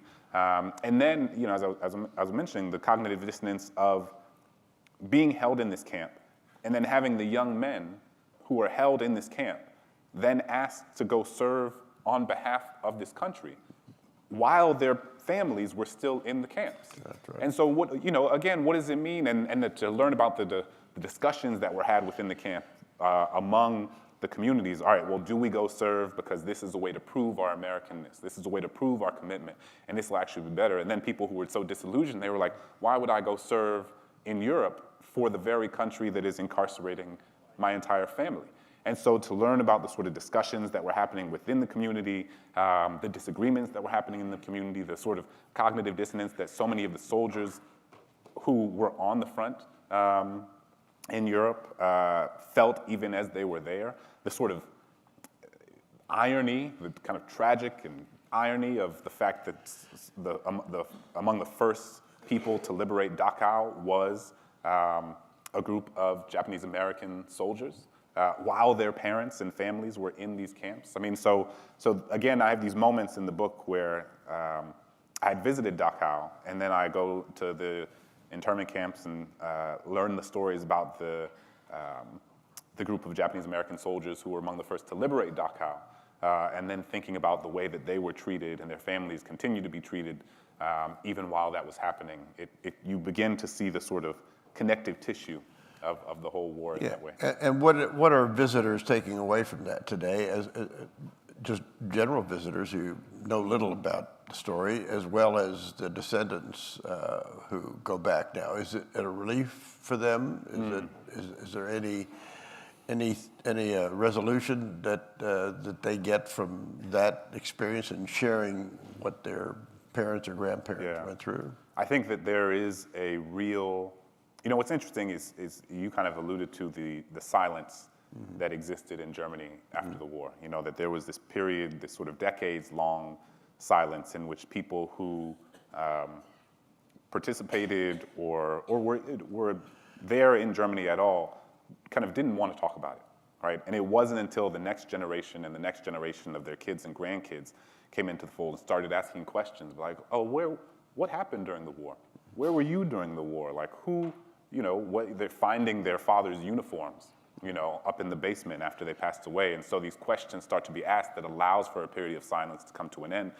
And one of the, we were talking about connective tissue, one of the things that was so common among all the places that I visited, and in this context, in terms of Japanese Americans, was that there was also a long period of silence after the people were let out of the camps. So between 45 and maybe 75, there was like a long extended period in which the children and grandchildren of those who were held in the camps, many of them didn't know that their parents were held in these camps because the parents didn't talk about it. I have one woman I speak to who says every time she began to hear even murmurs of it, she would walk into a room and all the adults would go silent. And so there was this desire to not talk about it for some, because they didn't want to bring it back up, because they were suffering from PTSD. It was this, as we said, this sort of chosen amnesia, this attempt to forget so they could move forward with their lives, but also an attempt to try to protect their children from anything that would make them feel less American, right? Because I think for so many Japanese Americans after the war, there was like, okay, this has happened, but now we are going to show people how American we are. So this will never happen again, which is something that you see across many sort of historically marginalized communities in the US and abroad, is a desire to prove one's Americanness. And you all have this, the amazing exhibit, obviously, of Black soldiers, and W.E.B. Du Bois has the sort of the off-cited quote where he talks about, I think for him it's in the context of World War I, but is applicable to World War II. But the sort of, but the double V campaign, right? Victory at home, victory abroad, as a way that Black soldiers fighting in the war, both in World War I and World War II, can sort of prove that Black people are worthy and deserving of the rights and citizenship in this country. And that was similar to the Japanese Americans who volunteered. Some 20,000 of them left the camps to go fight in one of the most decorated units, Medal of Honors units, including Senator Inouye among them. So I think we're running out of time a little bit. I do want to get to your comments about the site of memory in Argentina, Berylush, just too quickly, and then Jeremy, then we'll open it up for questions. Is that okay? I mean, I think we're kind of, it's been fascinating, so we're not getting over all of it, but it's okay. Go ahead and tell us a little bit about that. Well, yeah, so the last place I went is Argentina. I went to Bariloche, and I went because I had heard so much about the rat lines of former SS and Gestapo leaders who found a way, often through the help of the Vatican, which was its own sort of fascinating revelation for me, would find ways to escape from Germany and make their way to Argentina. There was a large population of Germans in Argentina long before World War II. They had come in multiple waves. A bunch of Germans had come in the mid-19th century and went to Chile, and then emigrated from Chile to Patagonia in the sort of region where Bariloche is in southern Argentina. And one of the things that I'm doing there is examining this sort of conspiracy theory that I'm sure so many of you are familiar with, that that Hitler did not in fact die in his bunker in Berlin, but instead he escaped to Argentina and lived for many, many years in a house in Bariloche. And so one of the things that I did was I got on a boat and went with my guide to this home known as Inalco House, where it is said that Hitler had escaped to. And I was struck by how prevalent that sentiment was among the people there. So this Inalco is a sort of remote place off of in Patagonia, and it is very difficult to access unless you are taking a hydroplane or boat. And so many of the people I spoke to, I would say, kind of, in some ways kind of tongue-in-cheek, do you believe that Hitler, really lived in this house? And so many people said that was something that they believed. And even if they didn't believe or were unsure that Hitler lived there, they believed that there were other Nazis who lived there. And part of what's true is that there were many Nazis who fled, probably most famously Erich Priebke, who in 1994 was found by ABC News and Sam Donaldson in a sort of news report that was broadcast around the world, and he had participated in, he was a member of the Gestapo in Italy, had participated in a massacre that killed 350 people, was later revealed and arrested in Bariloche, extradited to Italy, and ultimately served a life sentence under house arrest, and lived until he was 100. And so the interesting thing about Germany is that it exists on this, there's the sort of conspiratorial element,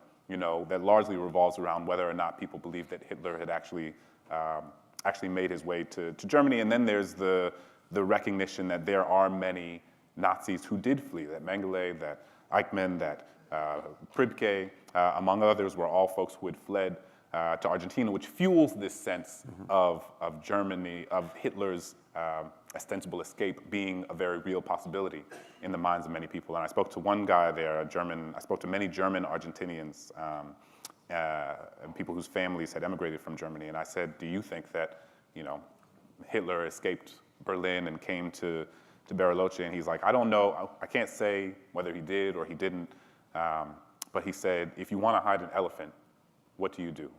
And I was like, I don't know where this is going. And he said, you put them in a room full of elephants. And what he meant by that was that Bariloche was suffused with escaped SS, escaped Gestapo, former Nazis. And so that, again, it sort of fuels this feeling of many there who are like, you know, there were a lot here. Who am I to say whether or not there might have been one more? Do they have any commemoration events, birthday celebrations around Hitler's birthday or anything like that that would represent a way to keep that mythology alive? They do. For many, the Analco House has for a long time been a sort of site of neo-Nazi pilgrimage. There are people who've gone to Bariloche and other parts of Argentina with the specific intention, specifically around Hitler's birthday. There are a lot of rumors that there are, for a long time, they weren't rumors, it was very clear there were parties and celebrations in the years after the war. It is said that those parties and celebrations still exist, except they are sort of, they're not publicized in the same way that they were before, but a lot of folks who you speak to in Bariloche will acknowledge that there is this feeling that their home is inextricably linked to this sort of neo-Nazi fantasy that Hitler did not, in fact, again, sort of succumb to or give up in his bunker and take his own life, but instead thwarted the West and thwarted the Allies and tricked them and somehow escaped. And that for many years, he and others were planning how to revive the Third Reich, even though it never came to fruition. Jeremy, we're running late. Do we have time for a few questions? Maybe we can weave in Asian examples here in the course of the questions. A round of applause for Clint Smith and Nick Mueller, please.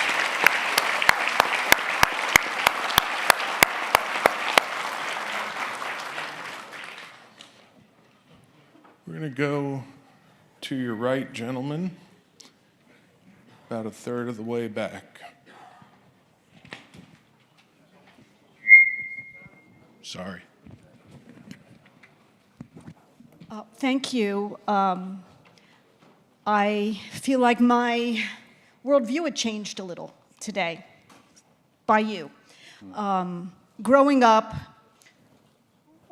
in Hebrew school, we were shown films from the Holocaust starting at 7, which I think is way too young for what we were shown.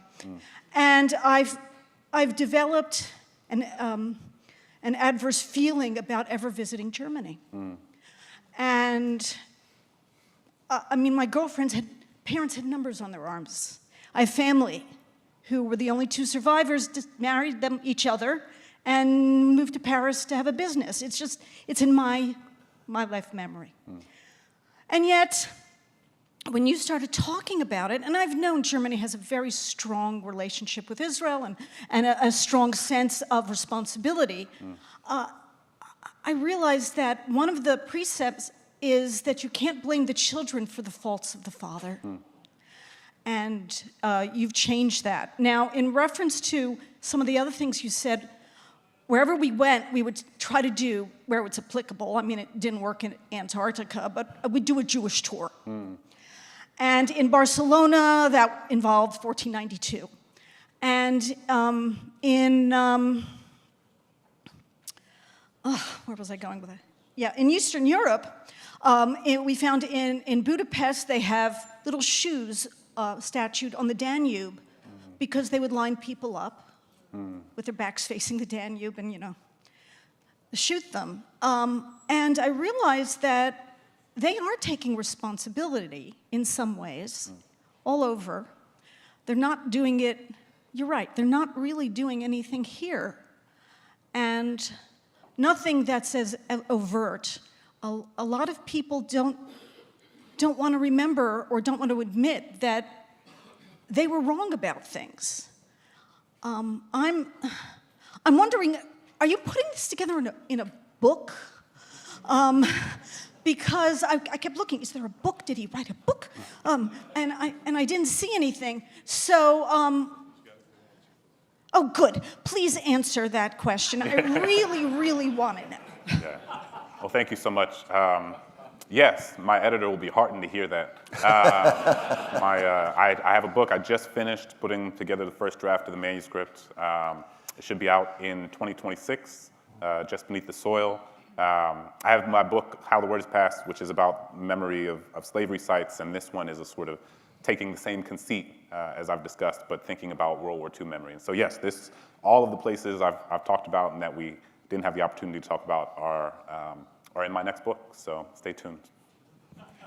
We'll go down the center aisle with Connie, see if we have time for one more after this. So, wonderful presentation. I had visited Berlin 40 years ago. There were no memorials, nothing. And back 10 years, a tremendous amount. Do you know what cause, is there any cause for that change? And conversely, in America, it seems like we're going backwards now.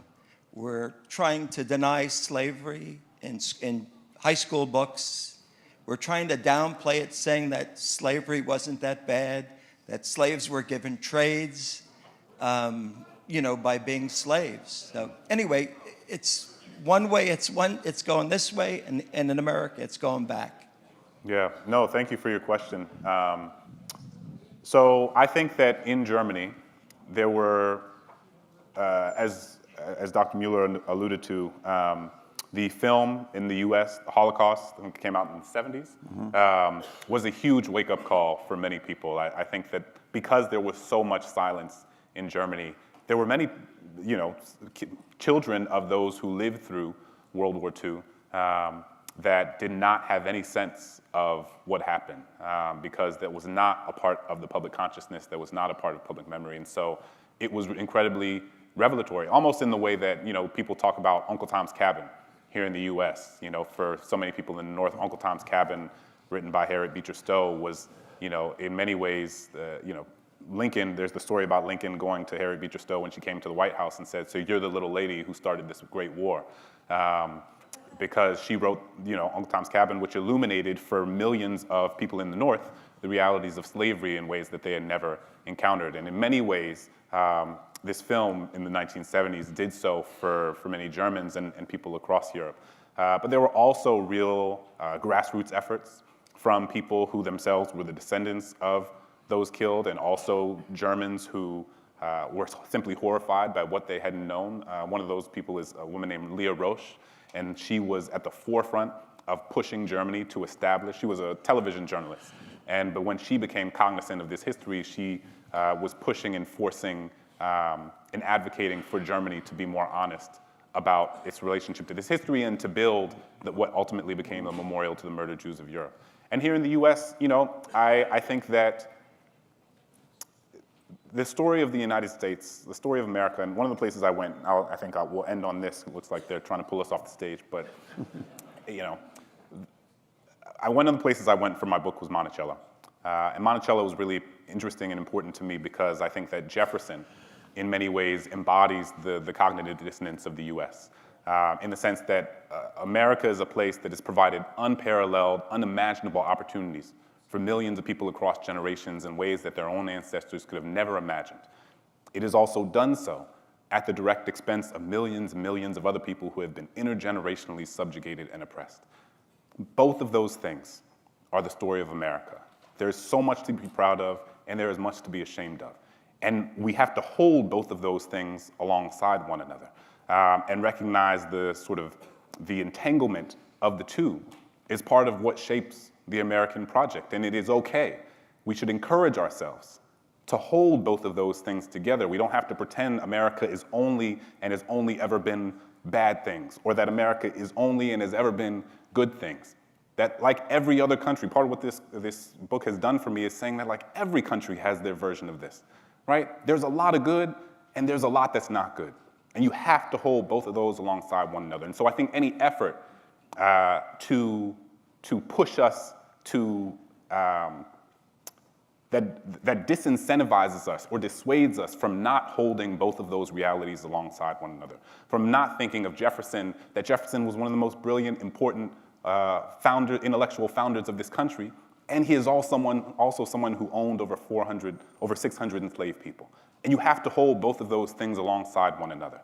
I think sometimes these can be, when you try to present the totality of the empirical reality of what has transpired in this country, whether you're talking about somebody like Jefferson, whether you're talking about the Confederacy, whether you're talking about whatever the case may be, sometimes that can be presented as an ideological project rather than an empirical one. But I think we cannot allow ourselves to be, that the suggestion that books that are attempting to present parts of the American story that have not been presented before, that might make us have to reassess our understanding of America as a complicated place with a complicated history, again, that has done things that we can be proud of and that has done things that we can't. Any effort to get rid of those books or to take down or to attempt to keep up certain monuments that glorify a past that is not worth glorifying. I mean, that's an entirely different presentation, but I do think it is incredibly important in this moment that we not allow ourselves to think about teaching history honestly as something that is a political or ideological effort, but is instead something that is just grounded in honesty. Thank you very much, gentlemen.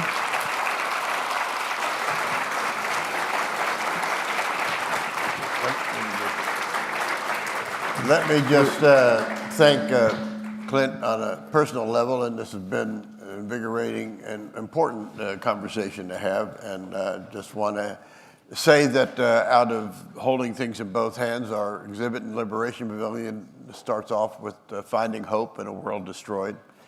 So we have to look for hope in all of these conversations too. And the last thing I'd say is I'm glad my wife got you off to a good start here. So in any event, thank you all very much. Thank you. Yeah. We will now take our break until 2:15. 2:15, and remember, there is not a lunch at this break. Thank you.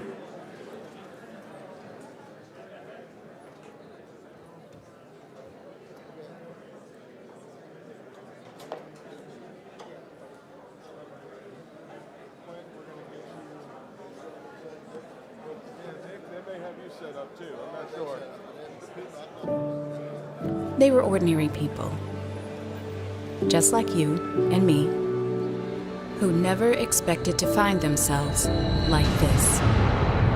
But they found courage. They found grit, grace. They found strength in each other, and in their stories, we find strength within. The National World War II Museum. Find the extraordinary inside. I shall return. That was the promise General Douglas MacArthur made to his men and to the public after he was ordered to leave the Philippines in March 1942. In October 1944, That promise became a reality when MacArthur made his dramatic return to the islands. This is World War II in 2.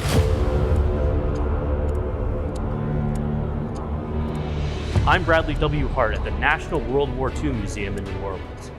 General MacArthur was one of the country's best-known Army officers. He was in charge when the Japanese attacked the Philippines, first by air and then by land in December 1941, after the attack on Pearl Harbor. The Japanese invasion forced MacArthur and the troops under his command to retreat from Manila and to take a stand on the Bataan Peninsula and the fortress island of Corregidor. In February 1942, President Franklin Roosevelt ordered MacArthur to leave the Philippines entirely and establish a command in Australia. The idea was to keep this famous general from being captured by the Japanese, but for MacArthur, it felt like he was being ordered to abandon his men to an uncertain fate. MacArthur and his family made a daring escape of more than 500 miles by sea, dodging Japanese patrols all along the way, and then by air to Australia. After setting foot on Australian soil, he made the famous vow to return to the soldiers and civilians he'd left behind. But back in Bataan, the fight was not going well. On April 9th, the remaining troops on the peninsula surrendered. Corregidor surrendered less than a month later. Thousands of survivors would be subjected to what became known as the Bataan Death March, and most would not live to see the end of the war. MacArthur never forgot his vow. He kept pushing to return to the Philippines for the next 2 years. In October of 1944, the assault on the Philippines itself finally started with the Battle of Leyte. It was there that MacArthur famously waded ashore with his men in one of the most iconic photos of the war. And just hours after arriving on Leyte, MacArthur made a radio broadcast in which he proclaimed, "People of the Philippines, I have returned." By March 1945, MacArthur's troops had recaptured Corregidor, cut off the Japanese in Bataan, and recaptured the capital city of Manila. MacArthur had kept his promise and returned, but by some estimates, only a third of the American and Filipino soldiers he commanded in 1942 were still alive to see.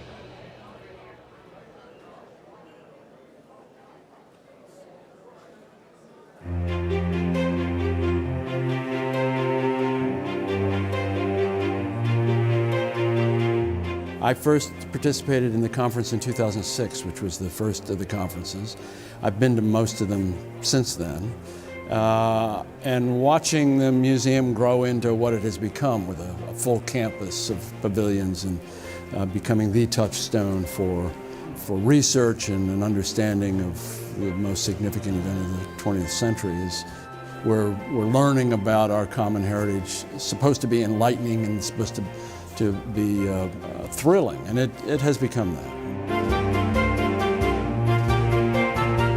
Quality of the presentations. Every year I think they get better.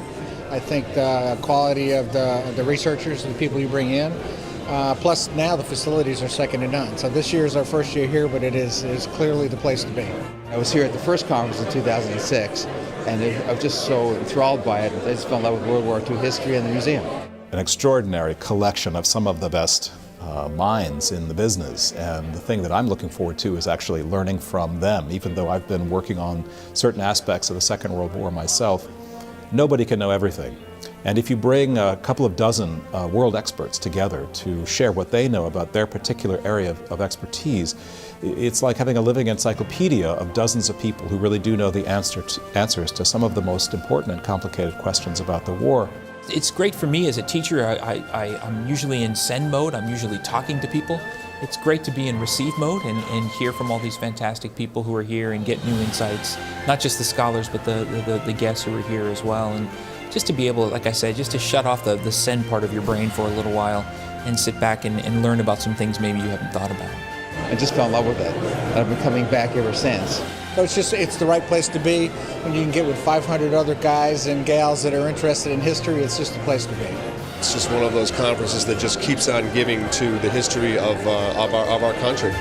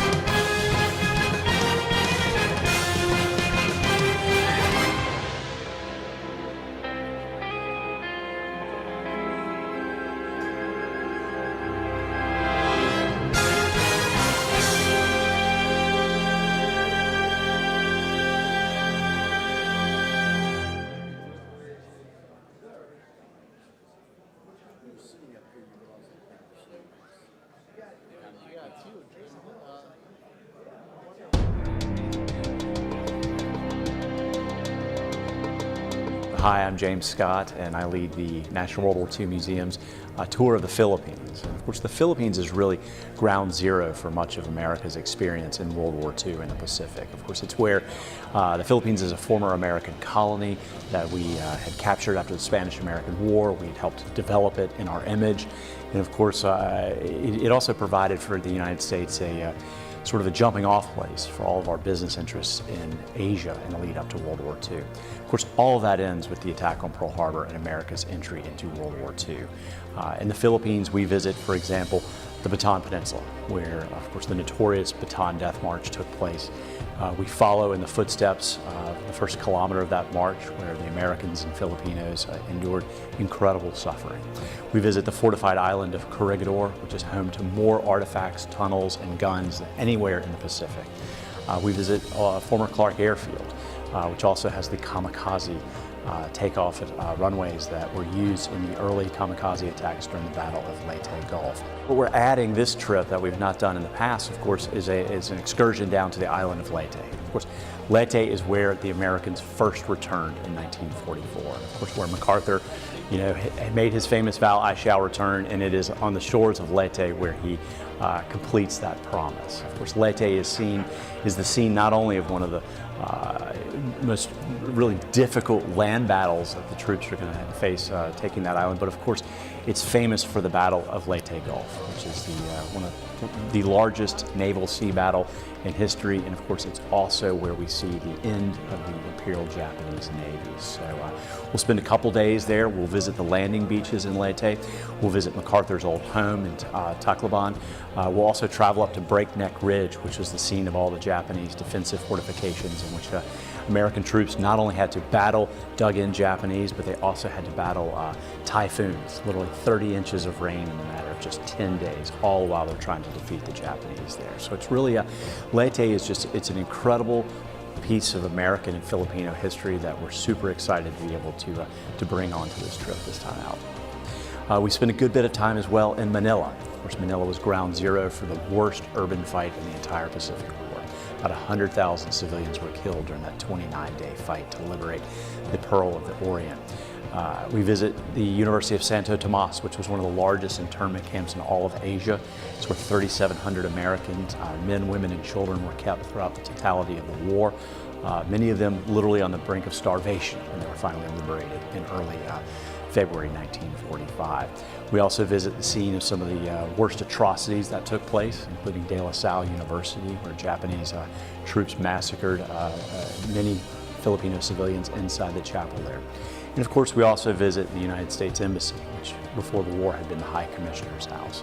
The embassy, of course, played a starring role in the trial of General Tomoyuki Yamashita and General Homa as well. So we really cover an incredible amount of stuff, not to mention, of course, the Manila American Cemetery, which is the largest cemetery containing American war dead anywhere in the Pacific. So it's really just a fantastic place to visit and to learn more about America's experience in the Pacific.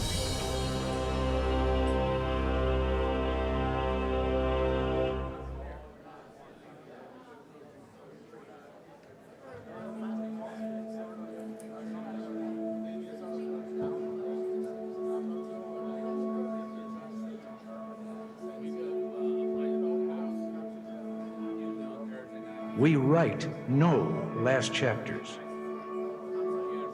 We close no books. We put away no final memories. An end to America's involvement in Vietnam cannot come before we have achieved the fullest possible accounting of those missing in action. Why keep searching? The answer is simple. You never leave a fallen American behind. The mission of the Defense POW MIA Accounting Agency, or DPAA, is to provide the fullest possible accounting for our missing personnel to their families and their nation. Strategically located in Arlington, Virginia, with major facilities at Joint Base Pearl Harbor, Hickam, Hawaii, and Offutt Air Force Base, Nebraska, the more than 600-person newly established defense agency is jointly manned by soldiers, sailors, airmen, and Marines, and Department of Defense civilians with specialized skills. Researching, recovering, identifying, and ultimately returning an individual to their family begins with analysis and investigation. The DPAA experts begin the search by studying all known information regarding the circumstances of each loss. Historians and analysts gather information from U.S. veterans, foreign witnesses, archival records, and other sources. They then create a case file for each unaccounted for American. This file may include historical records, official correspondence, maps, photographs, daily activity logs, and medical and personnel records of the missing person. These files are continually updated until an identification is made. Once the research has been done here, and we get the command's approval, we send out small teams. It could be up to 2 people, it could be a 10-person team, conducting interviews at a villager's house, at a district office, or in a combination of going to the site first and then conducting the interviews on site. Once all available information is analyzed, a decision can be made to disinter individuals buried as unknown or conduct field investigations. During a typical investigation mission, personnel interview potential witnesses, conduct on-site reconnaissance, and survey terrain for safety and logistical concerns. Teams also try to generate new leads that may result in future recoveries. The main goal of the investigation is to obtain enough information to correlate or connect a particular site with one or more missing Americans. If enough on-site evidence is found, the site will be recommended for recovery and excavation. Recovery sites range in size from a few square meters, such as in individual burials, to areas larger than football fields for aircraft crashes. DPAA may hire as many as 100 local workers to help with the excavation process. This job has so many benefits.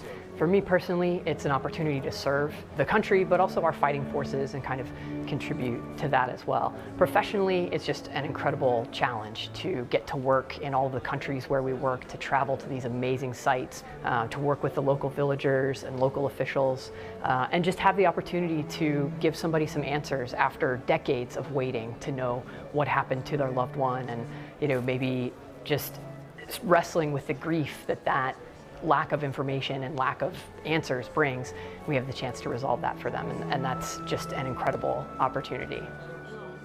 Investigative and recovery missions in search of missing Americans take DPAA personnel to distant, remote, and often dangerous locations all over the globe. Rice paddies in Southeast Asia, areas on the Korean Peninsula, 16,000-foot mountaintops in the Himalayas, and underwater sites off the coast of Papua New Guinea. And we still continue to search the battlefields of World War II throughout Europe. After a successful recovery, all evidence is then transported to the DPAA laboratories. Once they've arrived in the lab, the painstaking process of identification begins. This is the final step of the mission, leading to the return of an individual. In many of the cases, an important step in the identification process is DNA analysis, which is accomplished by cutting a bone sample that is sent to the Armed Forces DNA Identification Laboratory. One of the challenges DPAA faces today is the lack of reference samples from family members of those still unaccounted for. Any person who is a relative of an unaccounted for American is encouraged to contact their service casualty office to ensure there is a DNA reference sample on file for that service member. DPAA makes an identification when all available evidence, remains, artifacts, and historical documents point to the same person. The ID process can take anywhere from a few months to several years to complete. Any unresolved cases are kept open with the hope that new evidence will be found, or new technologies will be developed to make a future identification possible.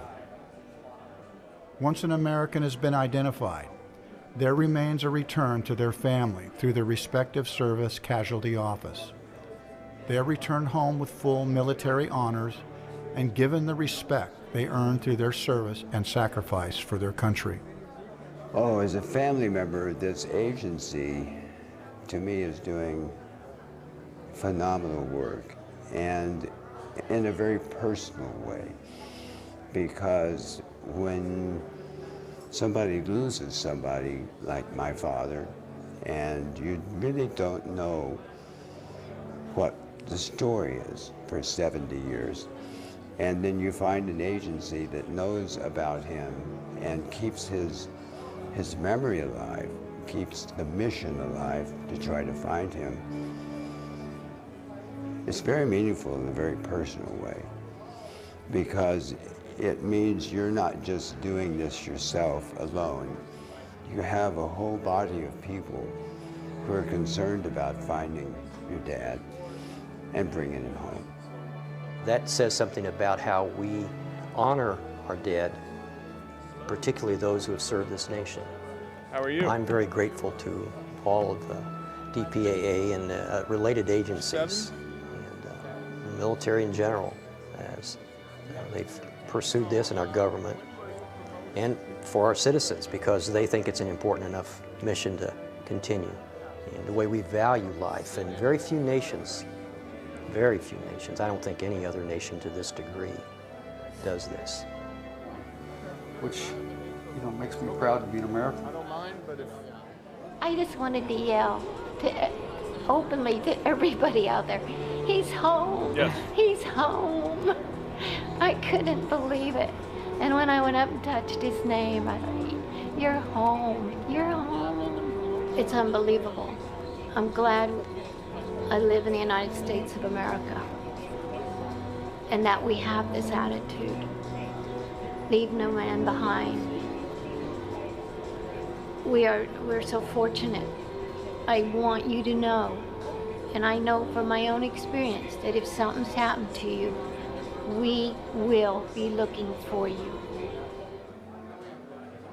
The men and women of the Defense POW MIA Accounting Agency are united in their effort to recover and return as many of our missing personnel as possible. One more patriot return, one more family that now has answers. One more step in fulfilling our nation's promise.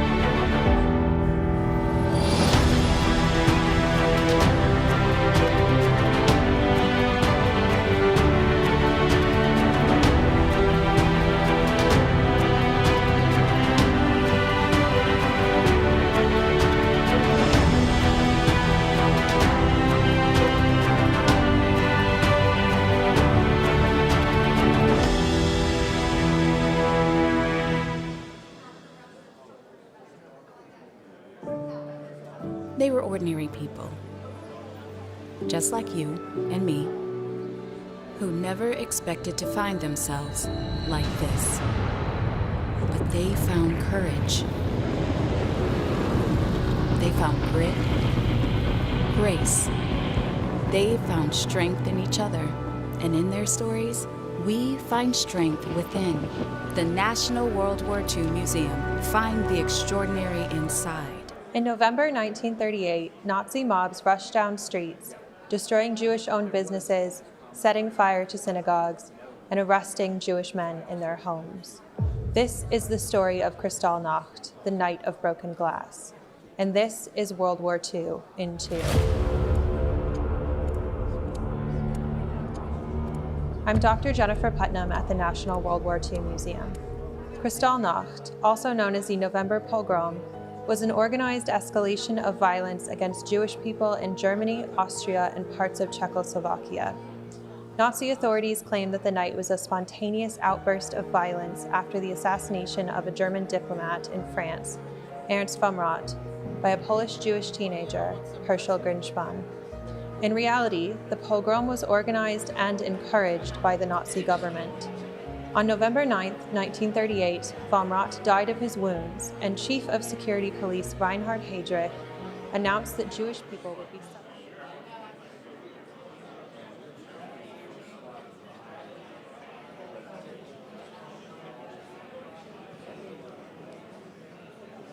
Ladies and gentlemen, before I make the obligatory cell phone announcement, there is a wayward iPad that was left somewhere, and it is at the travel table at the top of the stairs. So if you're missing your iPad, you can go identify it at the travel table at the top of the stairs. Thank you.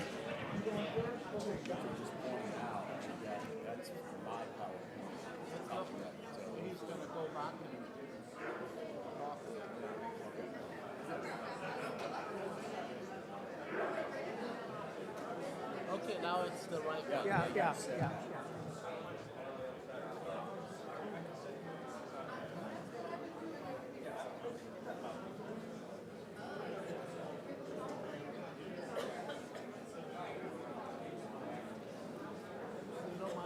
Question was to sort of why did German and Japanese people? I think I'm not going to ask it because of the I touched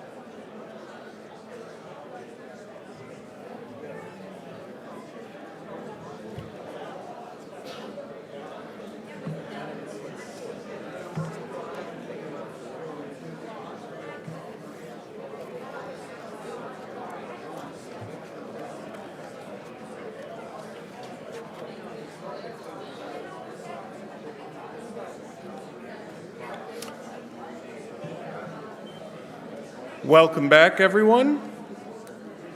As we heard yesterday with our Civilians in the Crossfire session, we want to give a look behind the curtain and occasionally steer away from the X's and O's of operational history and the battles and the personalities. And we wanted, when the committee was together, we wanted to look at what this last 12 months or so of the war meant for those who were held captive, and we have titled the session, The Uncertainty of Surrender, POWs in Captivity. To chair this session is one of the museum's, perhaps the museum's oldest friend, not in age, but in tenure, Dr. Günter Bischoff, the former Marshall Plan Professor of History and Director of Center Austria at the University of New Orleans. Günter was one of, or the very first master student that Dr. Stephen Ambrose and Dr. Nick Mueller taught, and they taught him so well he went off to Harvard to get his PhD, and they gave him such fond memories that he came back and took a job working with them, not working for them, at the University of New Orleans. He's one of our original presidential counselors, and he still remains so since 2006, and is a member of our conference planning committee. So, ladies and gentlemen, to chair our session, Dr. Gunter Bischoff.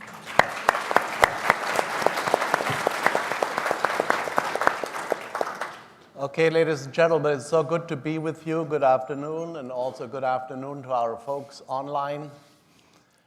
Now, I'm not going to do the apology that Peter Schreivers did, our Belgian colleague, and apologize for my foreign accent. I do admit that I'm originally from Austria, and after 40 years of living in the US, I still have an accent. Just don't tell me afterwards it's cute. I know Americans are very generous with people with foreign accents. Now, why POWs, you ask yourselves? And I just wanted to let you know why I'm interested in this topic. There is two main reasons. The first reason is that my own father was a POW in the United States. He was a German Wehrmacht soldier. You know, he was a young man when Hitler took over Austria in 1938, and they didn't have a choice. So he joined the Wehrmacht when he was drafted, and he fought up in Finland for much of the war and was taken a prisoner down in Kaiserslautern at the end of the war and shipped to Colorado Springs, where he was in Camp Carson for an entire year.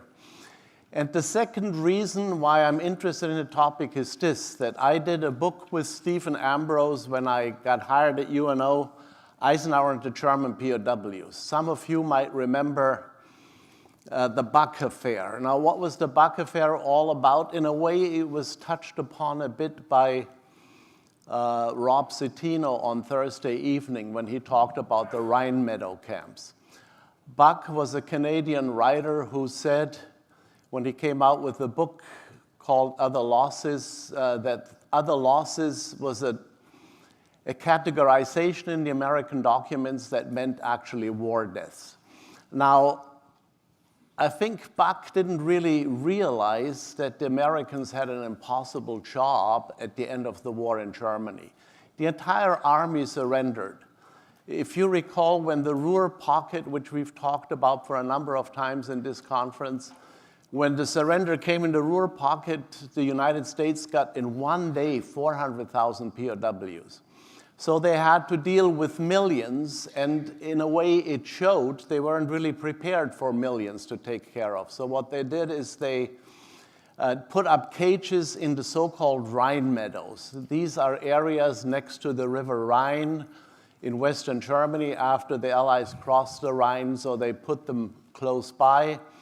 And in these Rhine meadows, hundreds of thousands of men lived in open cages, and they didn't get enough food and drink to eat, but we cannot really speak of another Holocaust as Buck did. And I think that's the important point. The Americans were overwhelmed. They didn't treat these German POWs well, but as soon as they had the opportunity to treat them better, they did. And I always said my father was very lucky that he managed to get to the United States because those POWs were treated quite well. And there were some 380,000 Germans here in the United States. So I just wanted to say, for those reasons, I've been advocating in the committee that Jeremy mentioned. We have a committee that every year meets during the time of the conference to prepare next year's program. And I've been advocating for a long time to do something on POW, and finally I succeeded. So we are in a good position here. We have two excellent historians who will tell us about prisoners of war. Rich Frank is going to talk about how the Japanese treated their POWs. And I think in this audience, I don't need to lose many words about Rich Frank. He is a dear friend of the museum. He is the historian on what he calls the Asia-Pacific theater. He's written a great book on Guadalcanal and one on Downfall, the End of the Japanese Empire, and he is now at work on a 3-volume trilogy about the Japanese Empire during World War II, and the first volume is out. And I think I also should mention to this audience that if you see The Road to Tokyo, Rich played a very important role as a historical advisor to the museum in that exhibit. So he took a direct role in making the museum what today it is. Our second speaker today will be Jason Dawsey. Now, Jason used to work for the Jenny Craig Institute. He is a PhD from the University of Chicago, a European intellectual historian. His dissertation was on Günther Anders. You ask yourself, who was Günther Anders? Anders was one of the first and most important critics of technology in the 20th century. He was very critical of the atomic device, too. So he worked on Günther Anders, and we did a book together on Anders. And Jason has taught at various universities. He taught at the University of Southern Mississippi. He taught at the University of Tennessee in Knoxville. He taught at the University of New Orleans, too, as an adjunct professor when he was down here at the museum. And now he is teaching as a professor from a distance at Arizona State University in the World War II program that Arizona State has with the museum here. So without further ado, I'm going to hand it over to Rich Frank. Thank you. Thank you very much, Gunther. Since Rob Citino's sparkling opening remarks, and through yesterday and even this morning, you've heard the name Rich Frank mentioned several times. I am Rich Frank, and I approve those messages.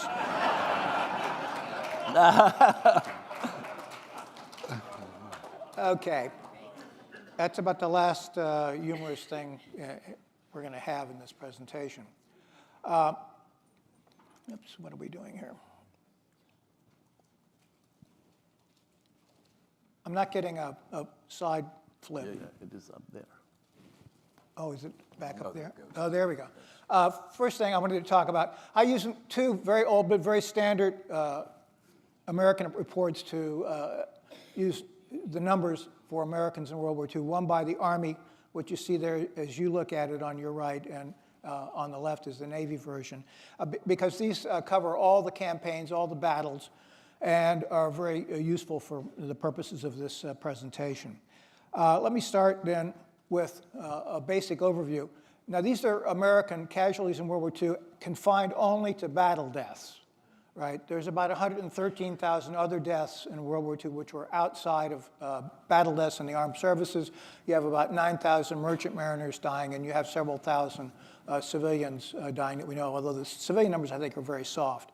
What I would emphasize about what this shows, first of all, if you look to the far side of the figures, it tells you one thing that's very interesting, which is basically for every American casualty in the Asia-Pacific theater, there were about 6 in the European theater.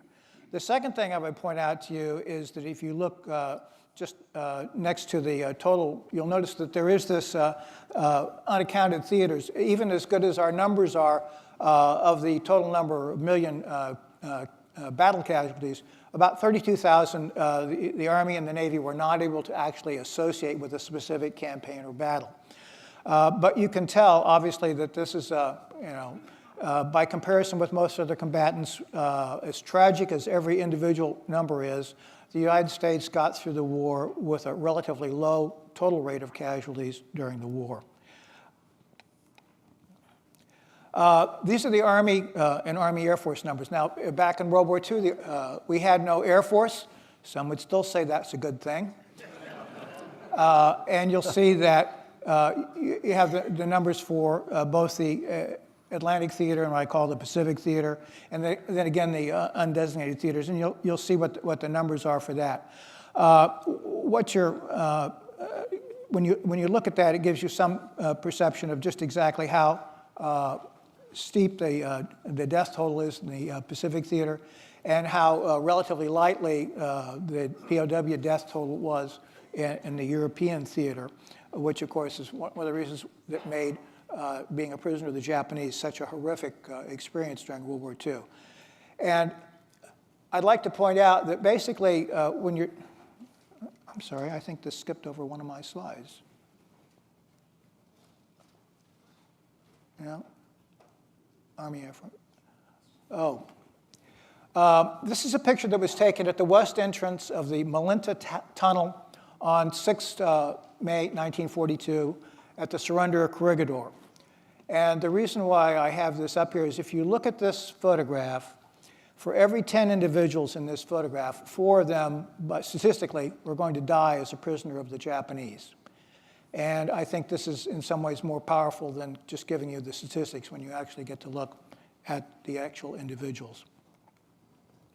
And this is the Navy numbers. The one great fault I find with the Navy Department numbers, of course, the Navy Department includes the United States Marine Corps. Try as I might, both within this report and others, I could not find a solid number for the total number of naval personnel, including the Marines, who became prisoners of the Japanese. So what I do have are the number of deaths of naval personnel during the Japanese captivity. And you'll see here that the numbers in Europe are very small. And then when you put together the numbers for the Pacific Theater and the unaccounted theater, you see that a vast majority of the deaths of American prisoners of war occurred in the Pacific Theater. I'm sorry, and this is the death total again here. It's almost inconceivable to me to think that basically 41%, approaching half of all the American prisoners of war that were taken by the Japanese actually perished in Japanese captivity. But that was the grim reality. I would point out that, of course, I spend a lot of time not only looking at the American experience in the Asia-Pacific War, but also the experience of others. The Australians, their official numbers show that they suffered a total of 17,000 battle deaths fighting the Japanese in the Asia-Pacific War. Of that total, by the Australian count, about 8,000 of those died when they were in the status of a prisoner of war, which is to say almost half of all Australian fatalities during World War II fighting the Japanese were in fact prisoners of war. We have a huge problem with respect to China. We still don't have, I think, what are convincingly solid numbers for the total number of Chinese military personnel who died. The range that's normally given is somewhere between 2 and 4 million total battle deaths among or deaths in the Chinese armed forces. I usually use about a 3 million figure.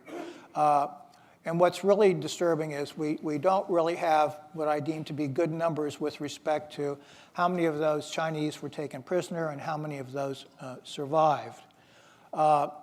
In a book by Herbert Bix about Hirohito and the Pacific War, he gives the startling statement that at the end of the war, when the Japanese were required to turn over all the POW holdings they had, they presented a total of 56 Chinese, which they claimed was their total number of prisoners taken during the entire war. I've had some research done on his sites. I have no doubt whatsoever that Professor Bix had some solid basis for that number. It's just that the citation that he used does not seem to support that number. But I am also equally confident that the number of Chinese who survived being taken prisoner by the Japanese was a very small fraction of the total number of prisoners taken. And that was most conspicuously illustrated at the Battle at Nanjing in the late 1937 into early 1939, where there a mass slaughter of the Chinese POWs that are taken at Nanjing. During the course of the Asia-Pacific War, the Americans, as did, I think, all the other combatants who fought the Japanese, we all know for sure that large numbers of prisoners were taken by the Japanese. And as far as we can tell, there were no records to confirm exactly how many of these there were. We do have scattered records clearly showing that prisoners were taken and then killed. I know, for instance, one example, we captured a diary of a Japanese soldier on Guadalcanal that recited an account where 2 Marines who had been taken prisoner by the Japanese on Guadalcanal were attempted to escape. They were retaken. They were then staked out on the ground, and the medical officer of the Japanese unit proceeded to cut out their livers while they were still alive before they died. The Japanese official history of the Guadalcanal campaign contains a number of references to Americans taken prisoner on the island of Guadalcanal, and none of whom survived captivity. The situation with respect to the Chinese, as I mentioned, I think is a great deal, in fact, worse than this in terms of the total number. And the Chinese were not reciprocated. They were not real keen on taking Japanese prisoners.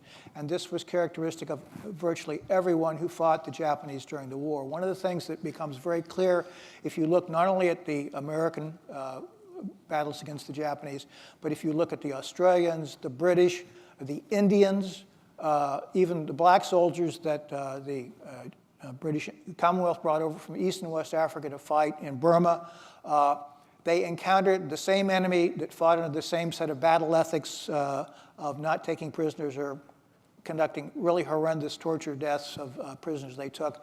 And virtually everyone had exactly the same response to this as did the Americans. So why didn't the Japanese, or why is there a significantly higher death rate among American POWs and civilian internees in the Asia-Pacific conflict?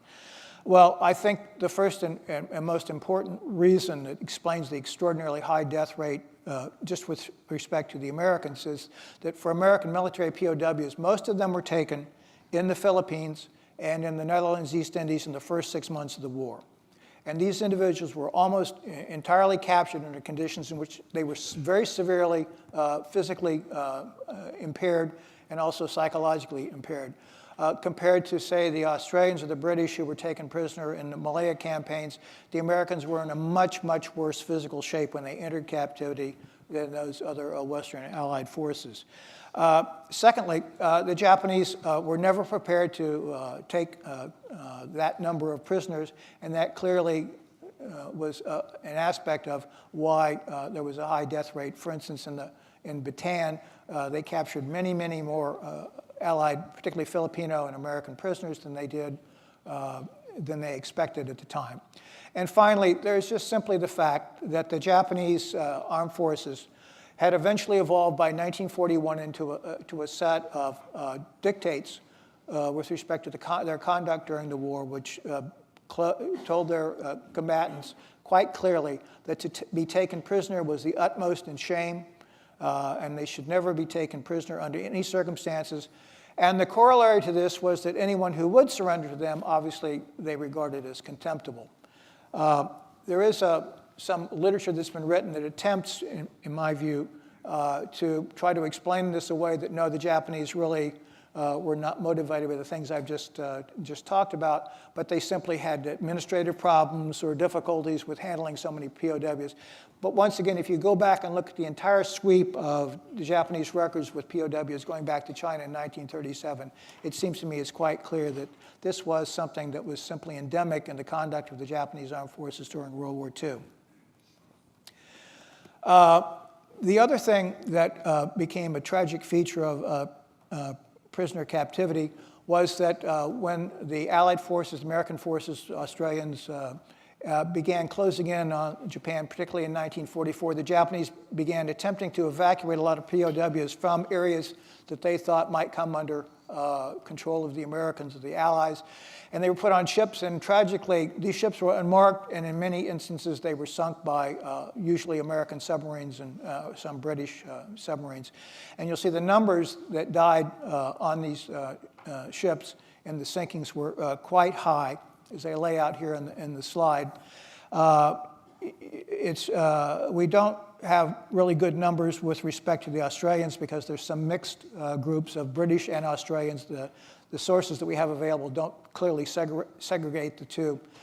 Secondly, we have enormous numbers of slave laborers, notably from places like Indonesia, who perished in sinkings during submarines during particularly 1944 during the Japanese attempts to evacuate POWs back to Japan or other areas.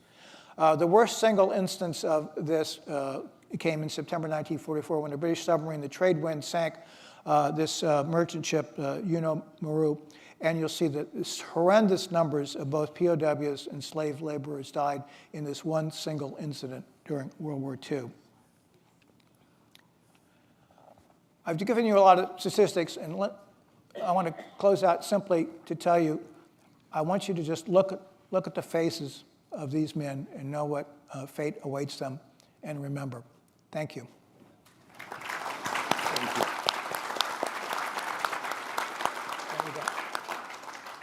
Thank you, Rich, for staying within the time too. Well within time, so that's good. Jason, you're on.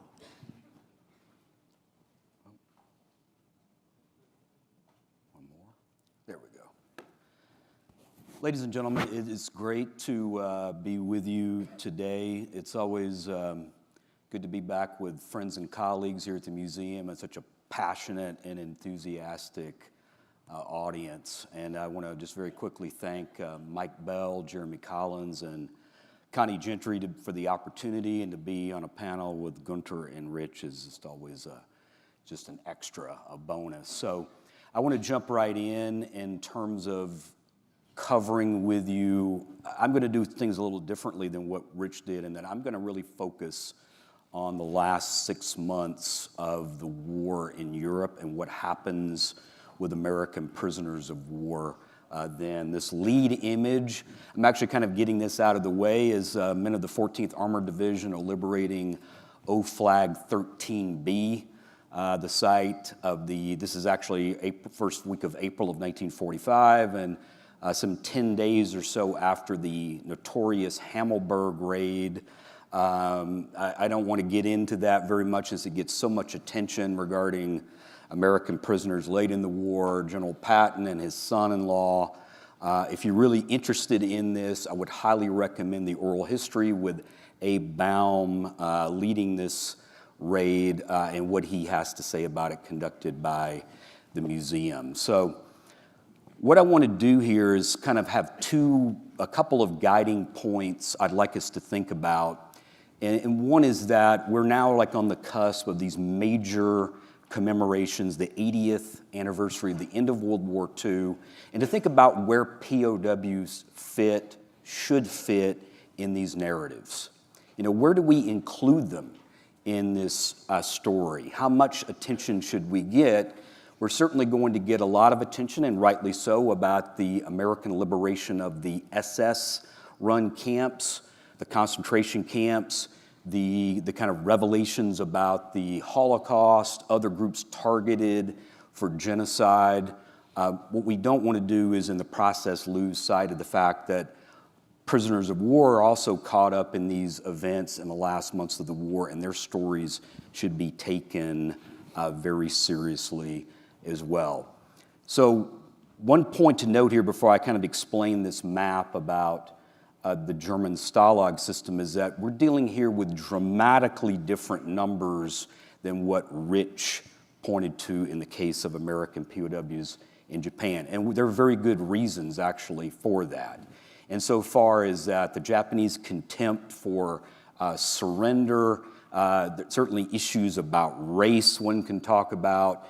In the Nazi case, the way French, British, and American POWs are treated versus, say, Soviet POWs, that's been extensively documented. So let me provide some numbers and say something about this map. What are we talking about when we talk about numbers? If you're looking at the entirety of American involvement in the war in Europe regarding German captivity, you're talking about 94,000 or so Americans that are taken prisoner during that period, really 1942 to 1945. There's still some debate about numbers.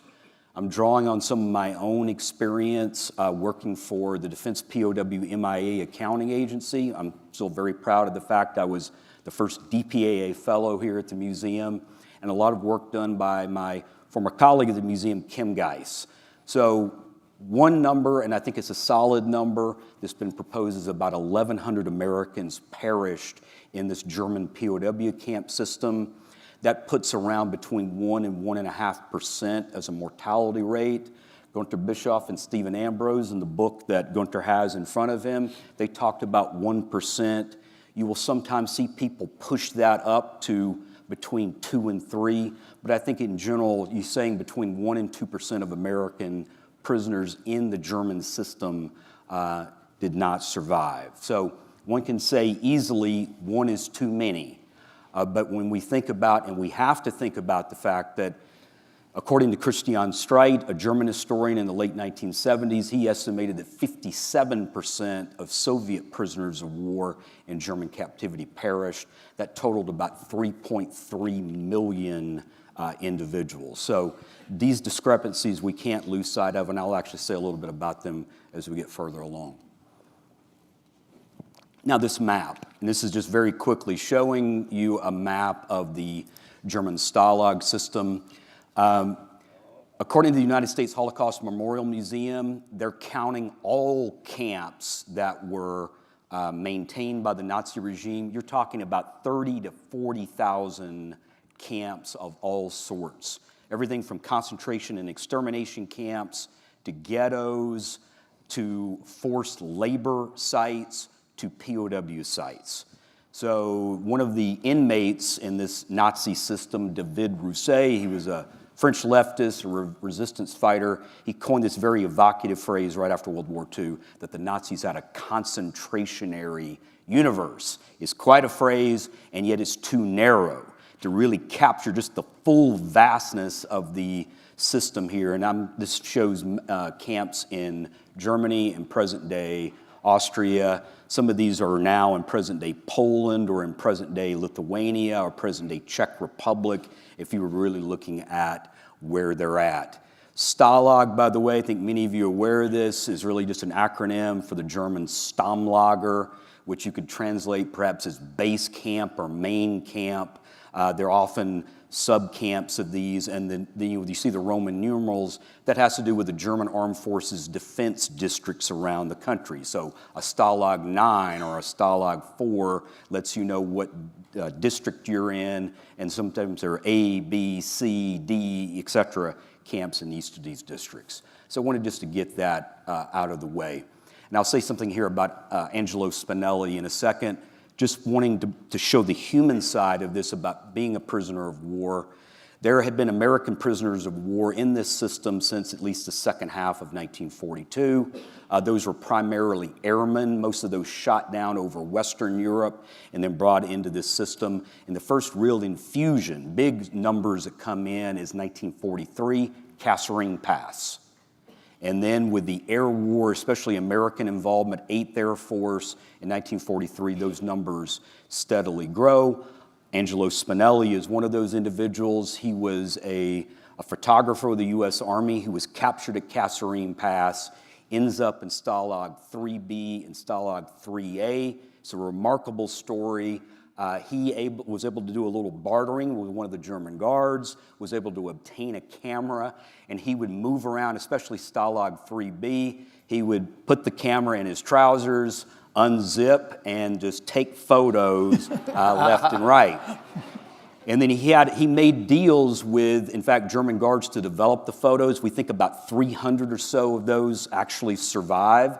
This volume here, Life Behind Barbed Wire, published a lot of these photos with Fordham University Press.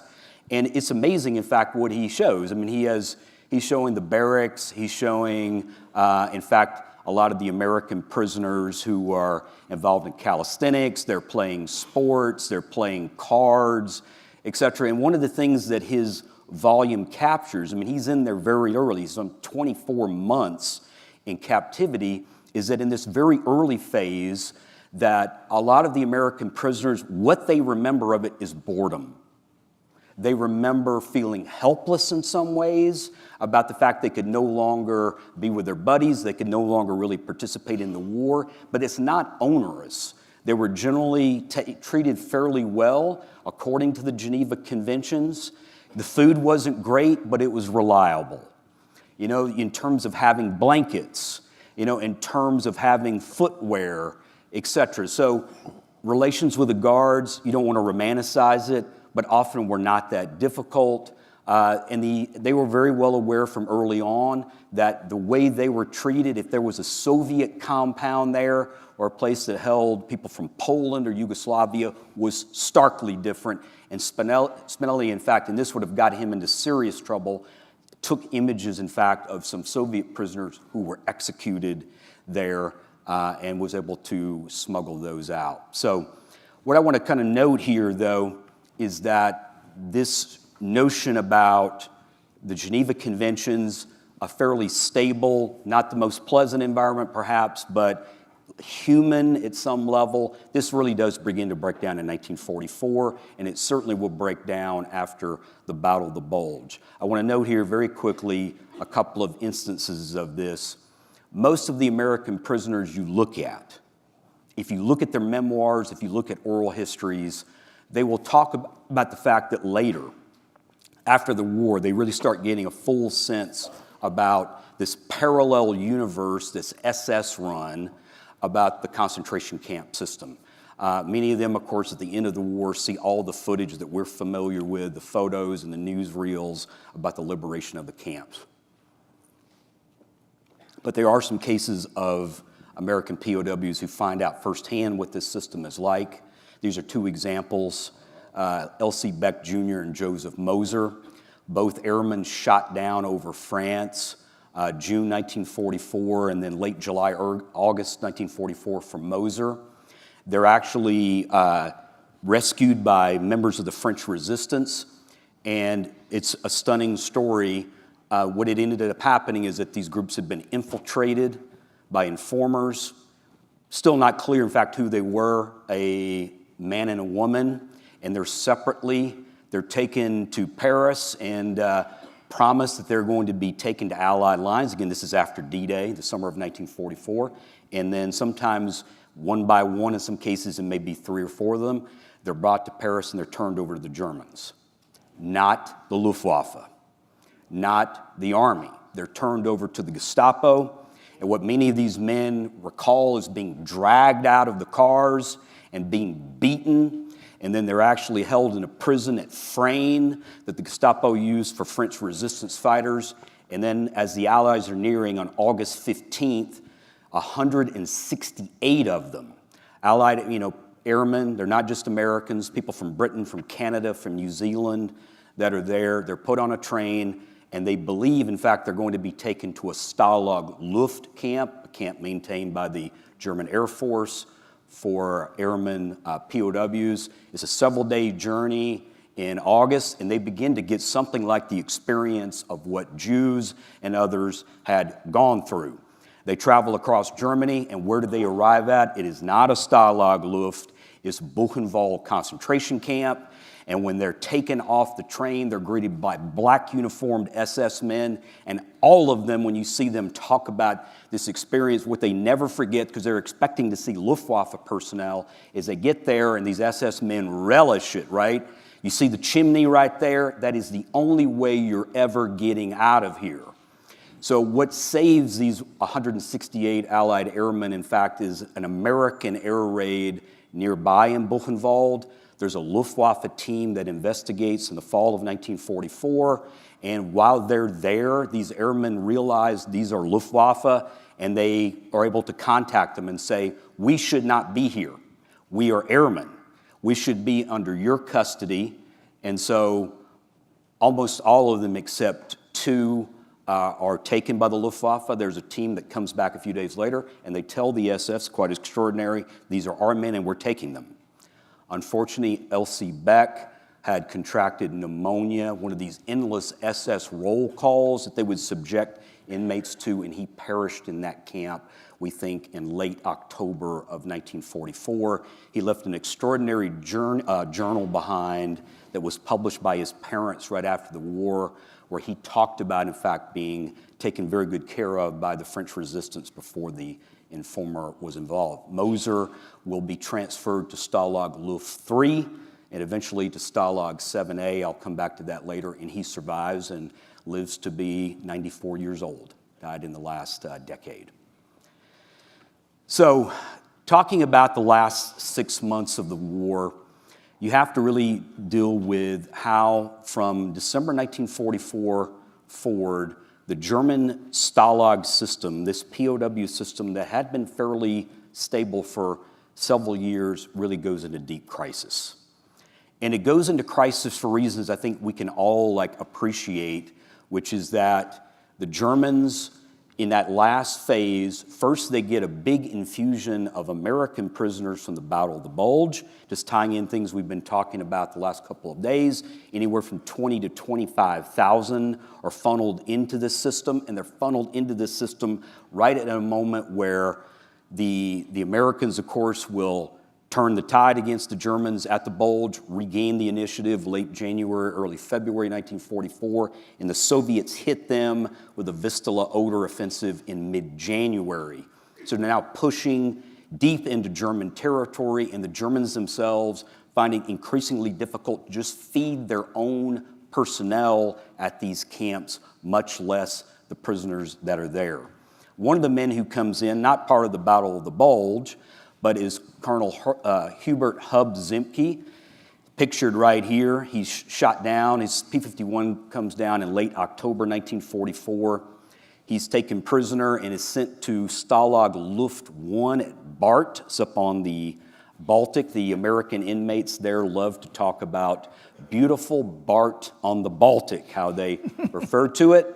And Zemke himself, I highly recommend his memoir, Zemke's Stalag, I have referenced here. Zemke, in fact, talked about how relieved he was just to make it to the camp. Because along the way, in a train that's attacked by, almost certainly by American fighters, he mentions, in fact, there was a woman who was in that attack, practically decapitated, who fell on top of him.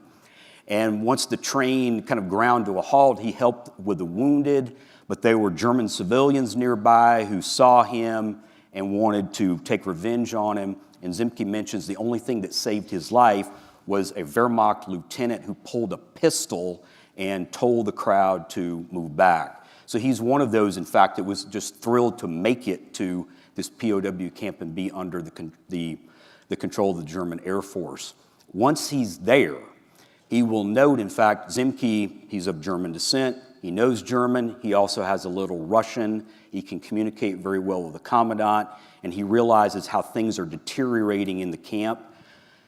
And the fact that many of the guards there, because they're guarding airmen, are increasingly just enraged about having to monitor these airmen, especially as so many Germans have been killed in the air war. And Joseph Goebbels' just incessant propaganda about airmen as terrorists.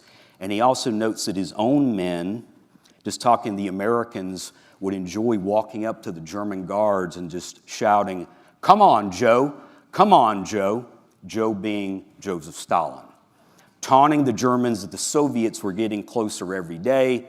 And then, in fact, in February, the camp administration at Stalag Luft 1 begins to, just to feed their own personnel, confiscate Red Cross parcels earmarked for prisoners. So February into April 1945 is a very dark time at Stalag Luft 1. More about that later. Now, we're now in kind of late January, early February 1945, and I mentioned the Soviet offensive. Stalag 3C, using it as another case, is a camp about 50 miles east of Berlin. And it's actually famous, if you're thinking of the American context, of Sergeant Joseph Burley, picture here in this newspaper ad, who had escaped from 3C earlier in January 1945 and managed to make it to Soviet positions. This is quite famous, in fact, because he joins an armored unit and is really amazed to see women not only in tanks, but in command roles with the Red Army. But what I want you to be aware of is what happens after this, is that as the Soviets are pushing towards the Oder River, again, you're talking 50 miles east of Berlin here, the Germans are deciding they have to evacuate this camp. And there's some 2,000 Americans in the camp, and we know, in fact, from a lot of personnel files of these inmates that the Americans really delay evacuating the camp until January 31st. The delays are over, and the Germans begin to march them out in columns of 500. And the Germans have kind of lost track of how close the Soviets are. These inmates are wearing a kind of hodgepodge of uniforms.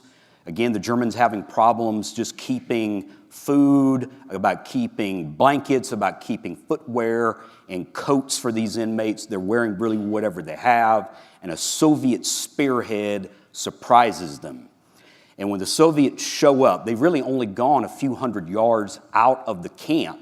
The Soviets see these columns and think, we've just come upon a German unit.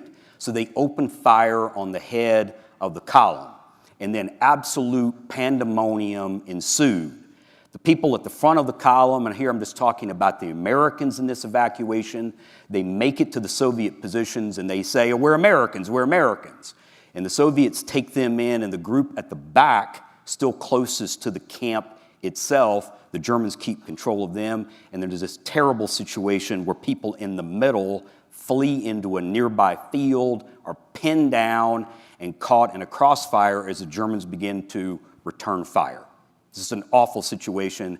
We know there are men from the 82nd Airborne, from the 30th Infantry Division, and the 442nd Regimental Combat Team among these inmates. 22 of them at least we think are killed, and some 50 wounded.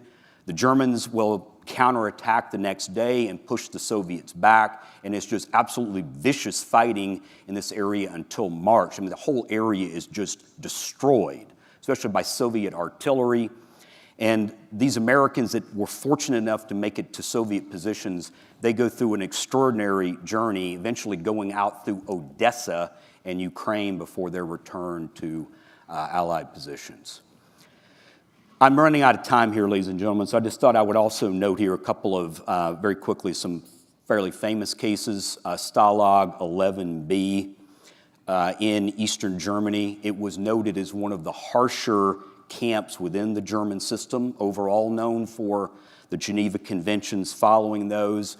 But this camp, especially very late in the war, becomes an increasingly draconian place. They separate Jewish American prisoners, many of them taken in the Bulge, and then these prisoners, in fact, in mid-February are turned over to the SS, where many of them are sent to Berge, originally a sub-camp of Buchenwald, and where they're actually digging tunnels for a synthetic oil facility there.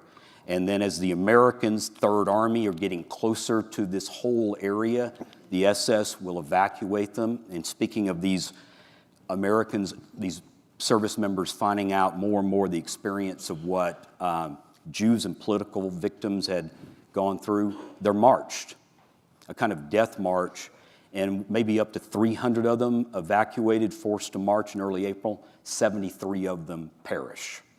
This is early April of 1945, an image of some of these inmates at Berge, and they just tell these amazing stories about how the foreman would often beat them with shovels or rubber hoses if they even took a minute off from work in these tunnels. Right here at the end, just to show you a few images about liberation, not wanting this to be forgotten. Stalag 11B, that's Fallingbostel, that's in northwestern Germany, liberated by the British. You have Americans there on the left, along with British and Canadian inmates in the Fischbach POW camp there on the right. And I thought I would conclude by showing Stalag Luft 1, liberated by the Soviets in late April, early May of 1945. Zemke reaches a deal with the commandant, where the commandant agrees to first not only evacuate the camp, to march the inmates, but second, he will essentially turn it over to Zemke as the Soviets arrive. These are images taken from the liberation. You actually see an American on horseback wearing an armband. Zemke kind of improvises an MP force and finds it very difficult to maintain control over his men, because when the Soviets show up, there's a Soviet officer who says, I want all this barbed wire torn down. And so the inmates are eager to play along, and so it's torn down, and there's really chaos there for a number of days. But Zemke reasserts control, and eventually, working with the Soviets, arranges an airlift to get these men back to American positions. I thought I would close with a positive story, since there's so much grimness in here, ladies and gentlemen, but I really encourage you, if you have a chance, look at Alexander Jefferson's oral history done with the museum. He was at Stalag 7A, had been in Stalag Luft 3 of the famed Great Escape, and was among over 100,000 inmates in that camp and its sub-camps liberated. And he talked about how happy he was when he saw the 14th Armored Division on April 29th, 1945, and the amazing biscuits and gravy and steak the Americans provided when they set up a field kitchen there for all of these inmates who were on the edge of starvation. And as somebody who loves biscuits and gravy, I find that story especially endearing. Thank you very much for your time.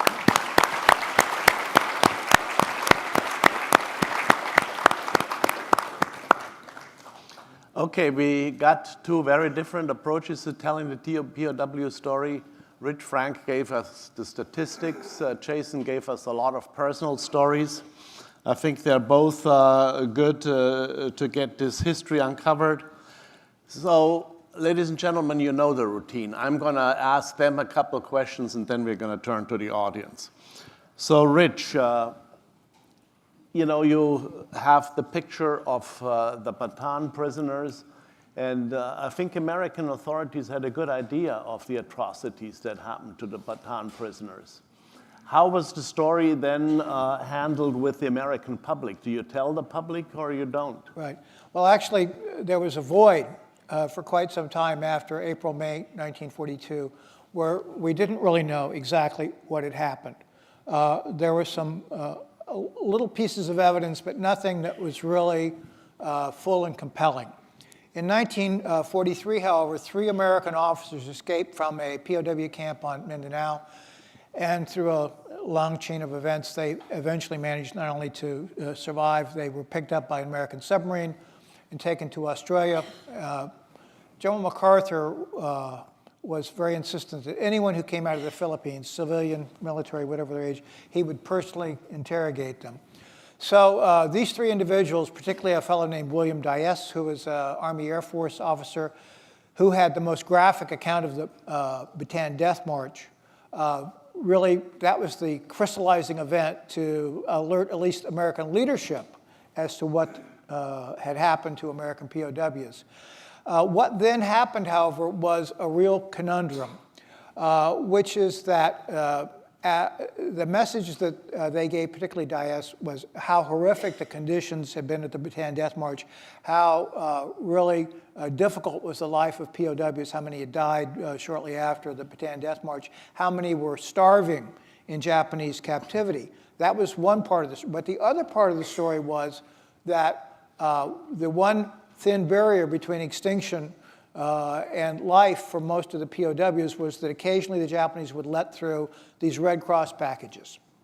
So when this two-sided story was being told to policymakers, the question that immediately came to mind on the American side was, well, if we publicized what the Japanese had been doing, will they retaliate by cutting off the Red Cross packages? Well, about the same time, both the Australians and the British had also had escapees who had given them some indication of what was going on with respect to these camps.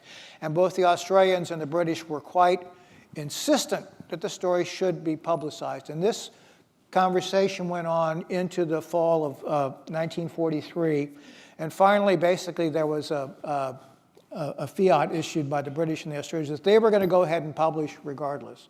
And then the Americans capitulated on publication, and there was a joint agreement that in January of 44, then the story was going to be, and it was released both in the U.S. and of course, this was something that to reinforce in the views of the American public just exactly how diabolical the Japanese Imperial Armed Forces were, and of course it had consequences throughout the rest of the war and into the post-war period. But I have always thought, you know, how thankful I think most of us would feel like we were not in a position to make that decision when you know that on the one hand, you want to publicize this, on the other hand, it could be a death sentence for a lot of your countrymen in Japanese captivity. Okay, finally a couple of questions for Jason.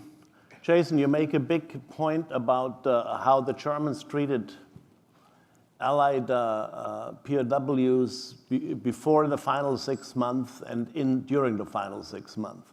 And of course, we heard on Thursday, indeed, as you said, that thousands of POWs made it to German camps out of the Battle of the Bulge.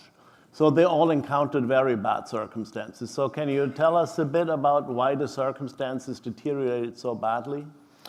Yes, and it's a really important question. Before doing that, I just want to briefly note, I mentioned Alexander Jefferson at the end. I want to note he was a Tuskegee Airman in the 332nd Fighter Group. So and we're not wanting to neglect that.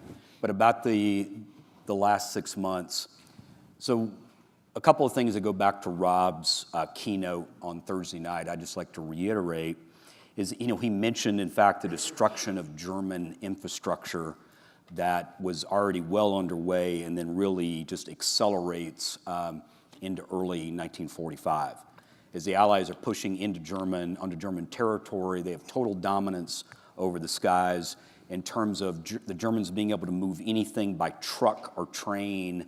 It's extremely difficult. And so what you have, of course, then is a food crisis that's then compounded by two other factors.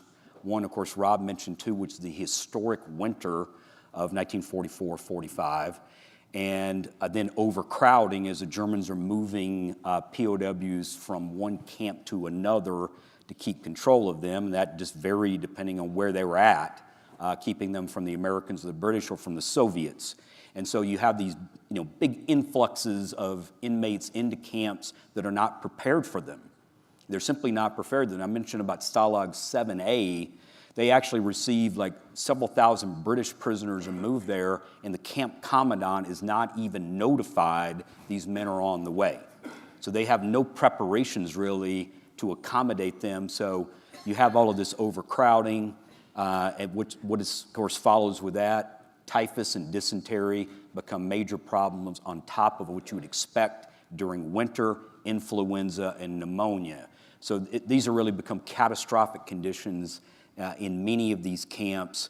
And you have German personnel there that become increasingly desperate themselves. That's something a lot of the American prisoners always will talk about, is not knowing what was going to happen to them, what would the Germans do. And it may not be something like just executing them, just the terror of being forced to evacuate in those kind of conditions in late winter was frightening enough. So these are things that they all have to face. So. Yeah, thank you, Jason. So I think the situation is similar to what I said, namely that it also has to do with the fact that there is no medals to be won by officers for treatment of POWs. So I think the armed forces in all nations during World War II are just not prepared to deal with large numbers of POWs. I think that is sort of a given in the situation. But let me ask you another question, Jason. A few years ago, we had a couple Austrian researchers here who gave a talk, and they talked about the lynching of Allied airmen. This is where scholarship in Germany and Austria is going today. So in other words, Goebbels incites the German public to go after the airmen when they come down, calling him air gangsters. And so you have the situation where civilians start lynching Allied airmen. So can you enlarge on that a bit? Yes, and that's definitely the area, my points about the stability of this system, and in general regarding the Western Allies, the Germans honoring the Geneva Conventions. But 1944, you begin to see this change for the worse. It's May of 1944 that Goebbels makes these remarks that you're talking about, referring to Allied airmen as terror flyers, as air gangsters. He essentially calls them murderers and terrorists, and says that they should be denied the protection of the law. So if Germans want to take matters in their own hands, everyday Germans, i.e. civilians, that should be allowed to happen without fear of punishment. So that's there, and you're going to have many cases of Allied airmen who are shot down. There's a case up on the North Sea where their German civilians are involved targeting a crew of a B-17 crew. You also have cases in Germany and in Austria where you have airmen that are targeted, and everyday, if you will, everyday German civilians are involved, but often local Nazi party officials are involved. We can't blame the SS and Gestapo for everything. They have plenty of blood on their hands, but there are others involved in these atrocities as well. Hitler Youth, depending too on where they were at, but in many cases, if they caught these airmen, they were never turned over to the Luftwaffe. They were just lynched. And I think, Gunter, as people, in fact, you helped foster a lot of this research. who claimed that well over 100 Allied airmen they had been able to document cases were lynched, including some Tuskegee Airmen who were caught up in this kind of criminality. And it's no big surprise if you start looking at oral histories, memoirs from Allied airmen, they always say there were two things I was terrified from if I made it to the ground. One was German civilians, about being pitchforked and never turned over to police or military personnel. And of course, this will not surprise anybody in this room, if the SS or Gestapo got their hands on me before the Luftwaffe did, much less inclined to worry much about the Geneva Conventions. Yeah, this happened particularly towards the end of the war as more and more civilians were bombed by the Allies. So in that sense, it was a reaction to that. But I think the 100 you mentioned were 100 Allied airmen who these people can document, these historians, in Austria and Hungary. So if you add Germany to it, you probably have hundreds of airmen who were lynched. So this is, I think, becoming towards the end of the war a serious problem. But ladies and gentlemen, we open the room up for your questions. We are very keen to hear from you. Thank you, so, Jeremy. Thank you.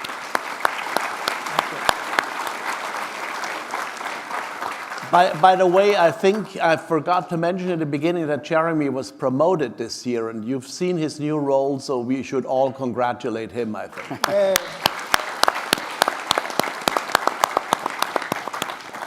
Thank you, Dr. Bischoff. First question is all the way in the back to your left. Thank you. Thank you, gentlemen, for a very interesting presentation. The topic of the prisoners of war is something that interests me particularly, and I apologize if it's a bit redundant with your last question, Mr. Bishop. But, since yesterday, I'm thinking about the lecture about the bombing of Japan, and I was thinking about the crew of the B-29 that were going to bomb Japan, and the result of the complete destruction of cities. And I was thinking about, yes, indeed, a lot of B-17, B-24 crew members were murdered arriving, after having been shot down over Germany. Excuse me. I imagine that the crew of B-29 being shot down over Japan and bailing out, clearly they have zero chance of any survival if ever they reach the ground. I mean, they would be executed by civilians or by the Japanese. I mean, what would happen to the crew of the B-29 bombing Japan?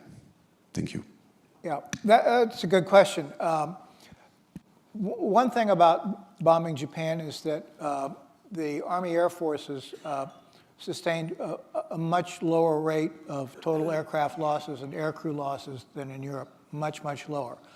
With respect, however, to how the downed airmen were treated, first of all, the American airmen were extraordinarily aware, thanks to the stories that had come out earlier, about the, shall we say, undesirability of being taken prisoner by the Japanese.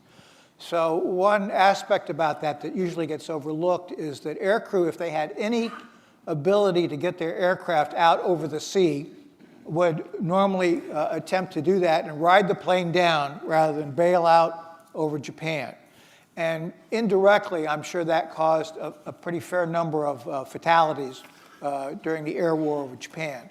Secondly, we do know that the treatment of some of the airmen who were shot down was abysmal, as you would expect, and very much parallel to what happened to American airmen in Japan. One of the most best documented and tragic stories about this is Hap Halloran, who was shot down, and as he was treated like an animal to be shown in the zoo by the Japanese. During one of the Tokyo raids in May 1945, a fire broke out that closed in on a major Japanese prison in the Tokyo area. It had 62 American airmen, most of whom were B-29 crewmen who had been recently shot down, and about 200 Japanese military prisoners who were in there for various infractions. The guards of the prison, as the fire approached, opened the cells of the 200 Japanese prisoners, and they left all the Americans in the cells, and all 62 of them died in the fire that closed in on the prison. So that's kind of what is the mixed story that you get with that. I have to emphasize also when I mention those at least hundreds, I mean, no one really knows for sure exactly how many there were. But certainly substantial numbers of Allied aircrew, particularly American, because we tended to dominate in terms of the military might that was deployed against Japan. Those who were shot down and were captured by the Japanese, and all over the Japanese Empire throughout the American campaigns, very large numbers of those airmen never survived captivity. A conspicuous example was we had a long-term effort against the Japanese base at Rabaul. We have good documentation about the number of Allied POWs, airmen who were shot down and taken prisoner, and the very large number of them who died in Japanese captivity at Rabaul. Next question is with Connie, to your left.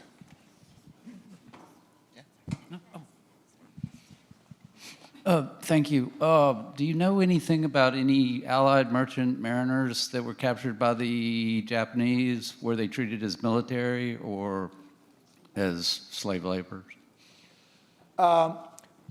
Overall, fortunately, there are about 9,300, at least this number I think is accurate. It's about 9,300 American merchant mariners died during World War II. The largest majority of them died as a result of enemy action.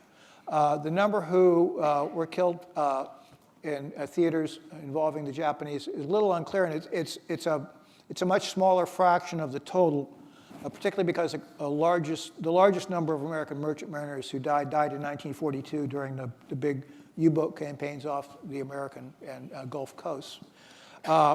We do have an incident involving one Liberty ship that was intercepted by a Japanese submarine in the Indian Ocean, and it was sunk, and there were my memory is about 70-some survivors, and the Japanese submarine surfaced and then proceeded to pick up the POWs, but then severely abused them and eventually tied them up and tossed them back into the water. Most of these, almost all these individuals died, some survived, but that submarine skipper, I believe he was the one who survived the war that was tried for that episode. There were a couple other episodes that were parallel to this, but not as severe in terms of total American deaths. But that's the sort of thing that, when you were dealing with the Japanese, you became a prisoner. It was like a game of roulette, where the odds are very steeply against you in terms of having your captivity recorded and your survival actually transpiring. You're going to stay in the same area with Connie, please. This is a follow-up to that. I knew a person named Cecil Doubleday, who was on the American President Lines, Harrison. He was, his ship was being followed December 8th by a Japanese cruiser, I believe. The captain ended up scuttling the ship when he found out about Pearl Harbor. This is December 8th, Japan time. He ended up in an internment camp with the rest of the crew members. The ship was under charter. I think they were picking up Marines in China. The question I have is he told me that because he was a merchant seaman serving as a messman, probably the lowest position on a ship, he said that the company was not compelled to owe him anything once he was no longer in the service of his ship. Because he was not in the military, the government was not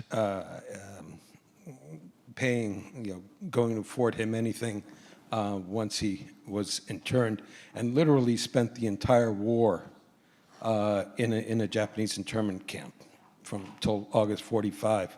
Some of the officers were, because they were reserves, Navy, they ended up going into POW camps. But I was wondering what benefits were provided to internees or POWs who were out of the military during the war.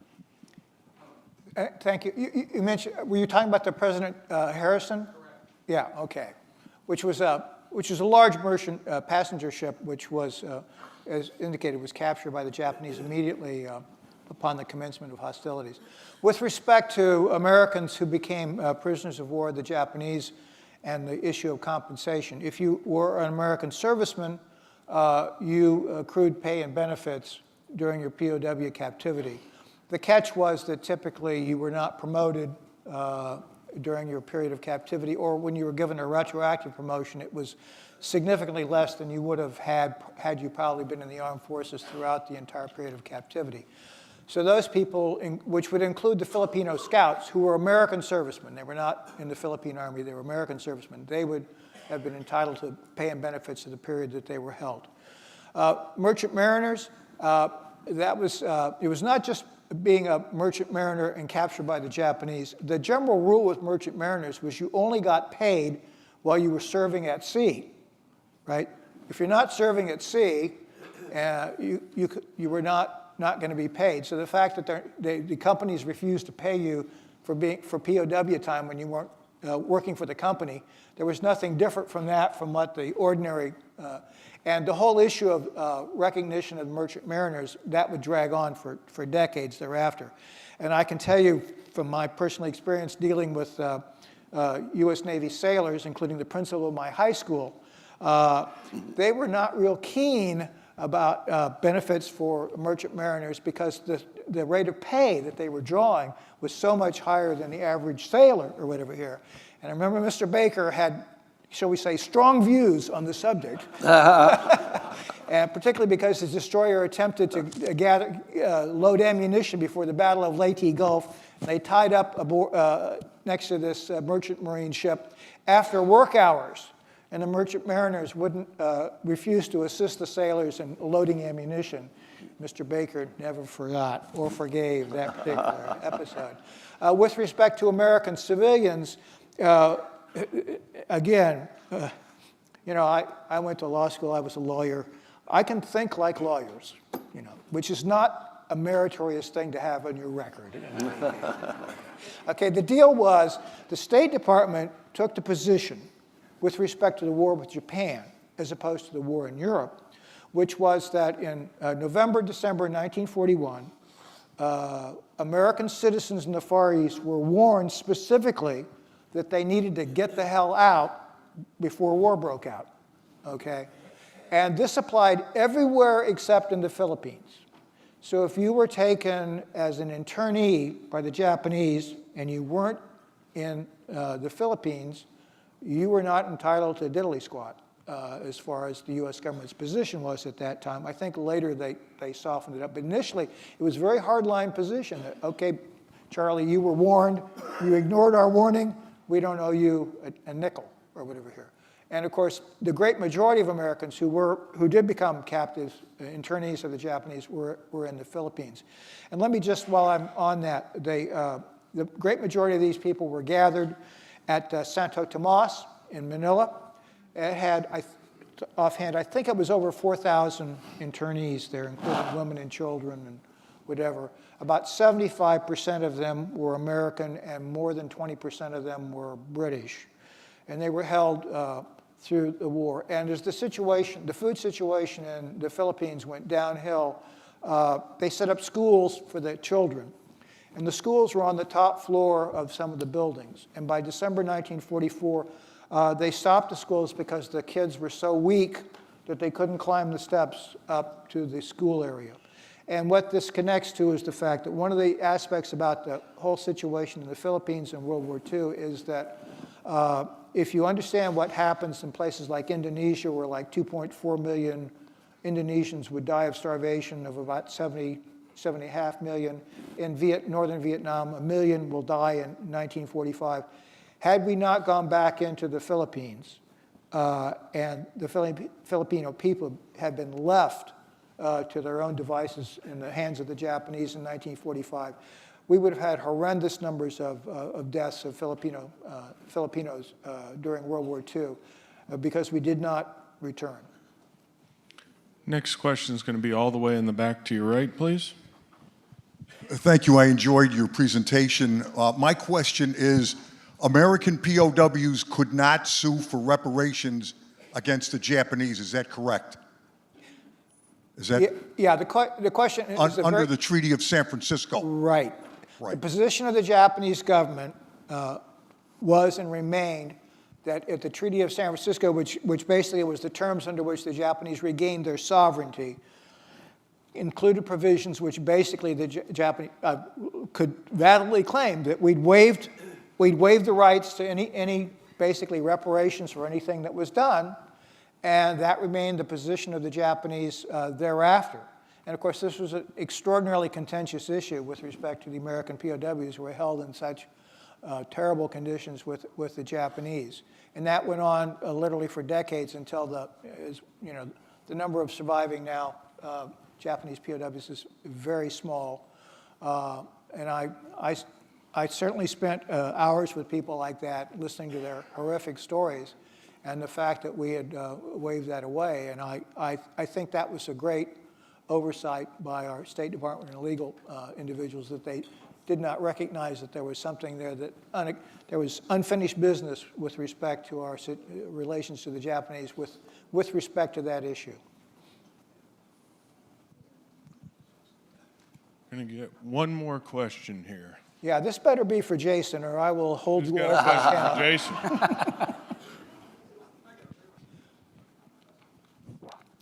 One of the first prisoner groups, you mentioned Battle of the Bulge. One of the prisoners or one of the people had gotten shot through the jaw, and he got some aid from one of the German captives by bandages that he said were not much more than paper. Was that common that they would get any kind of treatment at all from their prisoner or from their captors, or is it your wounds, you die, with just one less mouth to feed? Well, thanks, Rich, for advocating for me. That's a great question, in that a lot of the prisoners, in fact, I looked at a lot of those files when I was working for DPAA, were from the 99th and 106th Infantry Divisions at the Bulge, taking those opening days.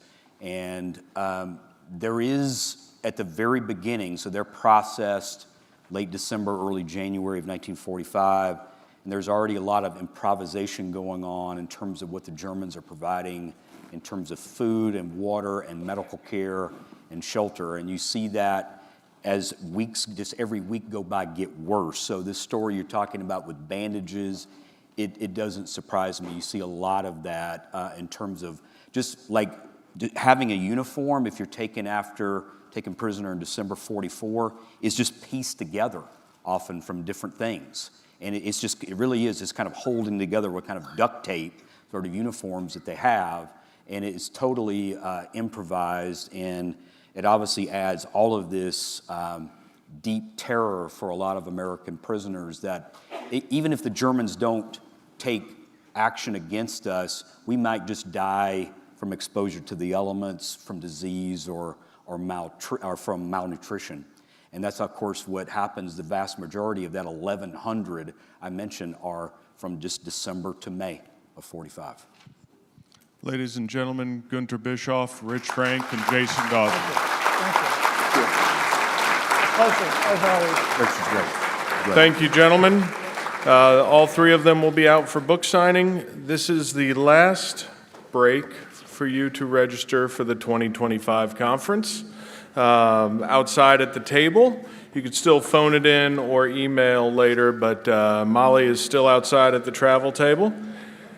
Please be back at 4 o'clock for the last session of the daytime, The Collapse of the Reich. Thank you. Thank you, Joe. We're going to get you unplugged.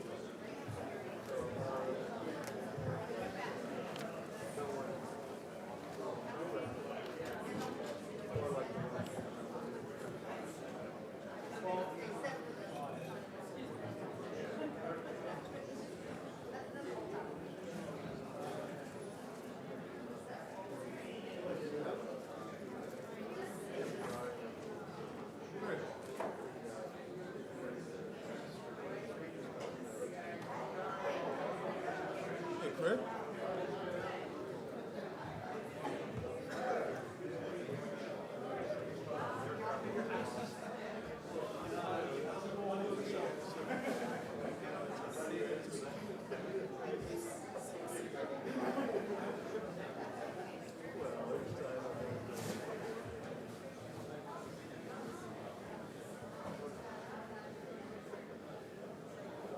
I thought this was the last one. They got one more session.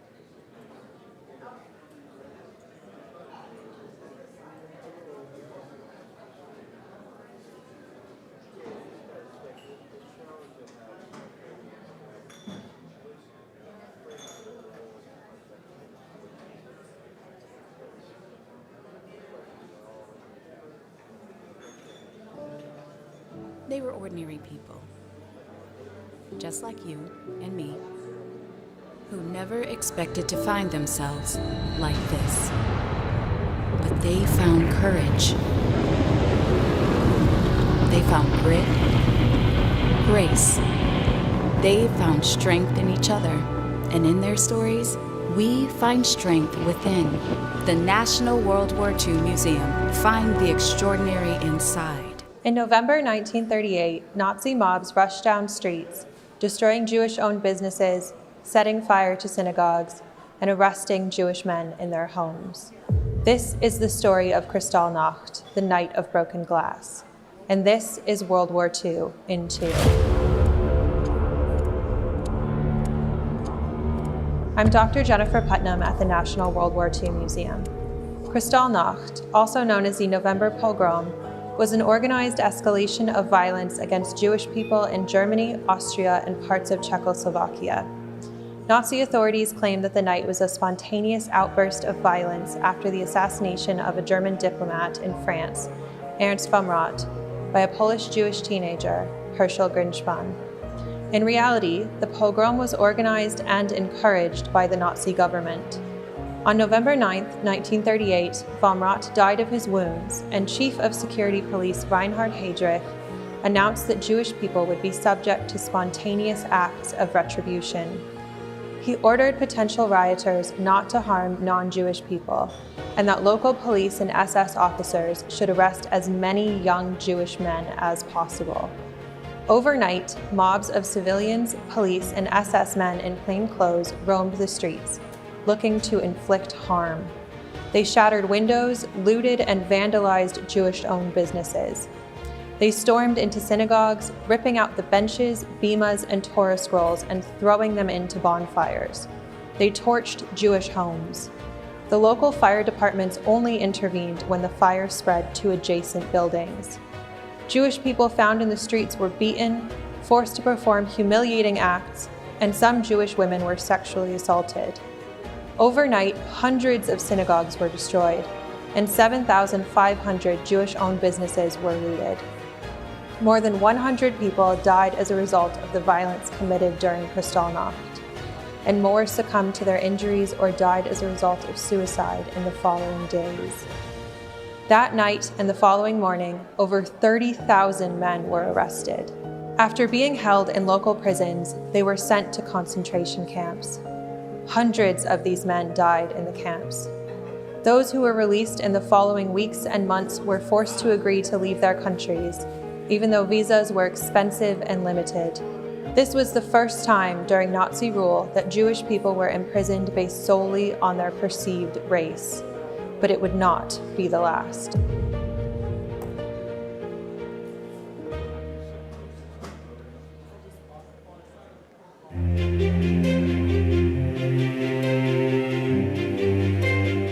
An extraordinary collection of some of the best minds in the business, and the thing that I'm looking forward to is actually learning from them. Even though I've been working on certain aspects of the Second World War myself, nobody can know everything.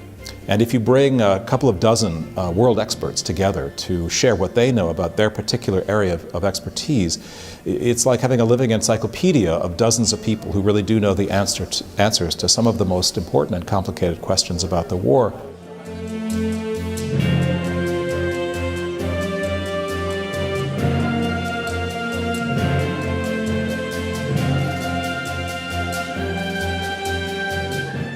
Millions of American servicemen and women were stationed in Europe in 1944. Most relied on the military mail system to connect with loved ones back home. When the volume of emails and letters became overwhelming, the women of the 6888, a unit made up primarily of black women, stepped in to untangle the mess. I dug into our collection of letters to find evidence of the mail getting back on track. And look what I found. One letter home from Corporal Chet Murray. Last night, we got our first mail in weeks, and I was glad to hear from you. I got 10 letters from you, 2 from Mother, and 1 from my sister, and 1 from Pat. Another from engineer Jack McDonough reads, "Mail seems to be getting to us a little more quickly than usual, and I hope it's working the same way with our mail going home." And in a letter from an Army surgeon, Captain Richard Bulkins, he wrote, "While moving, we were given a big sack of mail and I hit the jackpot. When it rains, it pours." The joy was brought to these service members by the unseen women of the 6888 Central Postal Battalion. They were able to bring a piece of home to many soldiers fighting in France, Belgium, and Germany. These letters that will be on display at the National World War II Museum's new Fighting for the Right to Fight exhibit show off just how successful the network of the 6888 was at fixing the mail pipeline.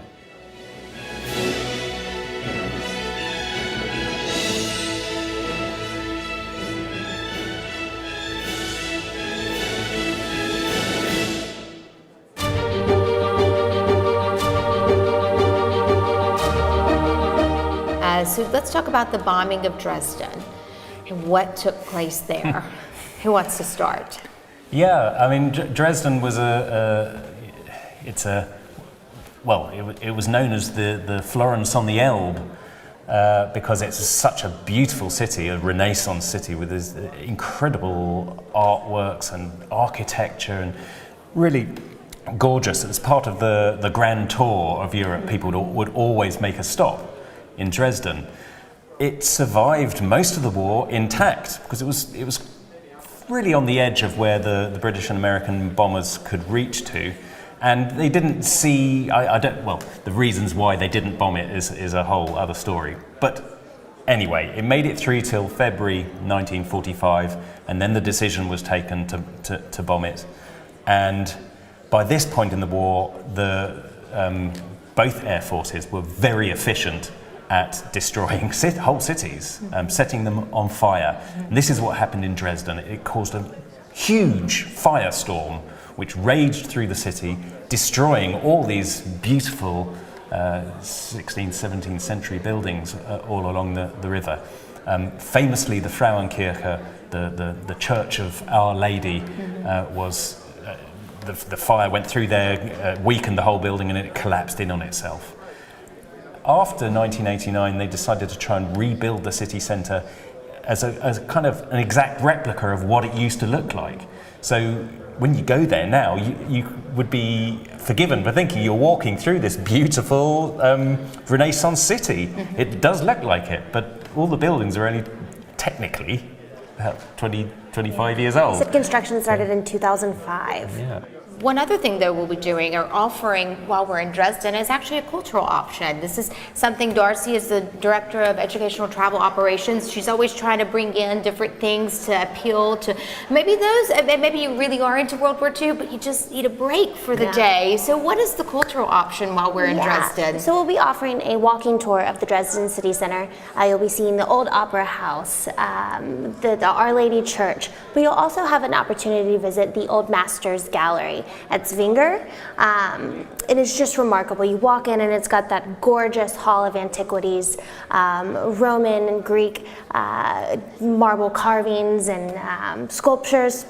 But the real crown jewel of the Old Masters Gallery is Raphael's Sistine Madonna. And of course, though, for those that maybe don't want to do a walking tour, just want to do a half-day excursion, we have the Military Museum. Alex, tell me a little bit about that. Well, the Military Museum, the Museum for the Bundeswehr in Germany, is a great museum for those interested in all aspects of military history, and particularly, of course, to do with Germany, focusing on Germany. It was long since a museum, actually, but of course with the Second World War and then the collapse of communism, the whole focus of it changed. Rather than being a kind of glorification of military, it's actually much more thoughtful, very, very questioning. And there are many, many, many themes that are encased in this building. First of all, the building looks like a very traditional 18th century palace.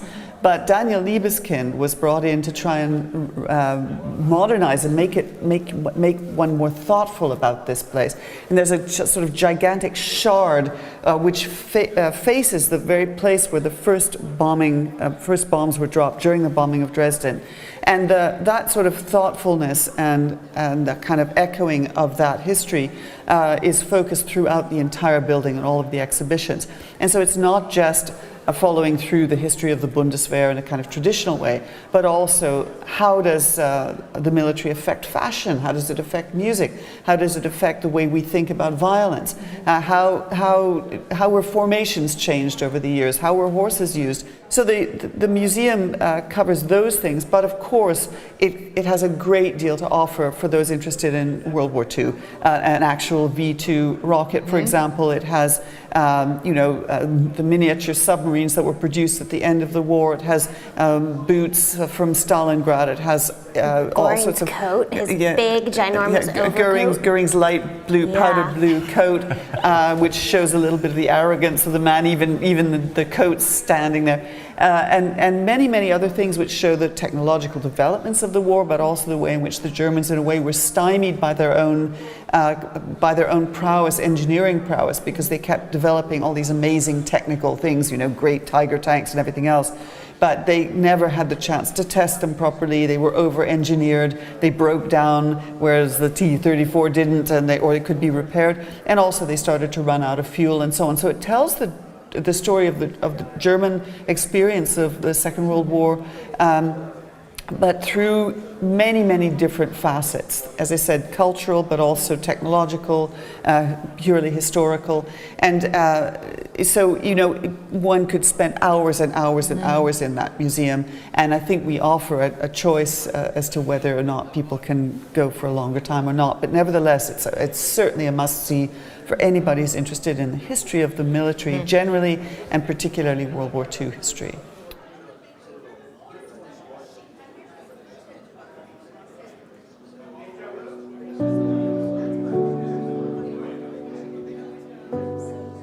Today we visited Treblinka. It was a hard day, very hard to think about how many people came under the false sense of going to a labor camp. or just relocating, and then were very quickly stripped of all of their humanity. I'm Noah Nassoff. I'm 17. I was a student reporter for the World War II Museum's Holocaust electronic field trip, and I go to Benjamin Franklin High School. The experience was unlike anything I'd ever done before. I've heard about all these places, I read about these places in a textbook, but being able to stand on the very land where maybe my relatives went to die was quite a striking experience. So it was just very overwhelming and really made me think critically more as a student. Currently there's less than 120,000 American veterans still alive, and they're passing away at a steady rate. And so, you know, it's difficult to imagine that 10 years from now, there will be any American veterans still alive. And our ability to get personal testimony about the war, to get their perspectives, and also to understand their views and the importance of the war itself, that responsibility passes to us as this generation passes away. Sacrifices were made years ago, 80 years ago now, to preserve the freedoms and values that we consider so dear. One of the veterans of the Great War of World War II, that great worldwide conflagration, said this: "We did not defeat the enemy, we just took away their guns." There you have the task that lays before us, and is in fact the mission statement of this magnificent museum, of this campus, of this repository of knowledge. I got to one point when I said to my wife, I'm sick of my story. I've heard it so many times, I'm through with it. And I don't want to remember it, I don't want to recall it, it's not pleasant. I'm going to hang it up. I'm through. And she said, you can't. You have a duty and an obligation because you were there and you experienced it to pass along your knowledge to successive generations. I just wonder how this video might be able to reach classrooms around America and around other places in the world so that other students who may not have that personal tie to the Holocaust can still take what they're learning and apply it to how they look at the world around them and what kind of change makers my generation is going to be. I guess I'm just pondering, as I get the privilege of going through this story and learning about it from the most experienced people and going to the sites where it happened, that's what makes it a reality for me.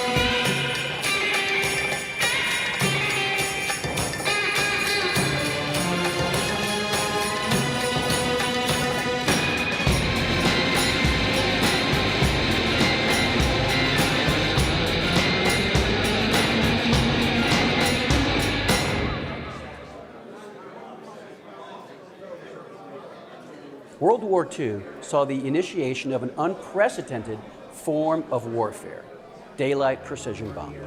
This aerial campaign resulted in stunning losses, but also produced stories of bravery and heroism, with members of the 100th Bomb Group becoming some of the most highly decorated and devastated units of the 8th Air Force. This is the story of the Bloody 100th, and this is World War II and II.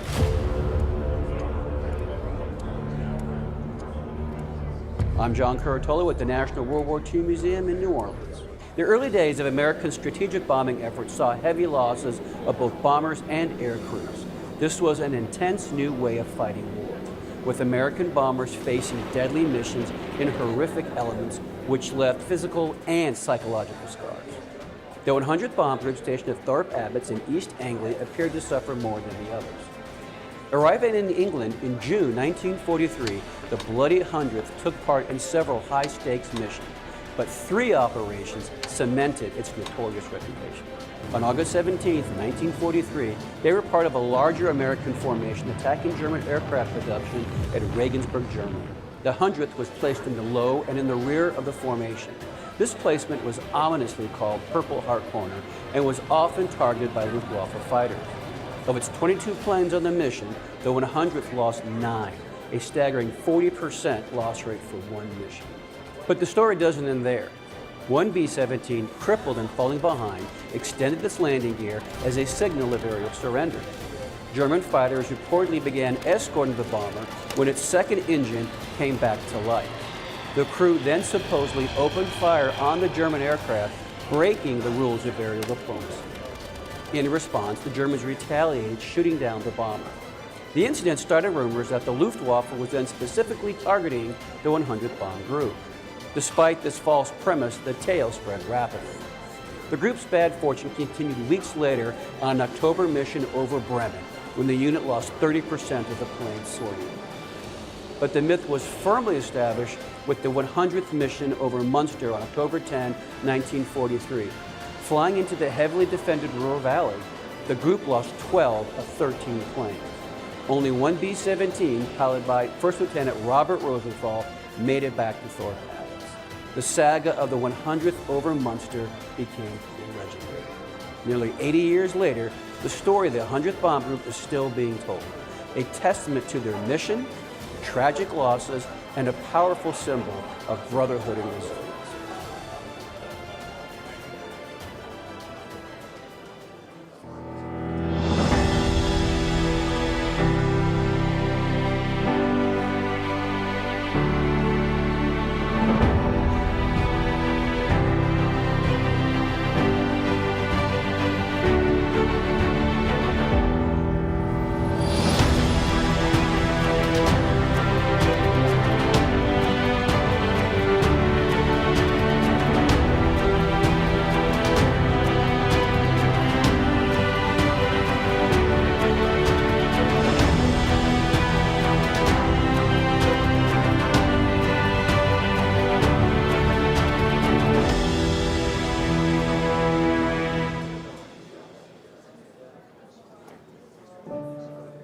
They were ordinary people, just like you and me, who never expected to find themselves like this. But they found courage.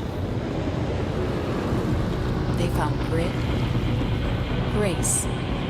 They found strength in each other, and in their stories, we find strength within. The National World War II Museum. Find the extraordinary inside. Cross-channel attack for the Battle of Normandy launched the liberation of Nazi-occupied Europe. It was codenamed Operation Overlord. This is World War II in Syria. I'm Mike Bell at the National.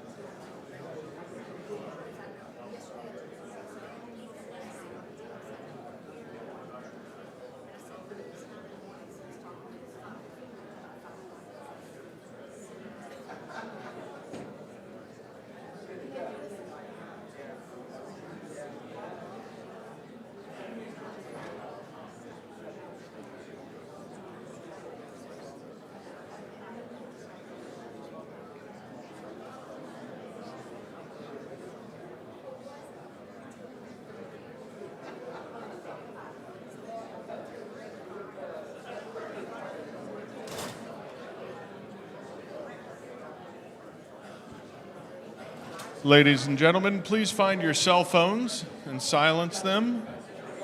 And please find your seats. Thank you very much.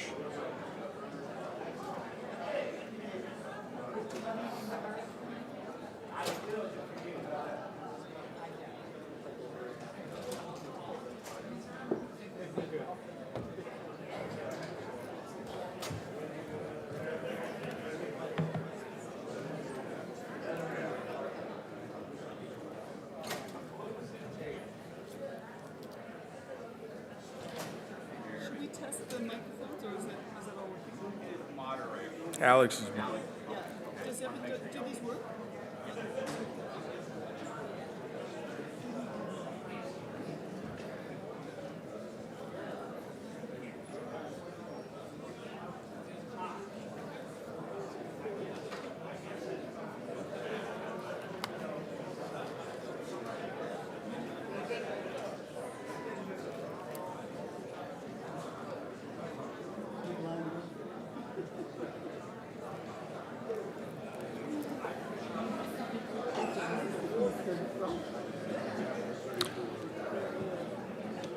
Welcome back, ladies and gentlemen.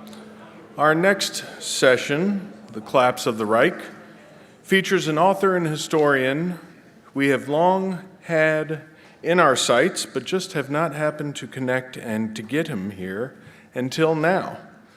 Prit Buttar is a retired doctor who served in the British Army as a surgeon. As a historian, he has written countless books, many of which you'll be able to purchase after this session and have him sign. He has a fascinating story about how he came from the medical world into the historical world, and you can read about that in the biography, but also in one of his great books.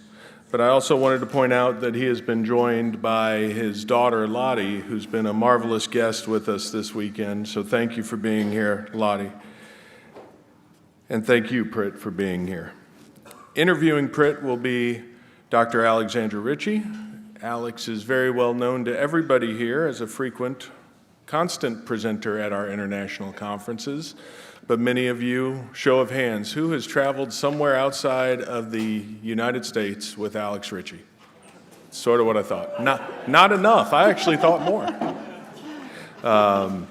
When we let her, she's teaching her students at university in Poland, and she is the noted author of two wonderful books, sort of biographies of cities, Faust Metropolis on Berlin and Warsaw 1944, about the Warsaw Uprising. Ladies and gentlemen, Prit Buttar and Alexandra Ritchie.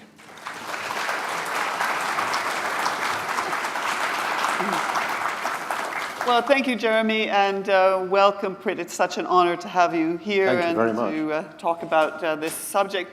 We made it. It's the end of the conference. We've done it. No disasters. It's always a bittersweet moment because the conference is so wonderful, and we've sort of rounded the globe and back to talk about World War II subjects and history, and all of the presentations are wonderful.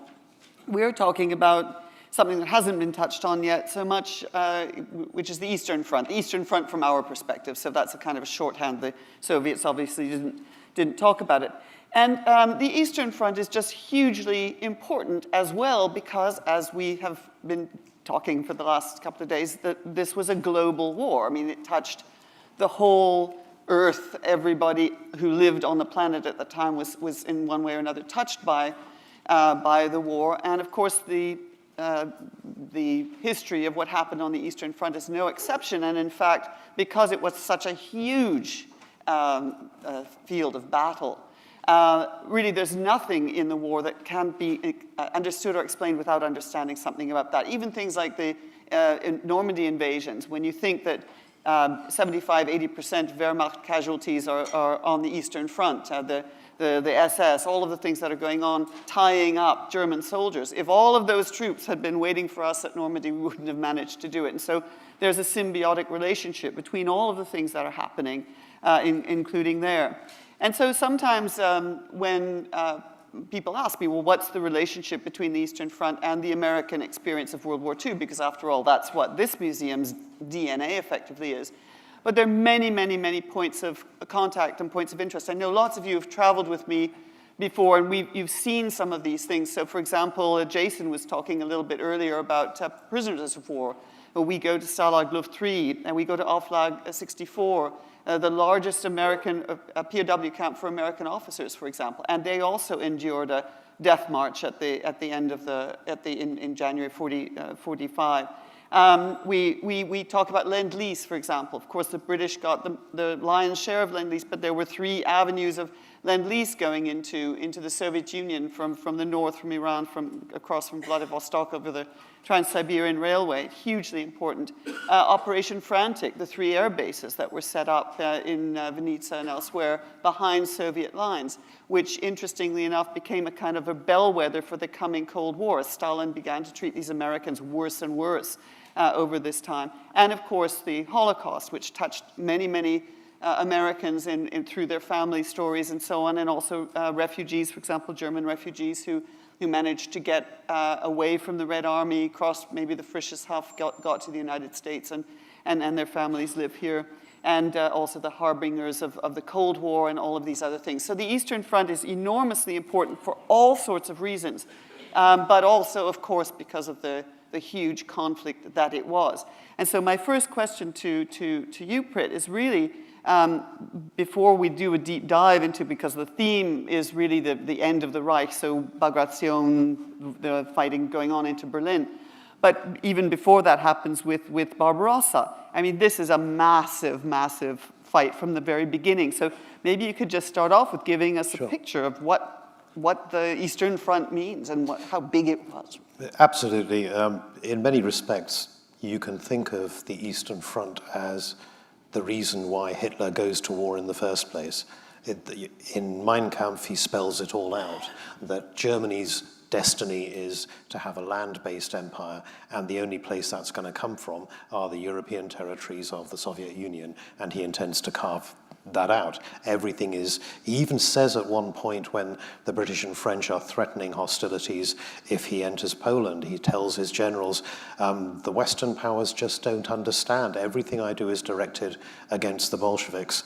If necessary, I'll have to fight them and defeat the Western powers first before I can turn against the East, but that is the ultimate objective. So from the German perspective, this was always the priority. By the time you get to November 43, things are obviously changing rather dramatically. The war in the East has proved somewhat harder to win than was originally anticipated. And in November 43, Hitler issues Führer Directive 51, which is his strategic directive for how the war is to be fought to a successful conclusion. And he outlines that fighting a two-front war is obviously a disastrous position for Germany, and the way to avoid this is to release the absolute maximum number of forces available to hold in preparation for the landings expected in the West for 1944. The top priority is to crush the Anglo-French, Canadian, American forces as they come ashore, whilst holding the Red Army at bay with the minimum necessary force. The fact that that minimum necessary force accounts for 70% of the Wehrmacht gives you an idea of the scale of the problem. Now, we can say this is a pretty rubbish war-winning strategy, but by then, Germany really doesn't have any good cards left to play. Yeah. But it gives you an idea of, even when it was being given secondary importance, the Eastern Front was all-consuming for Germany. Well, and the other thing about it to remember is that when you talk about the war in the West or taking over Norway or the Low Countries, I mean, unpleasant things happen, but the war in the East from the very beginning was to be a war of annihilation. You know, yeah. Hungerplan, the Generalplan Ost, the AB-Aktion in Poland, the Einsatzgruppen, the Holocaust. I mean, all of these terrible things that happened, which, of course, the brutality feeds on itself, and you know, by the end of the war, I mean, people if you've got a Red Cross sign on your on your roof of your van, you're almost certainly going to be killed. You know, the brutality is horrific. Can you talk about that? Waitman Bjorn, who's an American who teaches Holocaust studies in the north of England, has put this very, very neatly, and he says that the Holocaust in the European Soviet Union didn't take place because the Germans invaded the Soviet Union. The cause and effect is the other way around. They invaded the Soviet Union in order to carry out mass murder. From the very outset, Barbarossa is a genocidal project, which is why the whole mythology around the clean Wehrmacht is so hollow. By carrying out this operation, they were explicitly creating the conditions for the mass killing that followed. Yeah, and we, of course, we think first and foremost of the Shoah, of the Holocaust, yes. but the mass murder, effectively, of Soviet prisoners of war, which runs into the millions of so many other people, all as part and parcel of that. Yes. But this brings us to the numbers. I mean, again, starting even with Barbarossa, can you give us a sense of the scale of this war? To give you an idea of just in terms of human casualties, military and civilian losses in the Soviet Union exceed 20 million people during the Second World War. There are countries in Europe with populations far smaller than that. The booksellers here are selling my 2 volumes on Leningrad. The siege of Leningrad lasted famously 900 days. More Soviet citizens died in and around Leningrad during those 900 days than British Empire war dead from both world wars put together. And this is just one city. The scale of death, the scale of the armies that were mobilized and fought over this terrain is something that is, quite difficult sometimes for the mind to grasp. And one thing I often encourage people who read my books is when you come across a map of, for example, the Leningrad area or the advance on Moscow, go to Google Maps and zoom into that area, and then without changing the scale, scroll over to a more familiar part of the world's geography, just to get a feel for the size. So one of the operations we're going to talk about today, which coincides with the Battle of Normandy, was when the Red Army attacked the central forces of the Germans on the Eastern Front, Bagration, which is my next book out in March. You can start saving now if you... Thank you. The starting line for Bagration would be the equivalent of a start line running from New York City to Richmond, Virginia. And that is just part of the Eastern Front. You have 4 army groups there.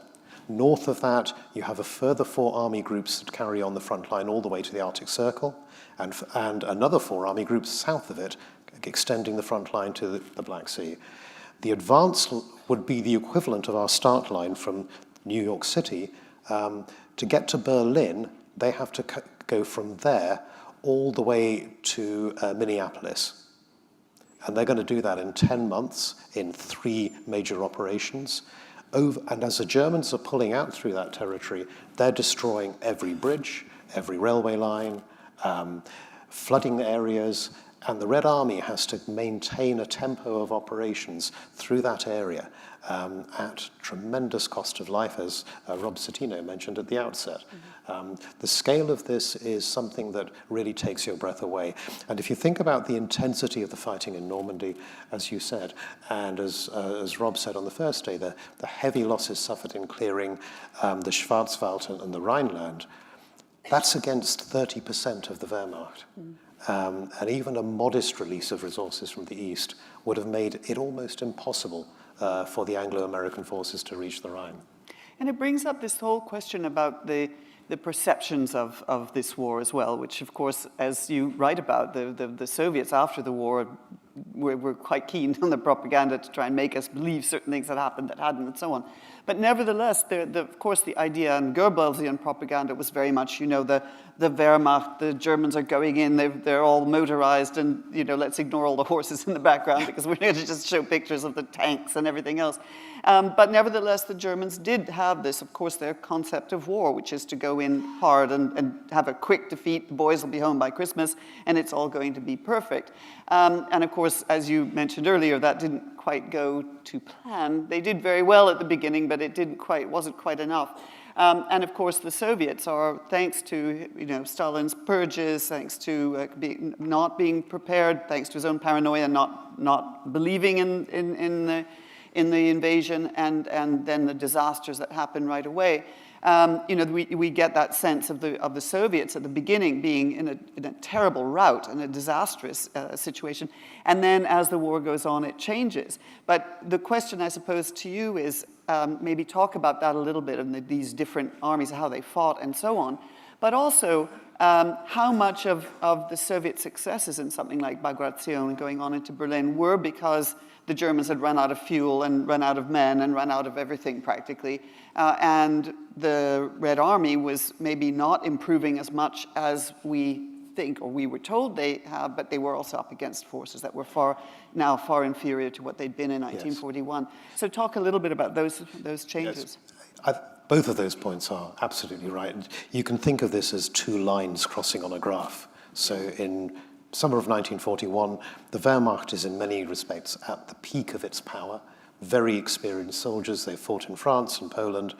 They know what they're doing. They've trained alongside each other. They've fought alongside each other. They've ironed out any wrinkles as best they can, and they're really geared up for this, whereas the Red Army goes into this war with completely the wrong doctrine, largely the wrong equipment at that stage, an officer corps that was massively torn apart by Stalin's purges, the consequence of which is they are terrified. They will show no initiative. Much better to follow an order slavishly, and if that order says you've got to attack over there and the attack fails, you just throw more men at it, because to show any initiative invites an unpleasant conversation with the NKVD, which is not going to end well. Yeah. And even after the invasion starts, Soviet generals are being taken away and shot for failing to stop it. Stalin very rapidly realizes that this is not the way to fight a war. So he starts to trust what is at first a relatively small body of senior officers, and then increasingly the officers that they designate as being, good commanders.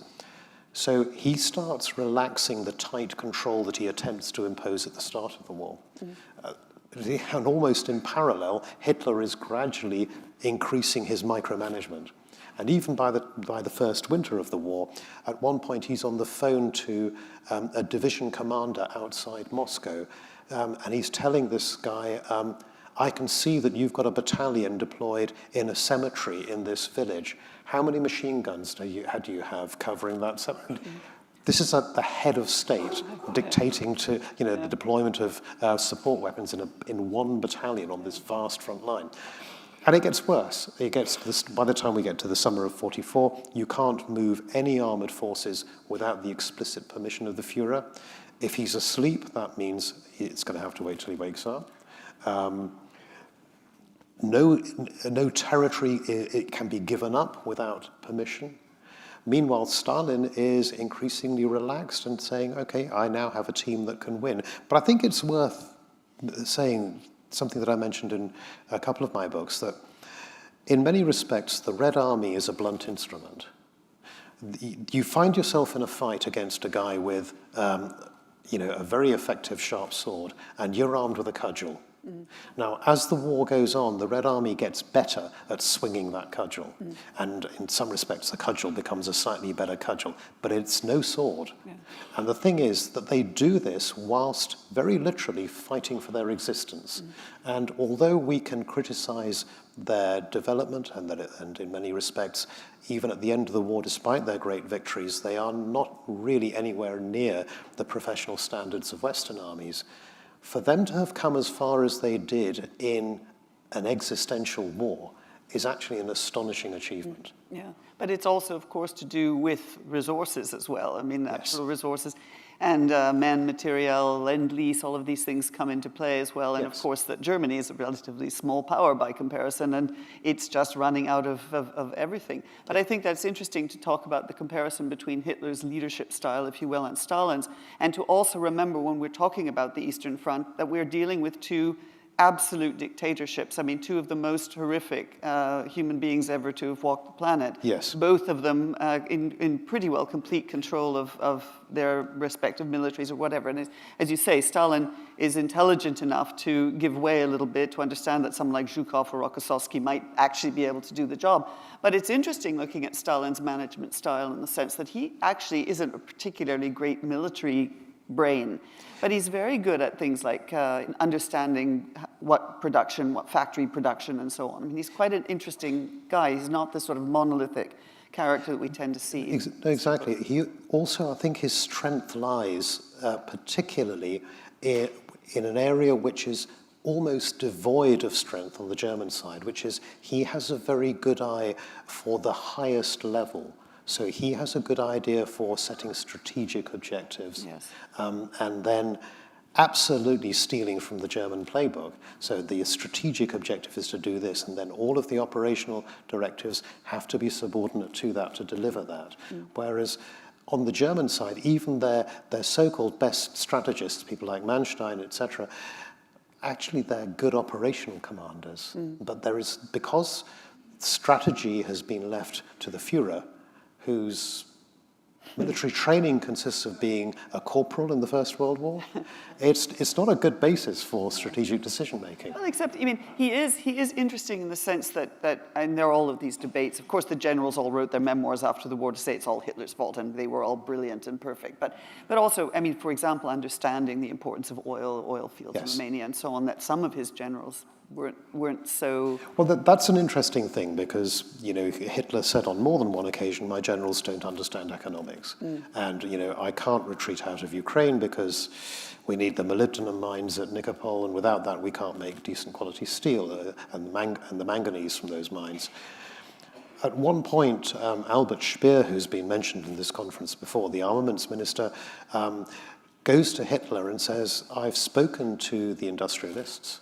They say they can make steel that is 98% as good without using any manganese, so we don't need those mines. Hitler is furious, and he rages at Speer, saying, I finally had a reason to force the generals to stop retreating, and you're now telling them that it's not valid. How dare you do this? So Hitler was very happy to use rather spurious economic arguments, but at least he was considering the economic and resource implications, whereas his generals were not. And something that's often overlooked is that amidst all of this mythology of this ultra-professional, ultra-efficient German war machine, their approach to logistics is something that for the English-speaking armies would have been incomprehensible.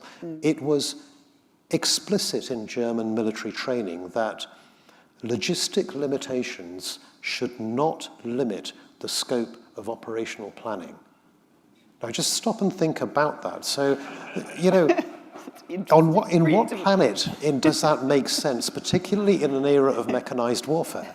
If you do not have the fuel and ammunition and the food and the warm weather clothing, etc., it doesn't matter how tactically good you are. Yeah. Yeah. And if we come to something like Bagration, for example, if you actually look at the incredible Soviet planning, the successes, and just the logistics again. I mean, you know, Hitler was busy tinkering around micromanaging and trying to improve one version of a tank over another version. And the Soviets are just churning out the T-34 and maybe making a few changes with the hatches or sticking some handles on them or some better armor or whatever else. But they know that there's no point in having this perfect machine going out in the mud of the steppes in Ukraine or Belarus because it'll last for 2 days and you got to haul it back and fix it. Well, the T-34 ends the war with the very dubious distinction of being the most destroyed tank in history. True. But for good reason, there were an awful lot of them. Which is largely a reflection of the sheer number that were produced. And another interesting thing is, although we talk about, you know, the Tiger tank and then the King Tiger or the Royal Tiger, the original Tiger tank, there were about 1,700 made. Only 11 or 12 at any time were identical. There were constant little adjustments. It might be as little as a different model radio or something. it may be as different as a 3-bolt flange on the exhaust instead of a 4-bolt flange. So just imagine the logistic nightmare for the engineers and the maintenance crews, etc. So yes, this pursuit of technical excellence resulted in this incremental evolution. So effectively, you end up with dozens of different models. Yes. And when they invaded the Soviet Union, the Germans had commandeered trucks from all over Europe. So you have these armies entering the Soviet Union, followed by these columns of civilian trucks. Firstly, they're not built for the roads of the Soviet Union, and they literally disintegrate. But secondly, look at this again from the logistic point of view. Imagine having to provide replacement tires for every type of truck currently operating in Western Europe. And this is what the Wehrmacht has to do. So tell me little bit about, or tell us a little bit about Bagration now. This is sort of what is it and why is it so important? Because most people who aren't specialists in the war, Eastern Front, have heard of Stalingrad, they've heard of Kursk or whatever else. Yes. Maybe not so much Bagration, but arguably is the most important battle that Stalin wins, the complete destruction of Army Group Center, effectively. Yes.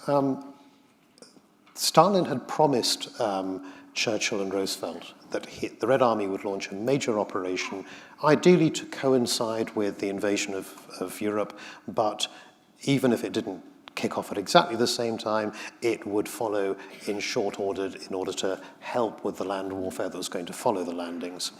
For various reasons, it ends up starting in the 3rd week of June in 1944, by which time the Allied forces are already ashore in Normandy. The Soviets have been preparing for this since the spring. They have been building up stockpiles. Slight digression here. This comes against a background of enormous frustration and suspicion in Moscow about when are the Western powers finally going to get around to launching a second front. You know, we're doing all the fighting, we are dying in huge numbers, when are you guys going to start helping out? In fact, Stalin has been calling on his allies since late 1941, you know, can't you just get on with it now? And at one point, Churchill says to him, there's no point in me starting an operation which costs us 125,000 lives for no gain. To which Stalin's reply is, have you any idea how much every single one of our operations costs? And at the Tehran conference, his old Civil War crony, Kliment Voroshilov, shocks the British and American officers by complaining bitterly of, I don't understand what the fuss is, crossing the English Channel. You know, my armies cross rivers all the time. This is just like a big river crossing, right? You know, and you know, from the Soviet point of view, they're very suspicious that actually the Brits and the Americans are sitting on their hands because they quite like the sight of Germany and the Soviet Union bleeding each other to death. But eventually we get to summer 44, the Western powers are ashore in Normandy, and these 4,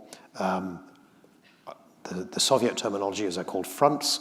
We would think of them as army groups. There are 4 of these. The Germans are occupying, this is roughly the eastern part of Belarus on a modern map. So the Germans are occupying what is effectively a large bulge towards the east. And on top of that bulge, around the city of Vitebsk, there is a smaller salient, which is absolute madness. When you look at the maps, this is absolutely inviting the Red Army to bite off this salient. And any, you know, you can imagine any West Point cadet being, you know, shown this would think, you really want me to hold this? This is crazy. And yet that was what Hitler was saying. And this is one of his designated fortresses. You can only give this up with the explicit consent of the Führer. So the Red Army launches the operation in a series of phases. It takes about 3 days for all of these fronts to kick off. And this is something they had learned during the First World War, where because of logistic limitations, their great offensive of 1916, the Brusilov offensive, unfolded over several days. And what they realized was that at that time, the German and Austro-Hungarian forces, and then later in the Second World War, the German forces, they had this German doctrine of early counterattack. One of my friends who I do battlefield tours with says, there are 3 inevitabilities in life, death, taxation, and German counterattacks. This is what the Germans do. And they discovered at the Brusilov offensive that if they launched their offensive with a staggered start, any German reserves would get sucked into the first bit, and then they're not available for the other bits of the operation that unfold. Exactly. Yeah. And the strange thing about this is exactly as you said, in the 2 lines on the graph of the Soviets improving and Hitler just going, it seems more and more crazy, because he comes up with this idea of fortress cities. And Stalin expects to get a few hundred miles in the whole operation, and he gets that in literally a few weeks. And all of these very important cities fall. You mentioned Vitebsk and Orsha and Minsk, which is a hugely important city. Yes. And there's all those testimonies of people who are trying desperately to get out, papers being burned and people trying to get out on the last troop transports and whatever else, because, they don't expect this to happen so quickly. And yet Hitler persists with this ridiculous fortress idea, which goes all the way to the siege of Breslau, which carries on even after Hitler's death. It seems insane. So what on earth provoked this madness? Speer, I think, in his frankly rather self-serving memoirs, does nonetheless have, they're a cracking read. He's a good writer, but it's a little bit like Chuikov's memoirs. Fantastic writer, but some of this is fiction, But Speer, I think, does sum it up quite nicely, that an awful lot of Hitler's military thinking goes back to his own experience of the Flanders battlefields. So his own personal experience of combat is trench warfare on the Western Front, where the front lines don't move. So he still believes that even in the days of armored warfare, etc., if you build a strong enough defensive line, it can be held against pretty much anything. I mean, the use of fortresses in warfare, the last time fortresses held out in any meaningful manner would have been during the Napoleonic Wars. Yeah. And even then, as Napoleon retreated and he left his armies holding places like Davout holding out in Danzig, even after the emperor has abdicated, they didn't do anything. They just sat there in the city. They weren't of any military value, but Hitler believes that you can have a fortress, if the Red Army advances past it, it allows itself to be enveloped, it holds the city, it ties down enemy forces, it stops them running supplies along railway lines, etc. And then we will launch a relief effort and break through to it. And if we may just evacuate the garrison, we may restore the front line. First of all, this requires enough reserves to make a relief effort. Secondly, although army commanders were told Vitebsk is a fortress and you have to provide a garrison, they were given no additional resources. Yeah. So the best that they could do was say, well, okay, so these divisions to the east, as they retreat, they will become the garrison. But the trouble was it was never enough. So in the case of Vitebsk, it was meant they had calculated it would take 4 full-strength divisions to hold the city. In the event, there was probably the equivalent of slightly under 2 divisions available, and the same for the other fortresses further west. When you get to Vilnius, Vilnius is a crazy place to be a fortress. If you go up to the castle in Vilnius, you can see it sits in a bowl of hills. Yes. It's a crazy place to have a fortress. Enemy artillery can just shell you wherever you like. And again, they never had enough troops. It was a bad strategy implemented even more badly. So it was always going to fail. So the thing is that again, that reputation of the Eastern Front being so brutal and vicious. I mean, you've mentioned the scorched earth policy, where not only have many millions of civilians been murdered, villages burned, cities and towns destroyed, but then when the Red Army comes back the other way, they sort of start doing the same thing. So when you talk about the mopping up of those so-called fortresses, you get those terrible testimonies of the Soviets going in and killing everybody in the hospital beds and so on. Yes. Just the level of violence, I guess that's the other point about the Eastern Front, the scale of violence there is just off the charts, and it's very difficult for us to understand it. And occasionally little mementos of that kind of violence make their way to the Western Front. We're all horrified by the 1 or 2 massacres that take place. But it's just par for the course on the Eastern Front. Absolutely that. And as Rob Citino said a couple of days back, his quote from Clausewitz, that as a war continues, more and more extreme measures become possible. And to a degree, this is people just becoming acclimatized to violence. Yes. The longer a war drags on, the longer violence drags on, the greater your own personal exposure to it, the more tolerant you become of violence, the more you come to regard the other side as different. And as soon as you start othering people like that, you can justify pretty much anything. And when you have a war on the Eastern Front, where from the very outset, this has been a war against the Untermensch, yes. You're starting from your baseline is already one where you're treating the other side as not quite human. Mm.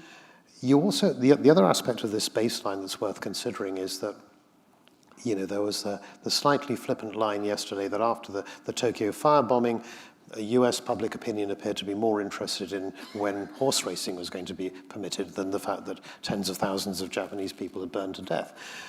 But, by comparison to what's going on in the East, it's a very different thing. And in the East, you have German society, which had a decade of political violence before the Nazis came to power. It then has several years of Nazi rule with open violence against Jews, communists, etc. In the Soviet Union, you start with a history of pretty casual violence in Imperial Russia. You then have the revolution, the absolutely brutal civil war. So you have two societies which, compared to the United States or Britain or the Western countries, these are states that start with a much higher level of exposure and tolerance of extreme violence. And then on top of that, you inflict this extremely bloody and violent war. So yeah, you're right. And it's no coincidence that the Malmedy massacre is carried out by an SS division that has been really doing exactly that on the Eastern Front from the moment it arrived there. And for them, this is just how you fight war. Yeah. And we see this with the end of Bagration is really stops at the Vistula River effectively. I mean, with the Warsaw Uprising and so on, and you see precisely that these people, these killers like Erich von den Bach-Zaleski and Oskar Dörlewanger, who've spent really they have perfected the art of massacring and killing and raping civilians, are then moved to crush the Warsaw Uprising, and the violence against civilians is unspeakably horrific, and yet exactly these people, for them, this is just how you do it. How you do it. This is how you do it. There is an absolutely horrific document, a book of documents. It's about this thick, and these are the reports written by the Einsatzgruppen in the Soviet Union just up to winter 1941, where Himmler was encouraging them to write reports so they could share best practice on how to kill people. So it's in these that Friedrich Jeckeln first describes what he calls Sardinenpackung, which is sardine packing. So you shoot a load of Jews, they lie in a layer, you put another layer of Jews on them and shoot them, and it's a very efficient way of dealing with the corpses. This very cold language, and absolutely open about what they're doing. Yeah. And that's in 41. So by the time you get to 44, you have 3 years of brutality that has built upon that start line. And then it ties, of course, into the question of what the German population know about or thinking about this. And you mentioned the massacre at Nemmersdorf, for example, which is the first time that the Soviets actually get into formerly German territory, and there's a massacre of civilians there and some prisoners of war, incidentally. And then the Germans retake the village, and the Goebbelsian propaganda goes racing up to make films and to show the German people how terrible it's going to be when the Red Army comes in, which leads me to the other question, which is why did the Germans fight on? And this is one of the reasons. They also knew the crimes they'd committed. People, anybody who'd been on the Eastern Front knew people were being massacred, whatever. But there was also the propaganda element as well. Absolutely, and it all becomes very interlocking. And I think the starting point is I would encourage anybody to try to imagine what it was like to be a citizen of Nazi Germany. There is no internet. You have had strict government control of the media. Listening to foreign radio stations is punishable by immediate arrest or worse. If you're a 25-year-old defending Berlin in 1945, you were 13 when Hitler came to power. Your access to media has been so tightly constrained, you've completely bought into this notion of we are, we talk about the British and the American sense of entitlement and privilege. In Nazi Germany, this is massive. We are the Herrenvolk. We are the master race. We have an entitlement to a land empire. We were robbed at the end of the First World War with the stab in the back legend. We were never defeated. It was those terrible politicians who betrayed us. So they've bought into all of this, and of course they've ridden the dizzy roller coaster of the early years of Hitler's successes. And even in 45, there are plenty of accounts from people cowering in cellars in Berlin from the Allied bombing and then later the Soviet shelling. And there are still individuals there saying, don't worry, the Fuhrer will save us. He's got something in mind. And even at that point, the most that anyone else will do is just keep silent. Exactly. And as for knowledge of the crimes, so many Germans would then later deny they knew anything, even those in the military.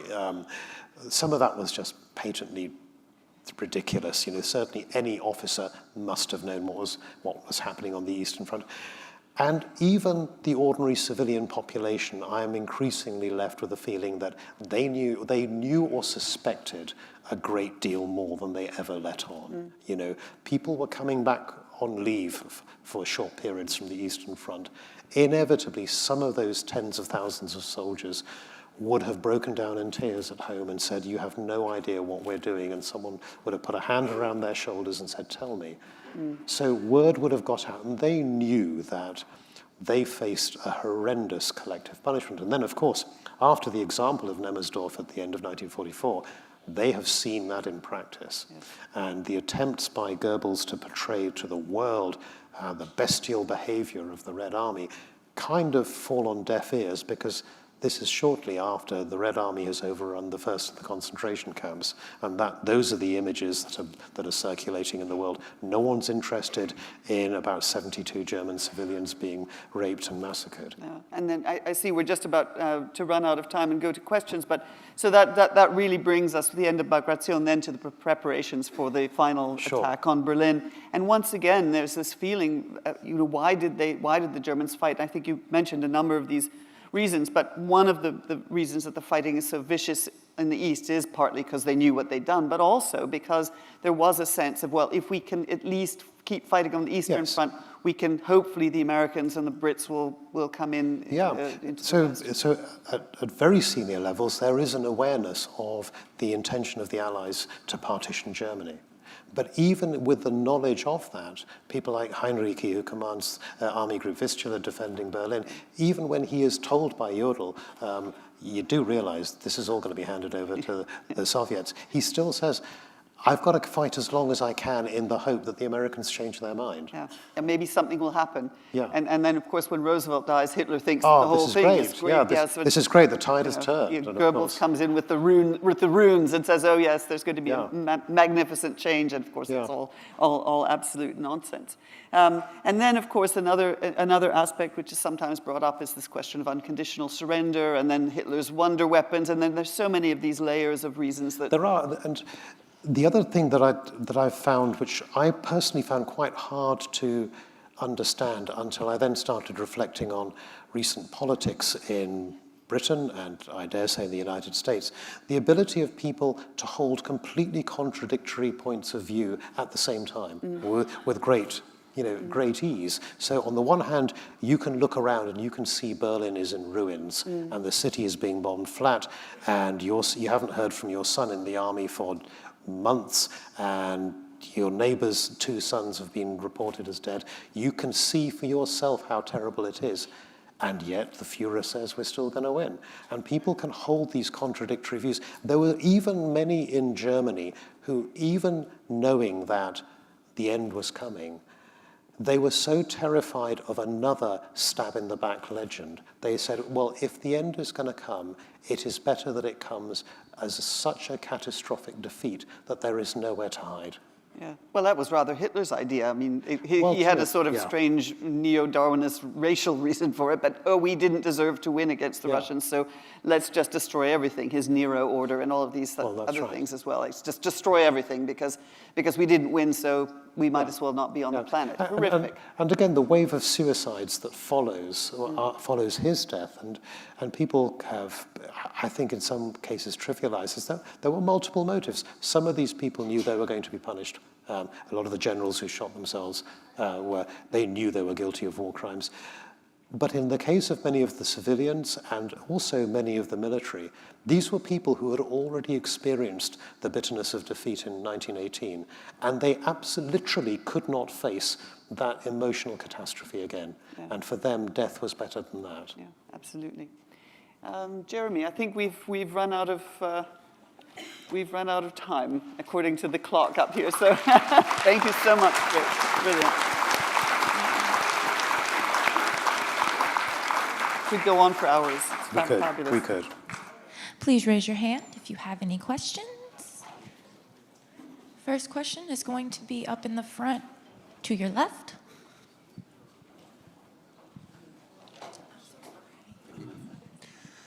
Great conversation, both of you. Thank you. Britt, can you talk a little bit about the shift in Soviet battle doctrine and what precipitated that shift? You had mentioned it in the very beginning of your talk. The evolution of the Red Army just never stops. They start the war with their force balance is all wrong. The tank units are very unwieldy. The infantry units are just too big for practical command. They have a mixture of tanks in the same unit, and Rotmistrov at one point complains, this is stupid. You have the light tanks gallop ahead, they get shot up because they're too light. Then the medium tanks arrive, they get shot up because the Germans know they're coming, and then the heavy tanks arrive and destroy all the bridges and no one can move.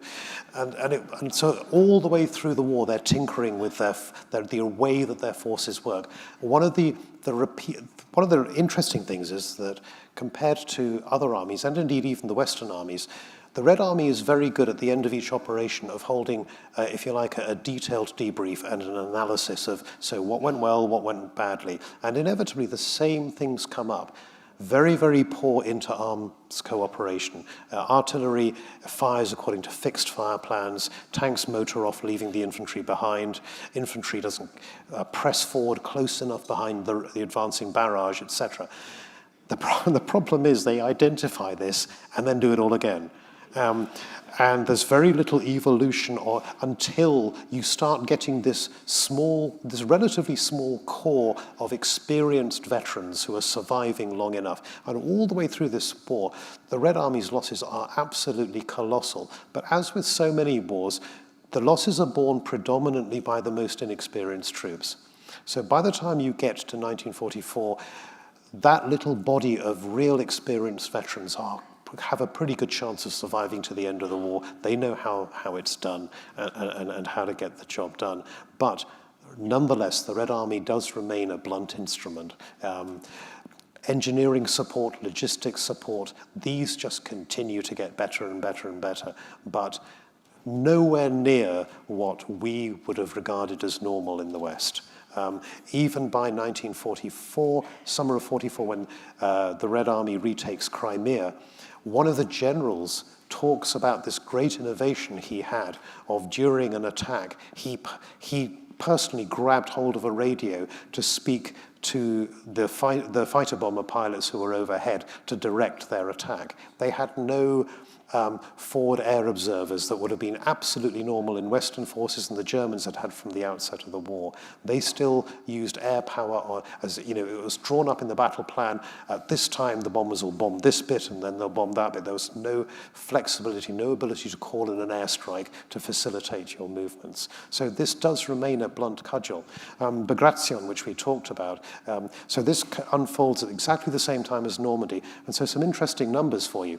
In the West, in the Battle of Normandy, for every British, American, Canadian soldier who gets killed or wounded, the Germans lose 2.2 men. The consequence of this is a catastrophic defeat for the Wehrmacht. At the same time, during Bagration, for every German soldier killed or wounded, the Red Army loses 2.2 men. And the Germans still go down to a catastrophic defeat. So this is the Soviet way of war. It's just, in the end, we've got more tanks, we've got more men, and we will just grind you down. Next question will be in the front, but to your right. Thank you. I thought it was a terrific discussion.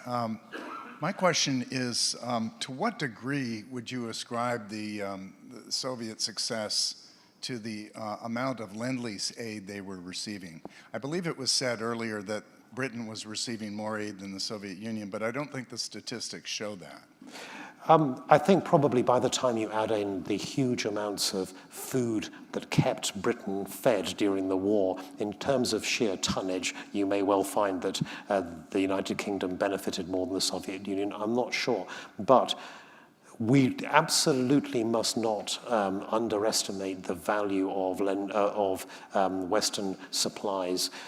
From Bagration until the Battle of Berlin, most of those major rivers running across northern Europe, the Vistula in particular, but some of the other rivers, there were no intact railway bridges.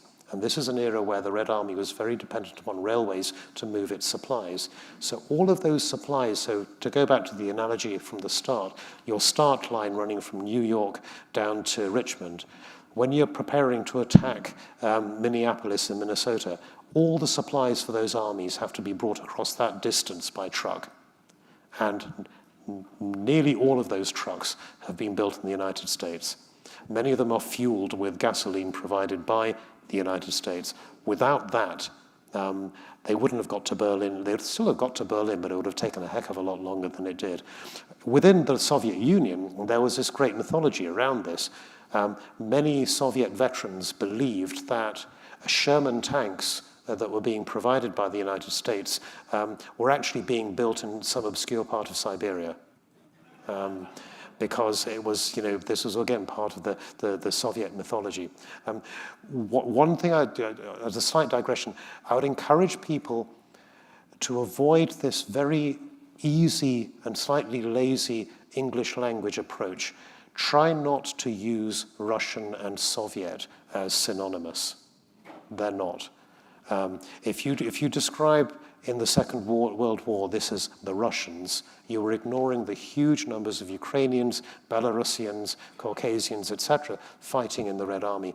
And also, we find even now, modern Russia uses this Western confusion over what is or was Russia to justify its claims to territories to which it has no right. So it's not just me being pedantic. Try to keep that separation in your heads. Next question will be right at the center. There was, of course, a celebrated coup that was unsuccessful. What would have been the event if it had been successful? The July plot and the attempt to blow up Hitler. Yeah. Does anybody want to skip dinner? I can talk about this for hours. This is just a wonderful rabbit hole. During the Bagration book, I intended to write like a page on this. It turned into 3 chapters, which I then edited brutally down to 1 chapter. The thing here is, it's a really interesting question. I don't think the coup would ever have succeeded, even if they had killed the Führer. There would have been a civil war within Germany. There were too many who would not have accepted that. There is very good evidence that actually Himmler knew an attempt was coming and made no attempt to stop it. Now think about this. He's got his own private army. He's got the SS. He's head of all of the security services of the Reich. He sees himself as, well, if it's unfortunate and the Führer dies, oh, well, what a shame. But hey, how fortunate that I have the means to take power. So you'd have ended up with somebody else. The consequences could have been that during that period of civil war, remember, this is Germany holding off the Allies with one hand, the Soviets with the other. Any distraction from that might have been enough to destabilize one or other front line to precipitate a very rapid collapse. On the other hand, if that didn't happen, even if Hitler is dead and you have another regime that continues the war, and it's worth bearing in mind that Stauffenberg and the other plotters, these were not Democrats. Their intention was to negotiate a ceasefire with the West whilst continuing the war in the East, which was not going to be acceptable to Roosevelt. Churchill maybe would have been persuaded about that. I think Anthony may be able to shed, make a comment on that. But certainly the United States would never have accepted that at that time. So you then end up with, all of the talk we had about the squandering of German resources in the Battle of the Bulge. That's down to Hitler. If you don't have Hitler and you have someone else in charge, you might get more rational German decision-making in the last months of the war, and actually killing Hitler might end up prolonging the war in a slightly perverse way. It's just one of those absolutely impossible what-ifs. You can cut this so many different ways. What's also interesting is to look at the reaction of Stalin, Roosevelt, and Churchill. Stalin was like, well, let them kill the old dog, and Roosevelt was sort of indifferent. Churchill was quite angry because he was like, well, we want to fight this war to the end because we don't want another stab in the back theory. Yeah, so, and exactly that. So, this great stab in the back legend that was used to justify the rearmament of Germany and the repudiation of the Treaty of Versailles. We didn't lose the First World War. The army was fighting bravely. It was the politicians who betrayed us. Complete rubbish. The German army was physically beaten. But can you imagine there would have been this on steroids if they had succeeded in killing Hitler and then had somehow negotiated some messy peace? There would have been absolute, fertile ground for a new movement to arise in Germany about this great betrayal. And then you see the SOPAD reports, the Secret Service reports, when the secret police went around and they monitored the feelings of the Germans, and there was a huge burst of support for Hitler after the plot. Thank God our Führer was still alive. And this was then almost, it was very rapidly weaponized by Goebbels, but even before he started, there was this prevailing feeling in many German circles, the hand of Providence saved the Führer. He is clearly destined to lead Germany to an even greater place in the world. This sort of mystical belief in the Führer was reinforced by this attempt to kill him. We have time for at least one last question, all the way in the back to the right, please. Hi. I've always been kind of curious. Why did Stalin trust Hitler? I mean, it's not like Hitler kept it a secret that he hated the communists, right? So was it a delaying tactic, or was it because he didn't know about Poland? So why would he actually trust him? So this is at the beginning of the war when they had the non-aggression pact, etc. Alex may well want to jump in on this. My own feeling is that to a very large extent, he absolutely didn't trust him. I don't think Stalin trusted anybody, let's be honest. Even his closest cronies, there was a limit. This is the man who stood beaming at a Communist Party Congress while everyone stood and applauded him, and nobody dared stop clapping because whoever stopped clapping first was going to get shot. And seriously, they clapped until their hands bled. This was a level of suspicion within Stalin's inner world. He told his inner circle, Hitler thinks he's pulled one over on me, but actually I'm the one who's outsmarted him. The point was the Red Army was, it had entered Poland shortly after the German invasion, and then that first winter in 39-40, it got drawn into the Winter War in Finland and performed appallingly. He knew the Red Army was in terrible shape. He needed to get the purges out of the system, needed the more modern equipment to arrive, and he saw this as a means of buying time. He then starts to suffer from what many politicians, and indeed all of us do from time to time, which is huge confirmation bias. So because I need more time to rearm and reorganize, when you start getting intelligence saying, actually, Hitler's going to attack, no, I can't believe that, because that's not convenient. You know, it doesn't fit with my plan, so it must be wrong. Yeah. I agree. I mean, trust is not the word I'd use between them, but certainly Stalin was highly manipulative and totally paranoid. But he did use Hitler in that sense, that he wanted the Western allies he thought that the French were going to attack Germany. There'd be a nice war over in the West, and then he could sort of sit pretty, and it was all very convenient. There was also huge transfer of goods and material and technology transfers and so on between the two of them. And there does seem to have been some sort of respect between dictators somehow. That there was a kind of, they sort of thought they'd summed one another up and could live with this. As you say, not trust, but some other kind of respect between each other. And Stalin really genuinely was surprised about the timing of Barbarossa, it seems. Yeah, I think he knew that a war was coming. And he was preparing, and according to depending on who you believe, the Red Army was preparing its own offensive, may or may not be true. Certainly they were making contingencies for such an offensive, but that needed more time. So if you need more time, then that means you can't start a war sooner. So all of this evidence that we're going to start a war sooner, it has to be wrong. Otherwise, I've miscalculated, and I'm Stalin, and I don't do miscalculation. You know. Yeah, true enough. Ladies and gentlemen, Alexandra Ritchie and Prit Buttar. Thank you. Thank you all. Before you leave, important messages. Last session here, so take your stuff or it's my son's birthday present. Speaking of, we have a Kindle that somebody left. Come tackle me, because I'll be running around. I'll put it right here. Take everything with you. I want to thank our team in the back with the AV. Thank you for running the show with me and our team. I want to thank the events team and the food and beverage team here at the Higgins Hotel.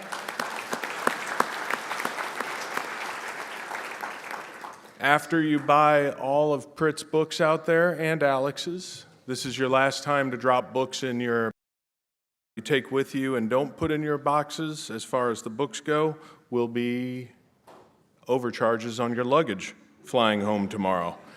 Patriot Circle members, please follow the instructions you were given regarding the reception.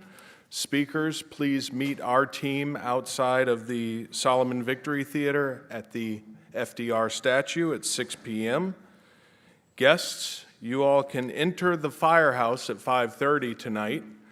We will have the special exhibition open, and of course, we will have our retail outlet open in the Hall of Democracy. The doors to the U.S. Freedom Pavilion will open at 6:15.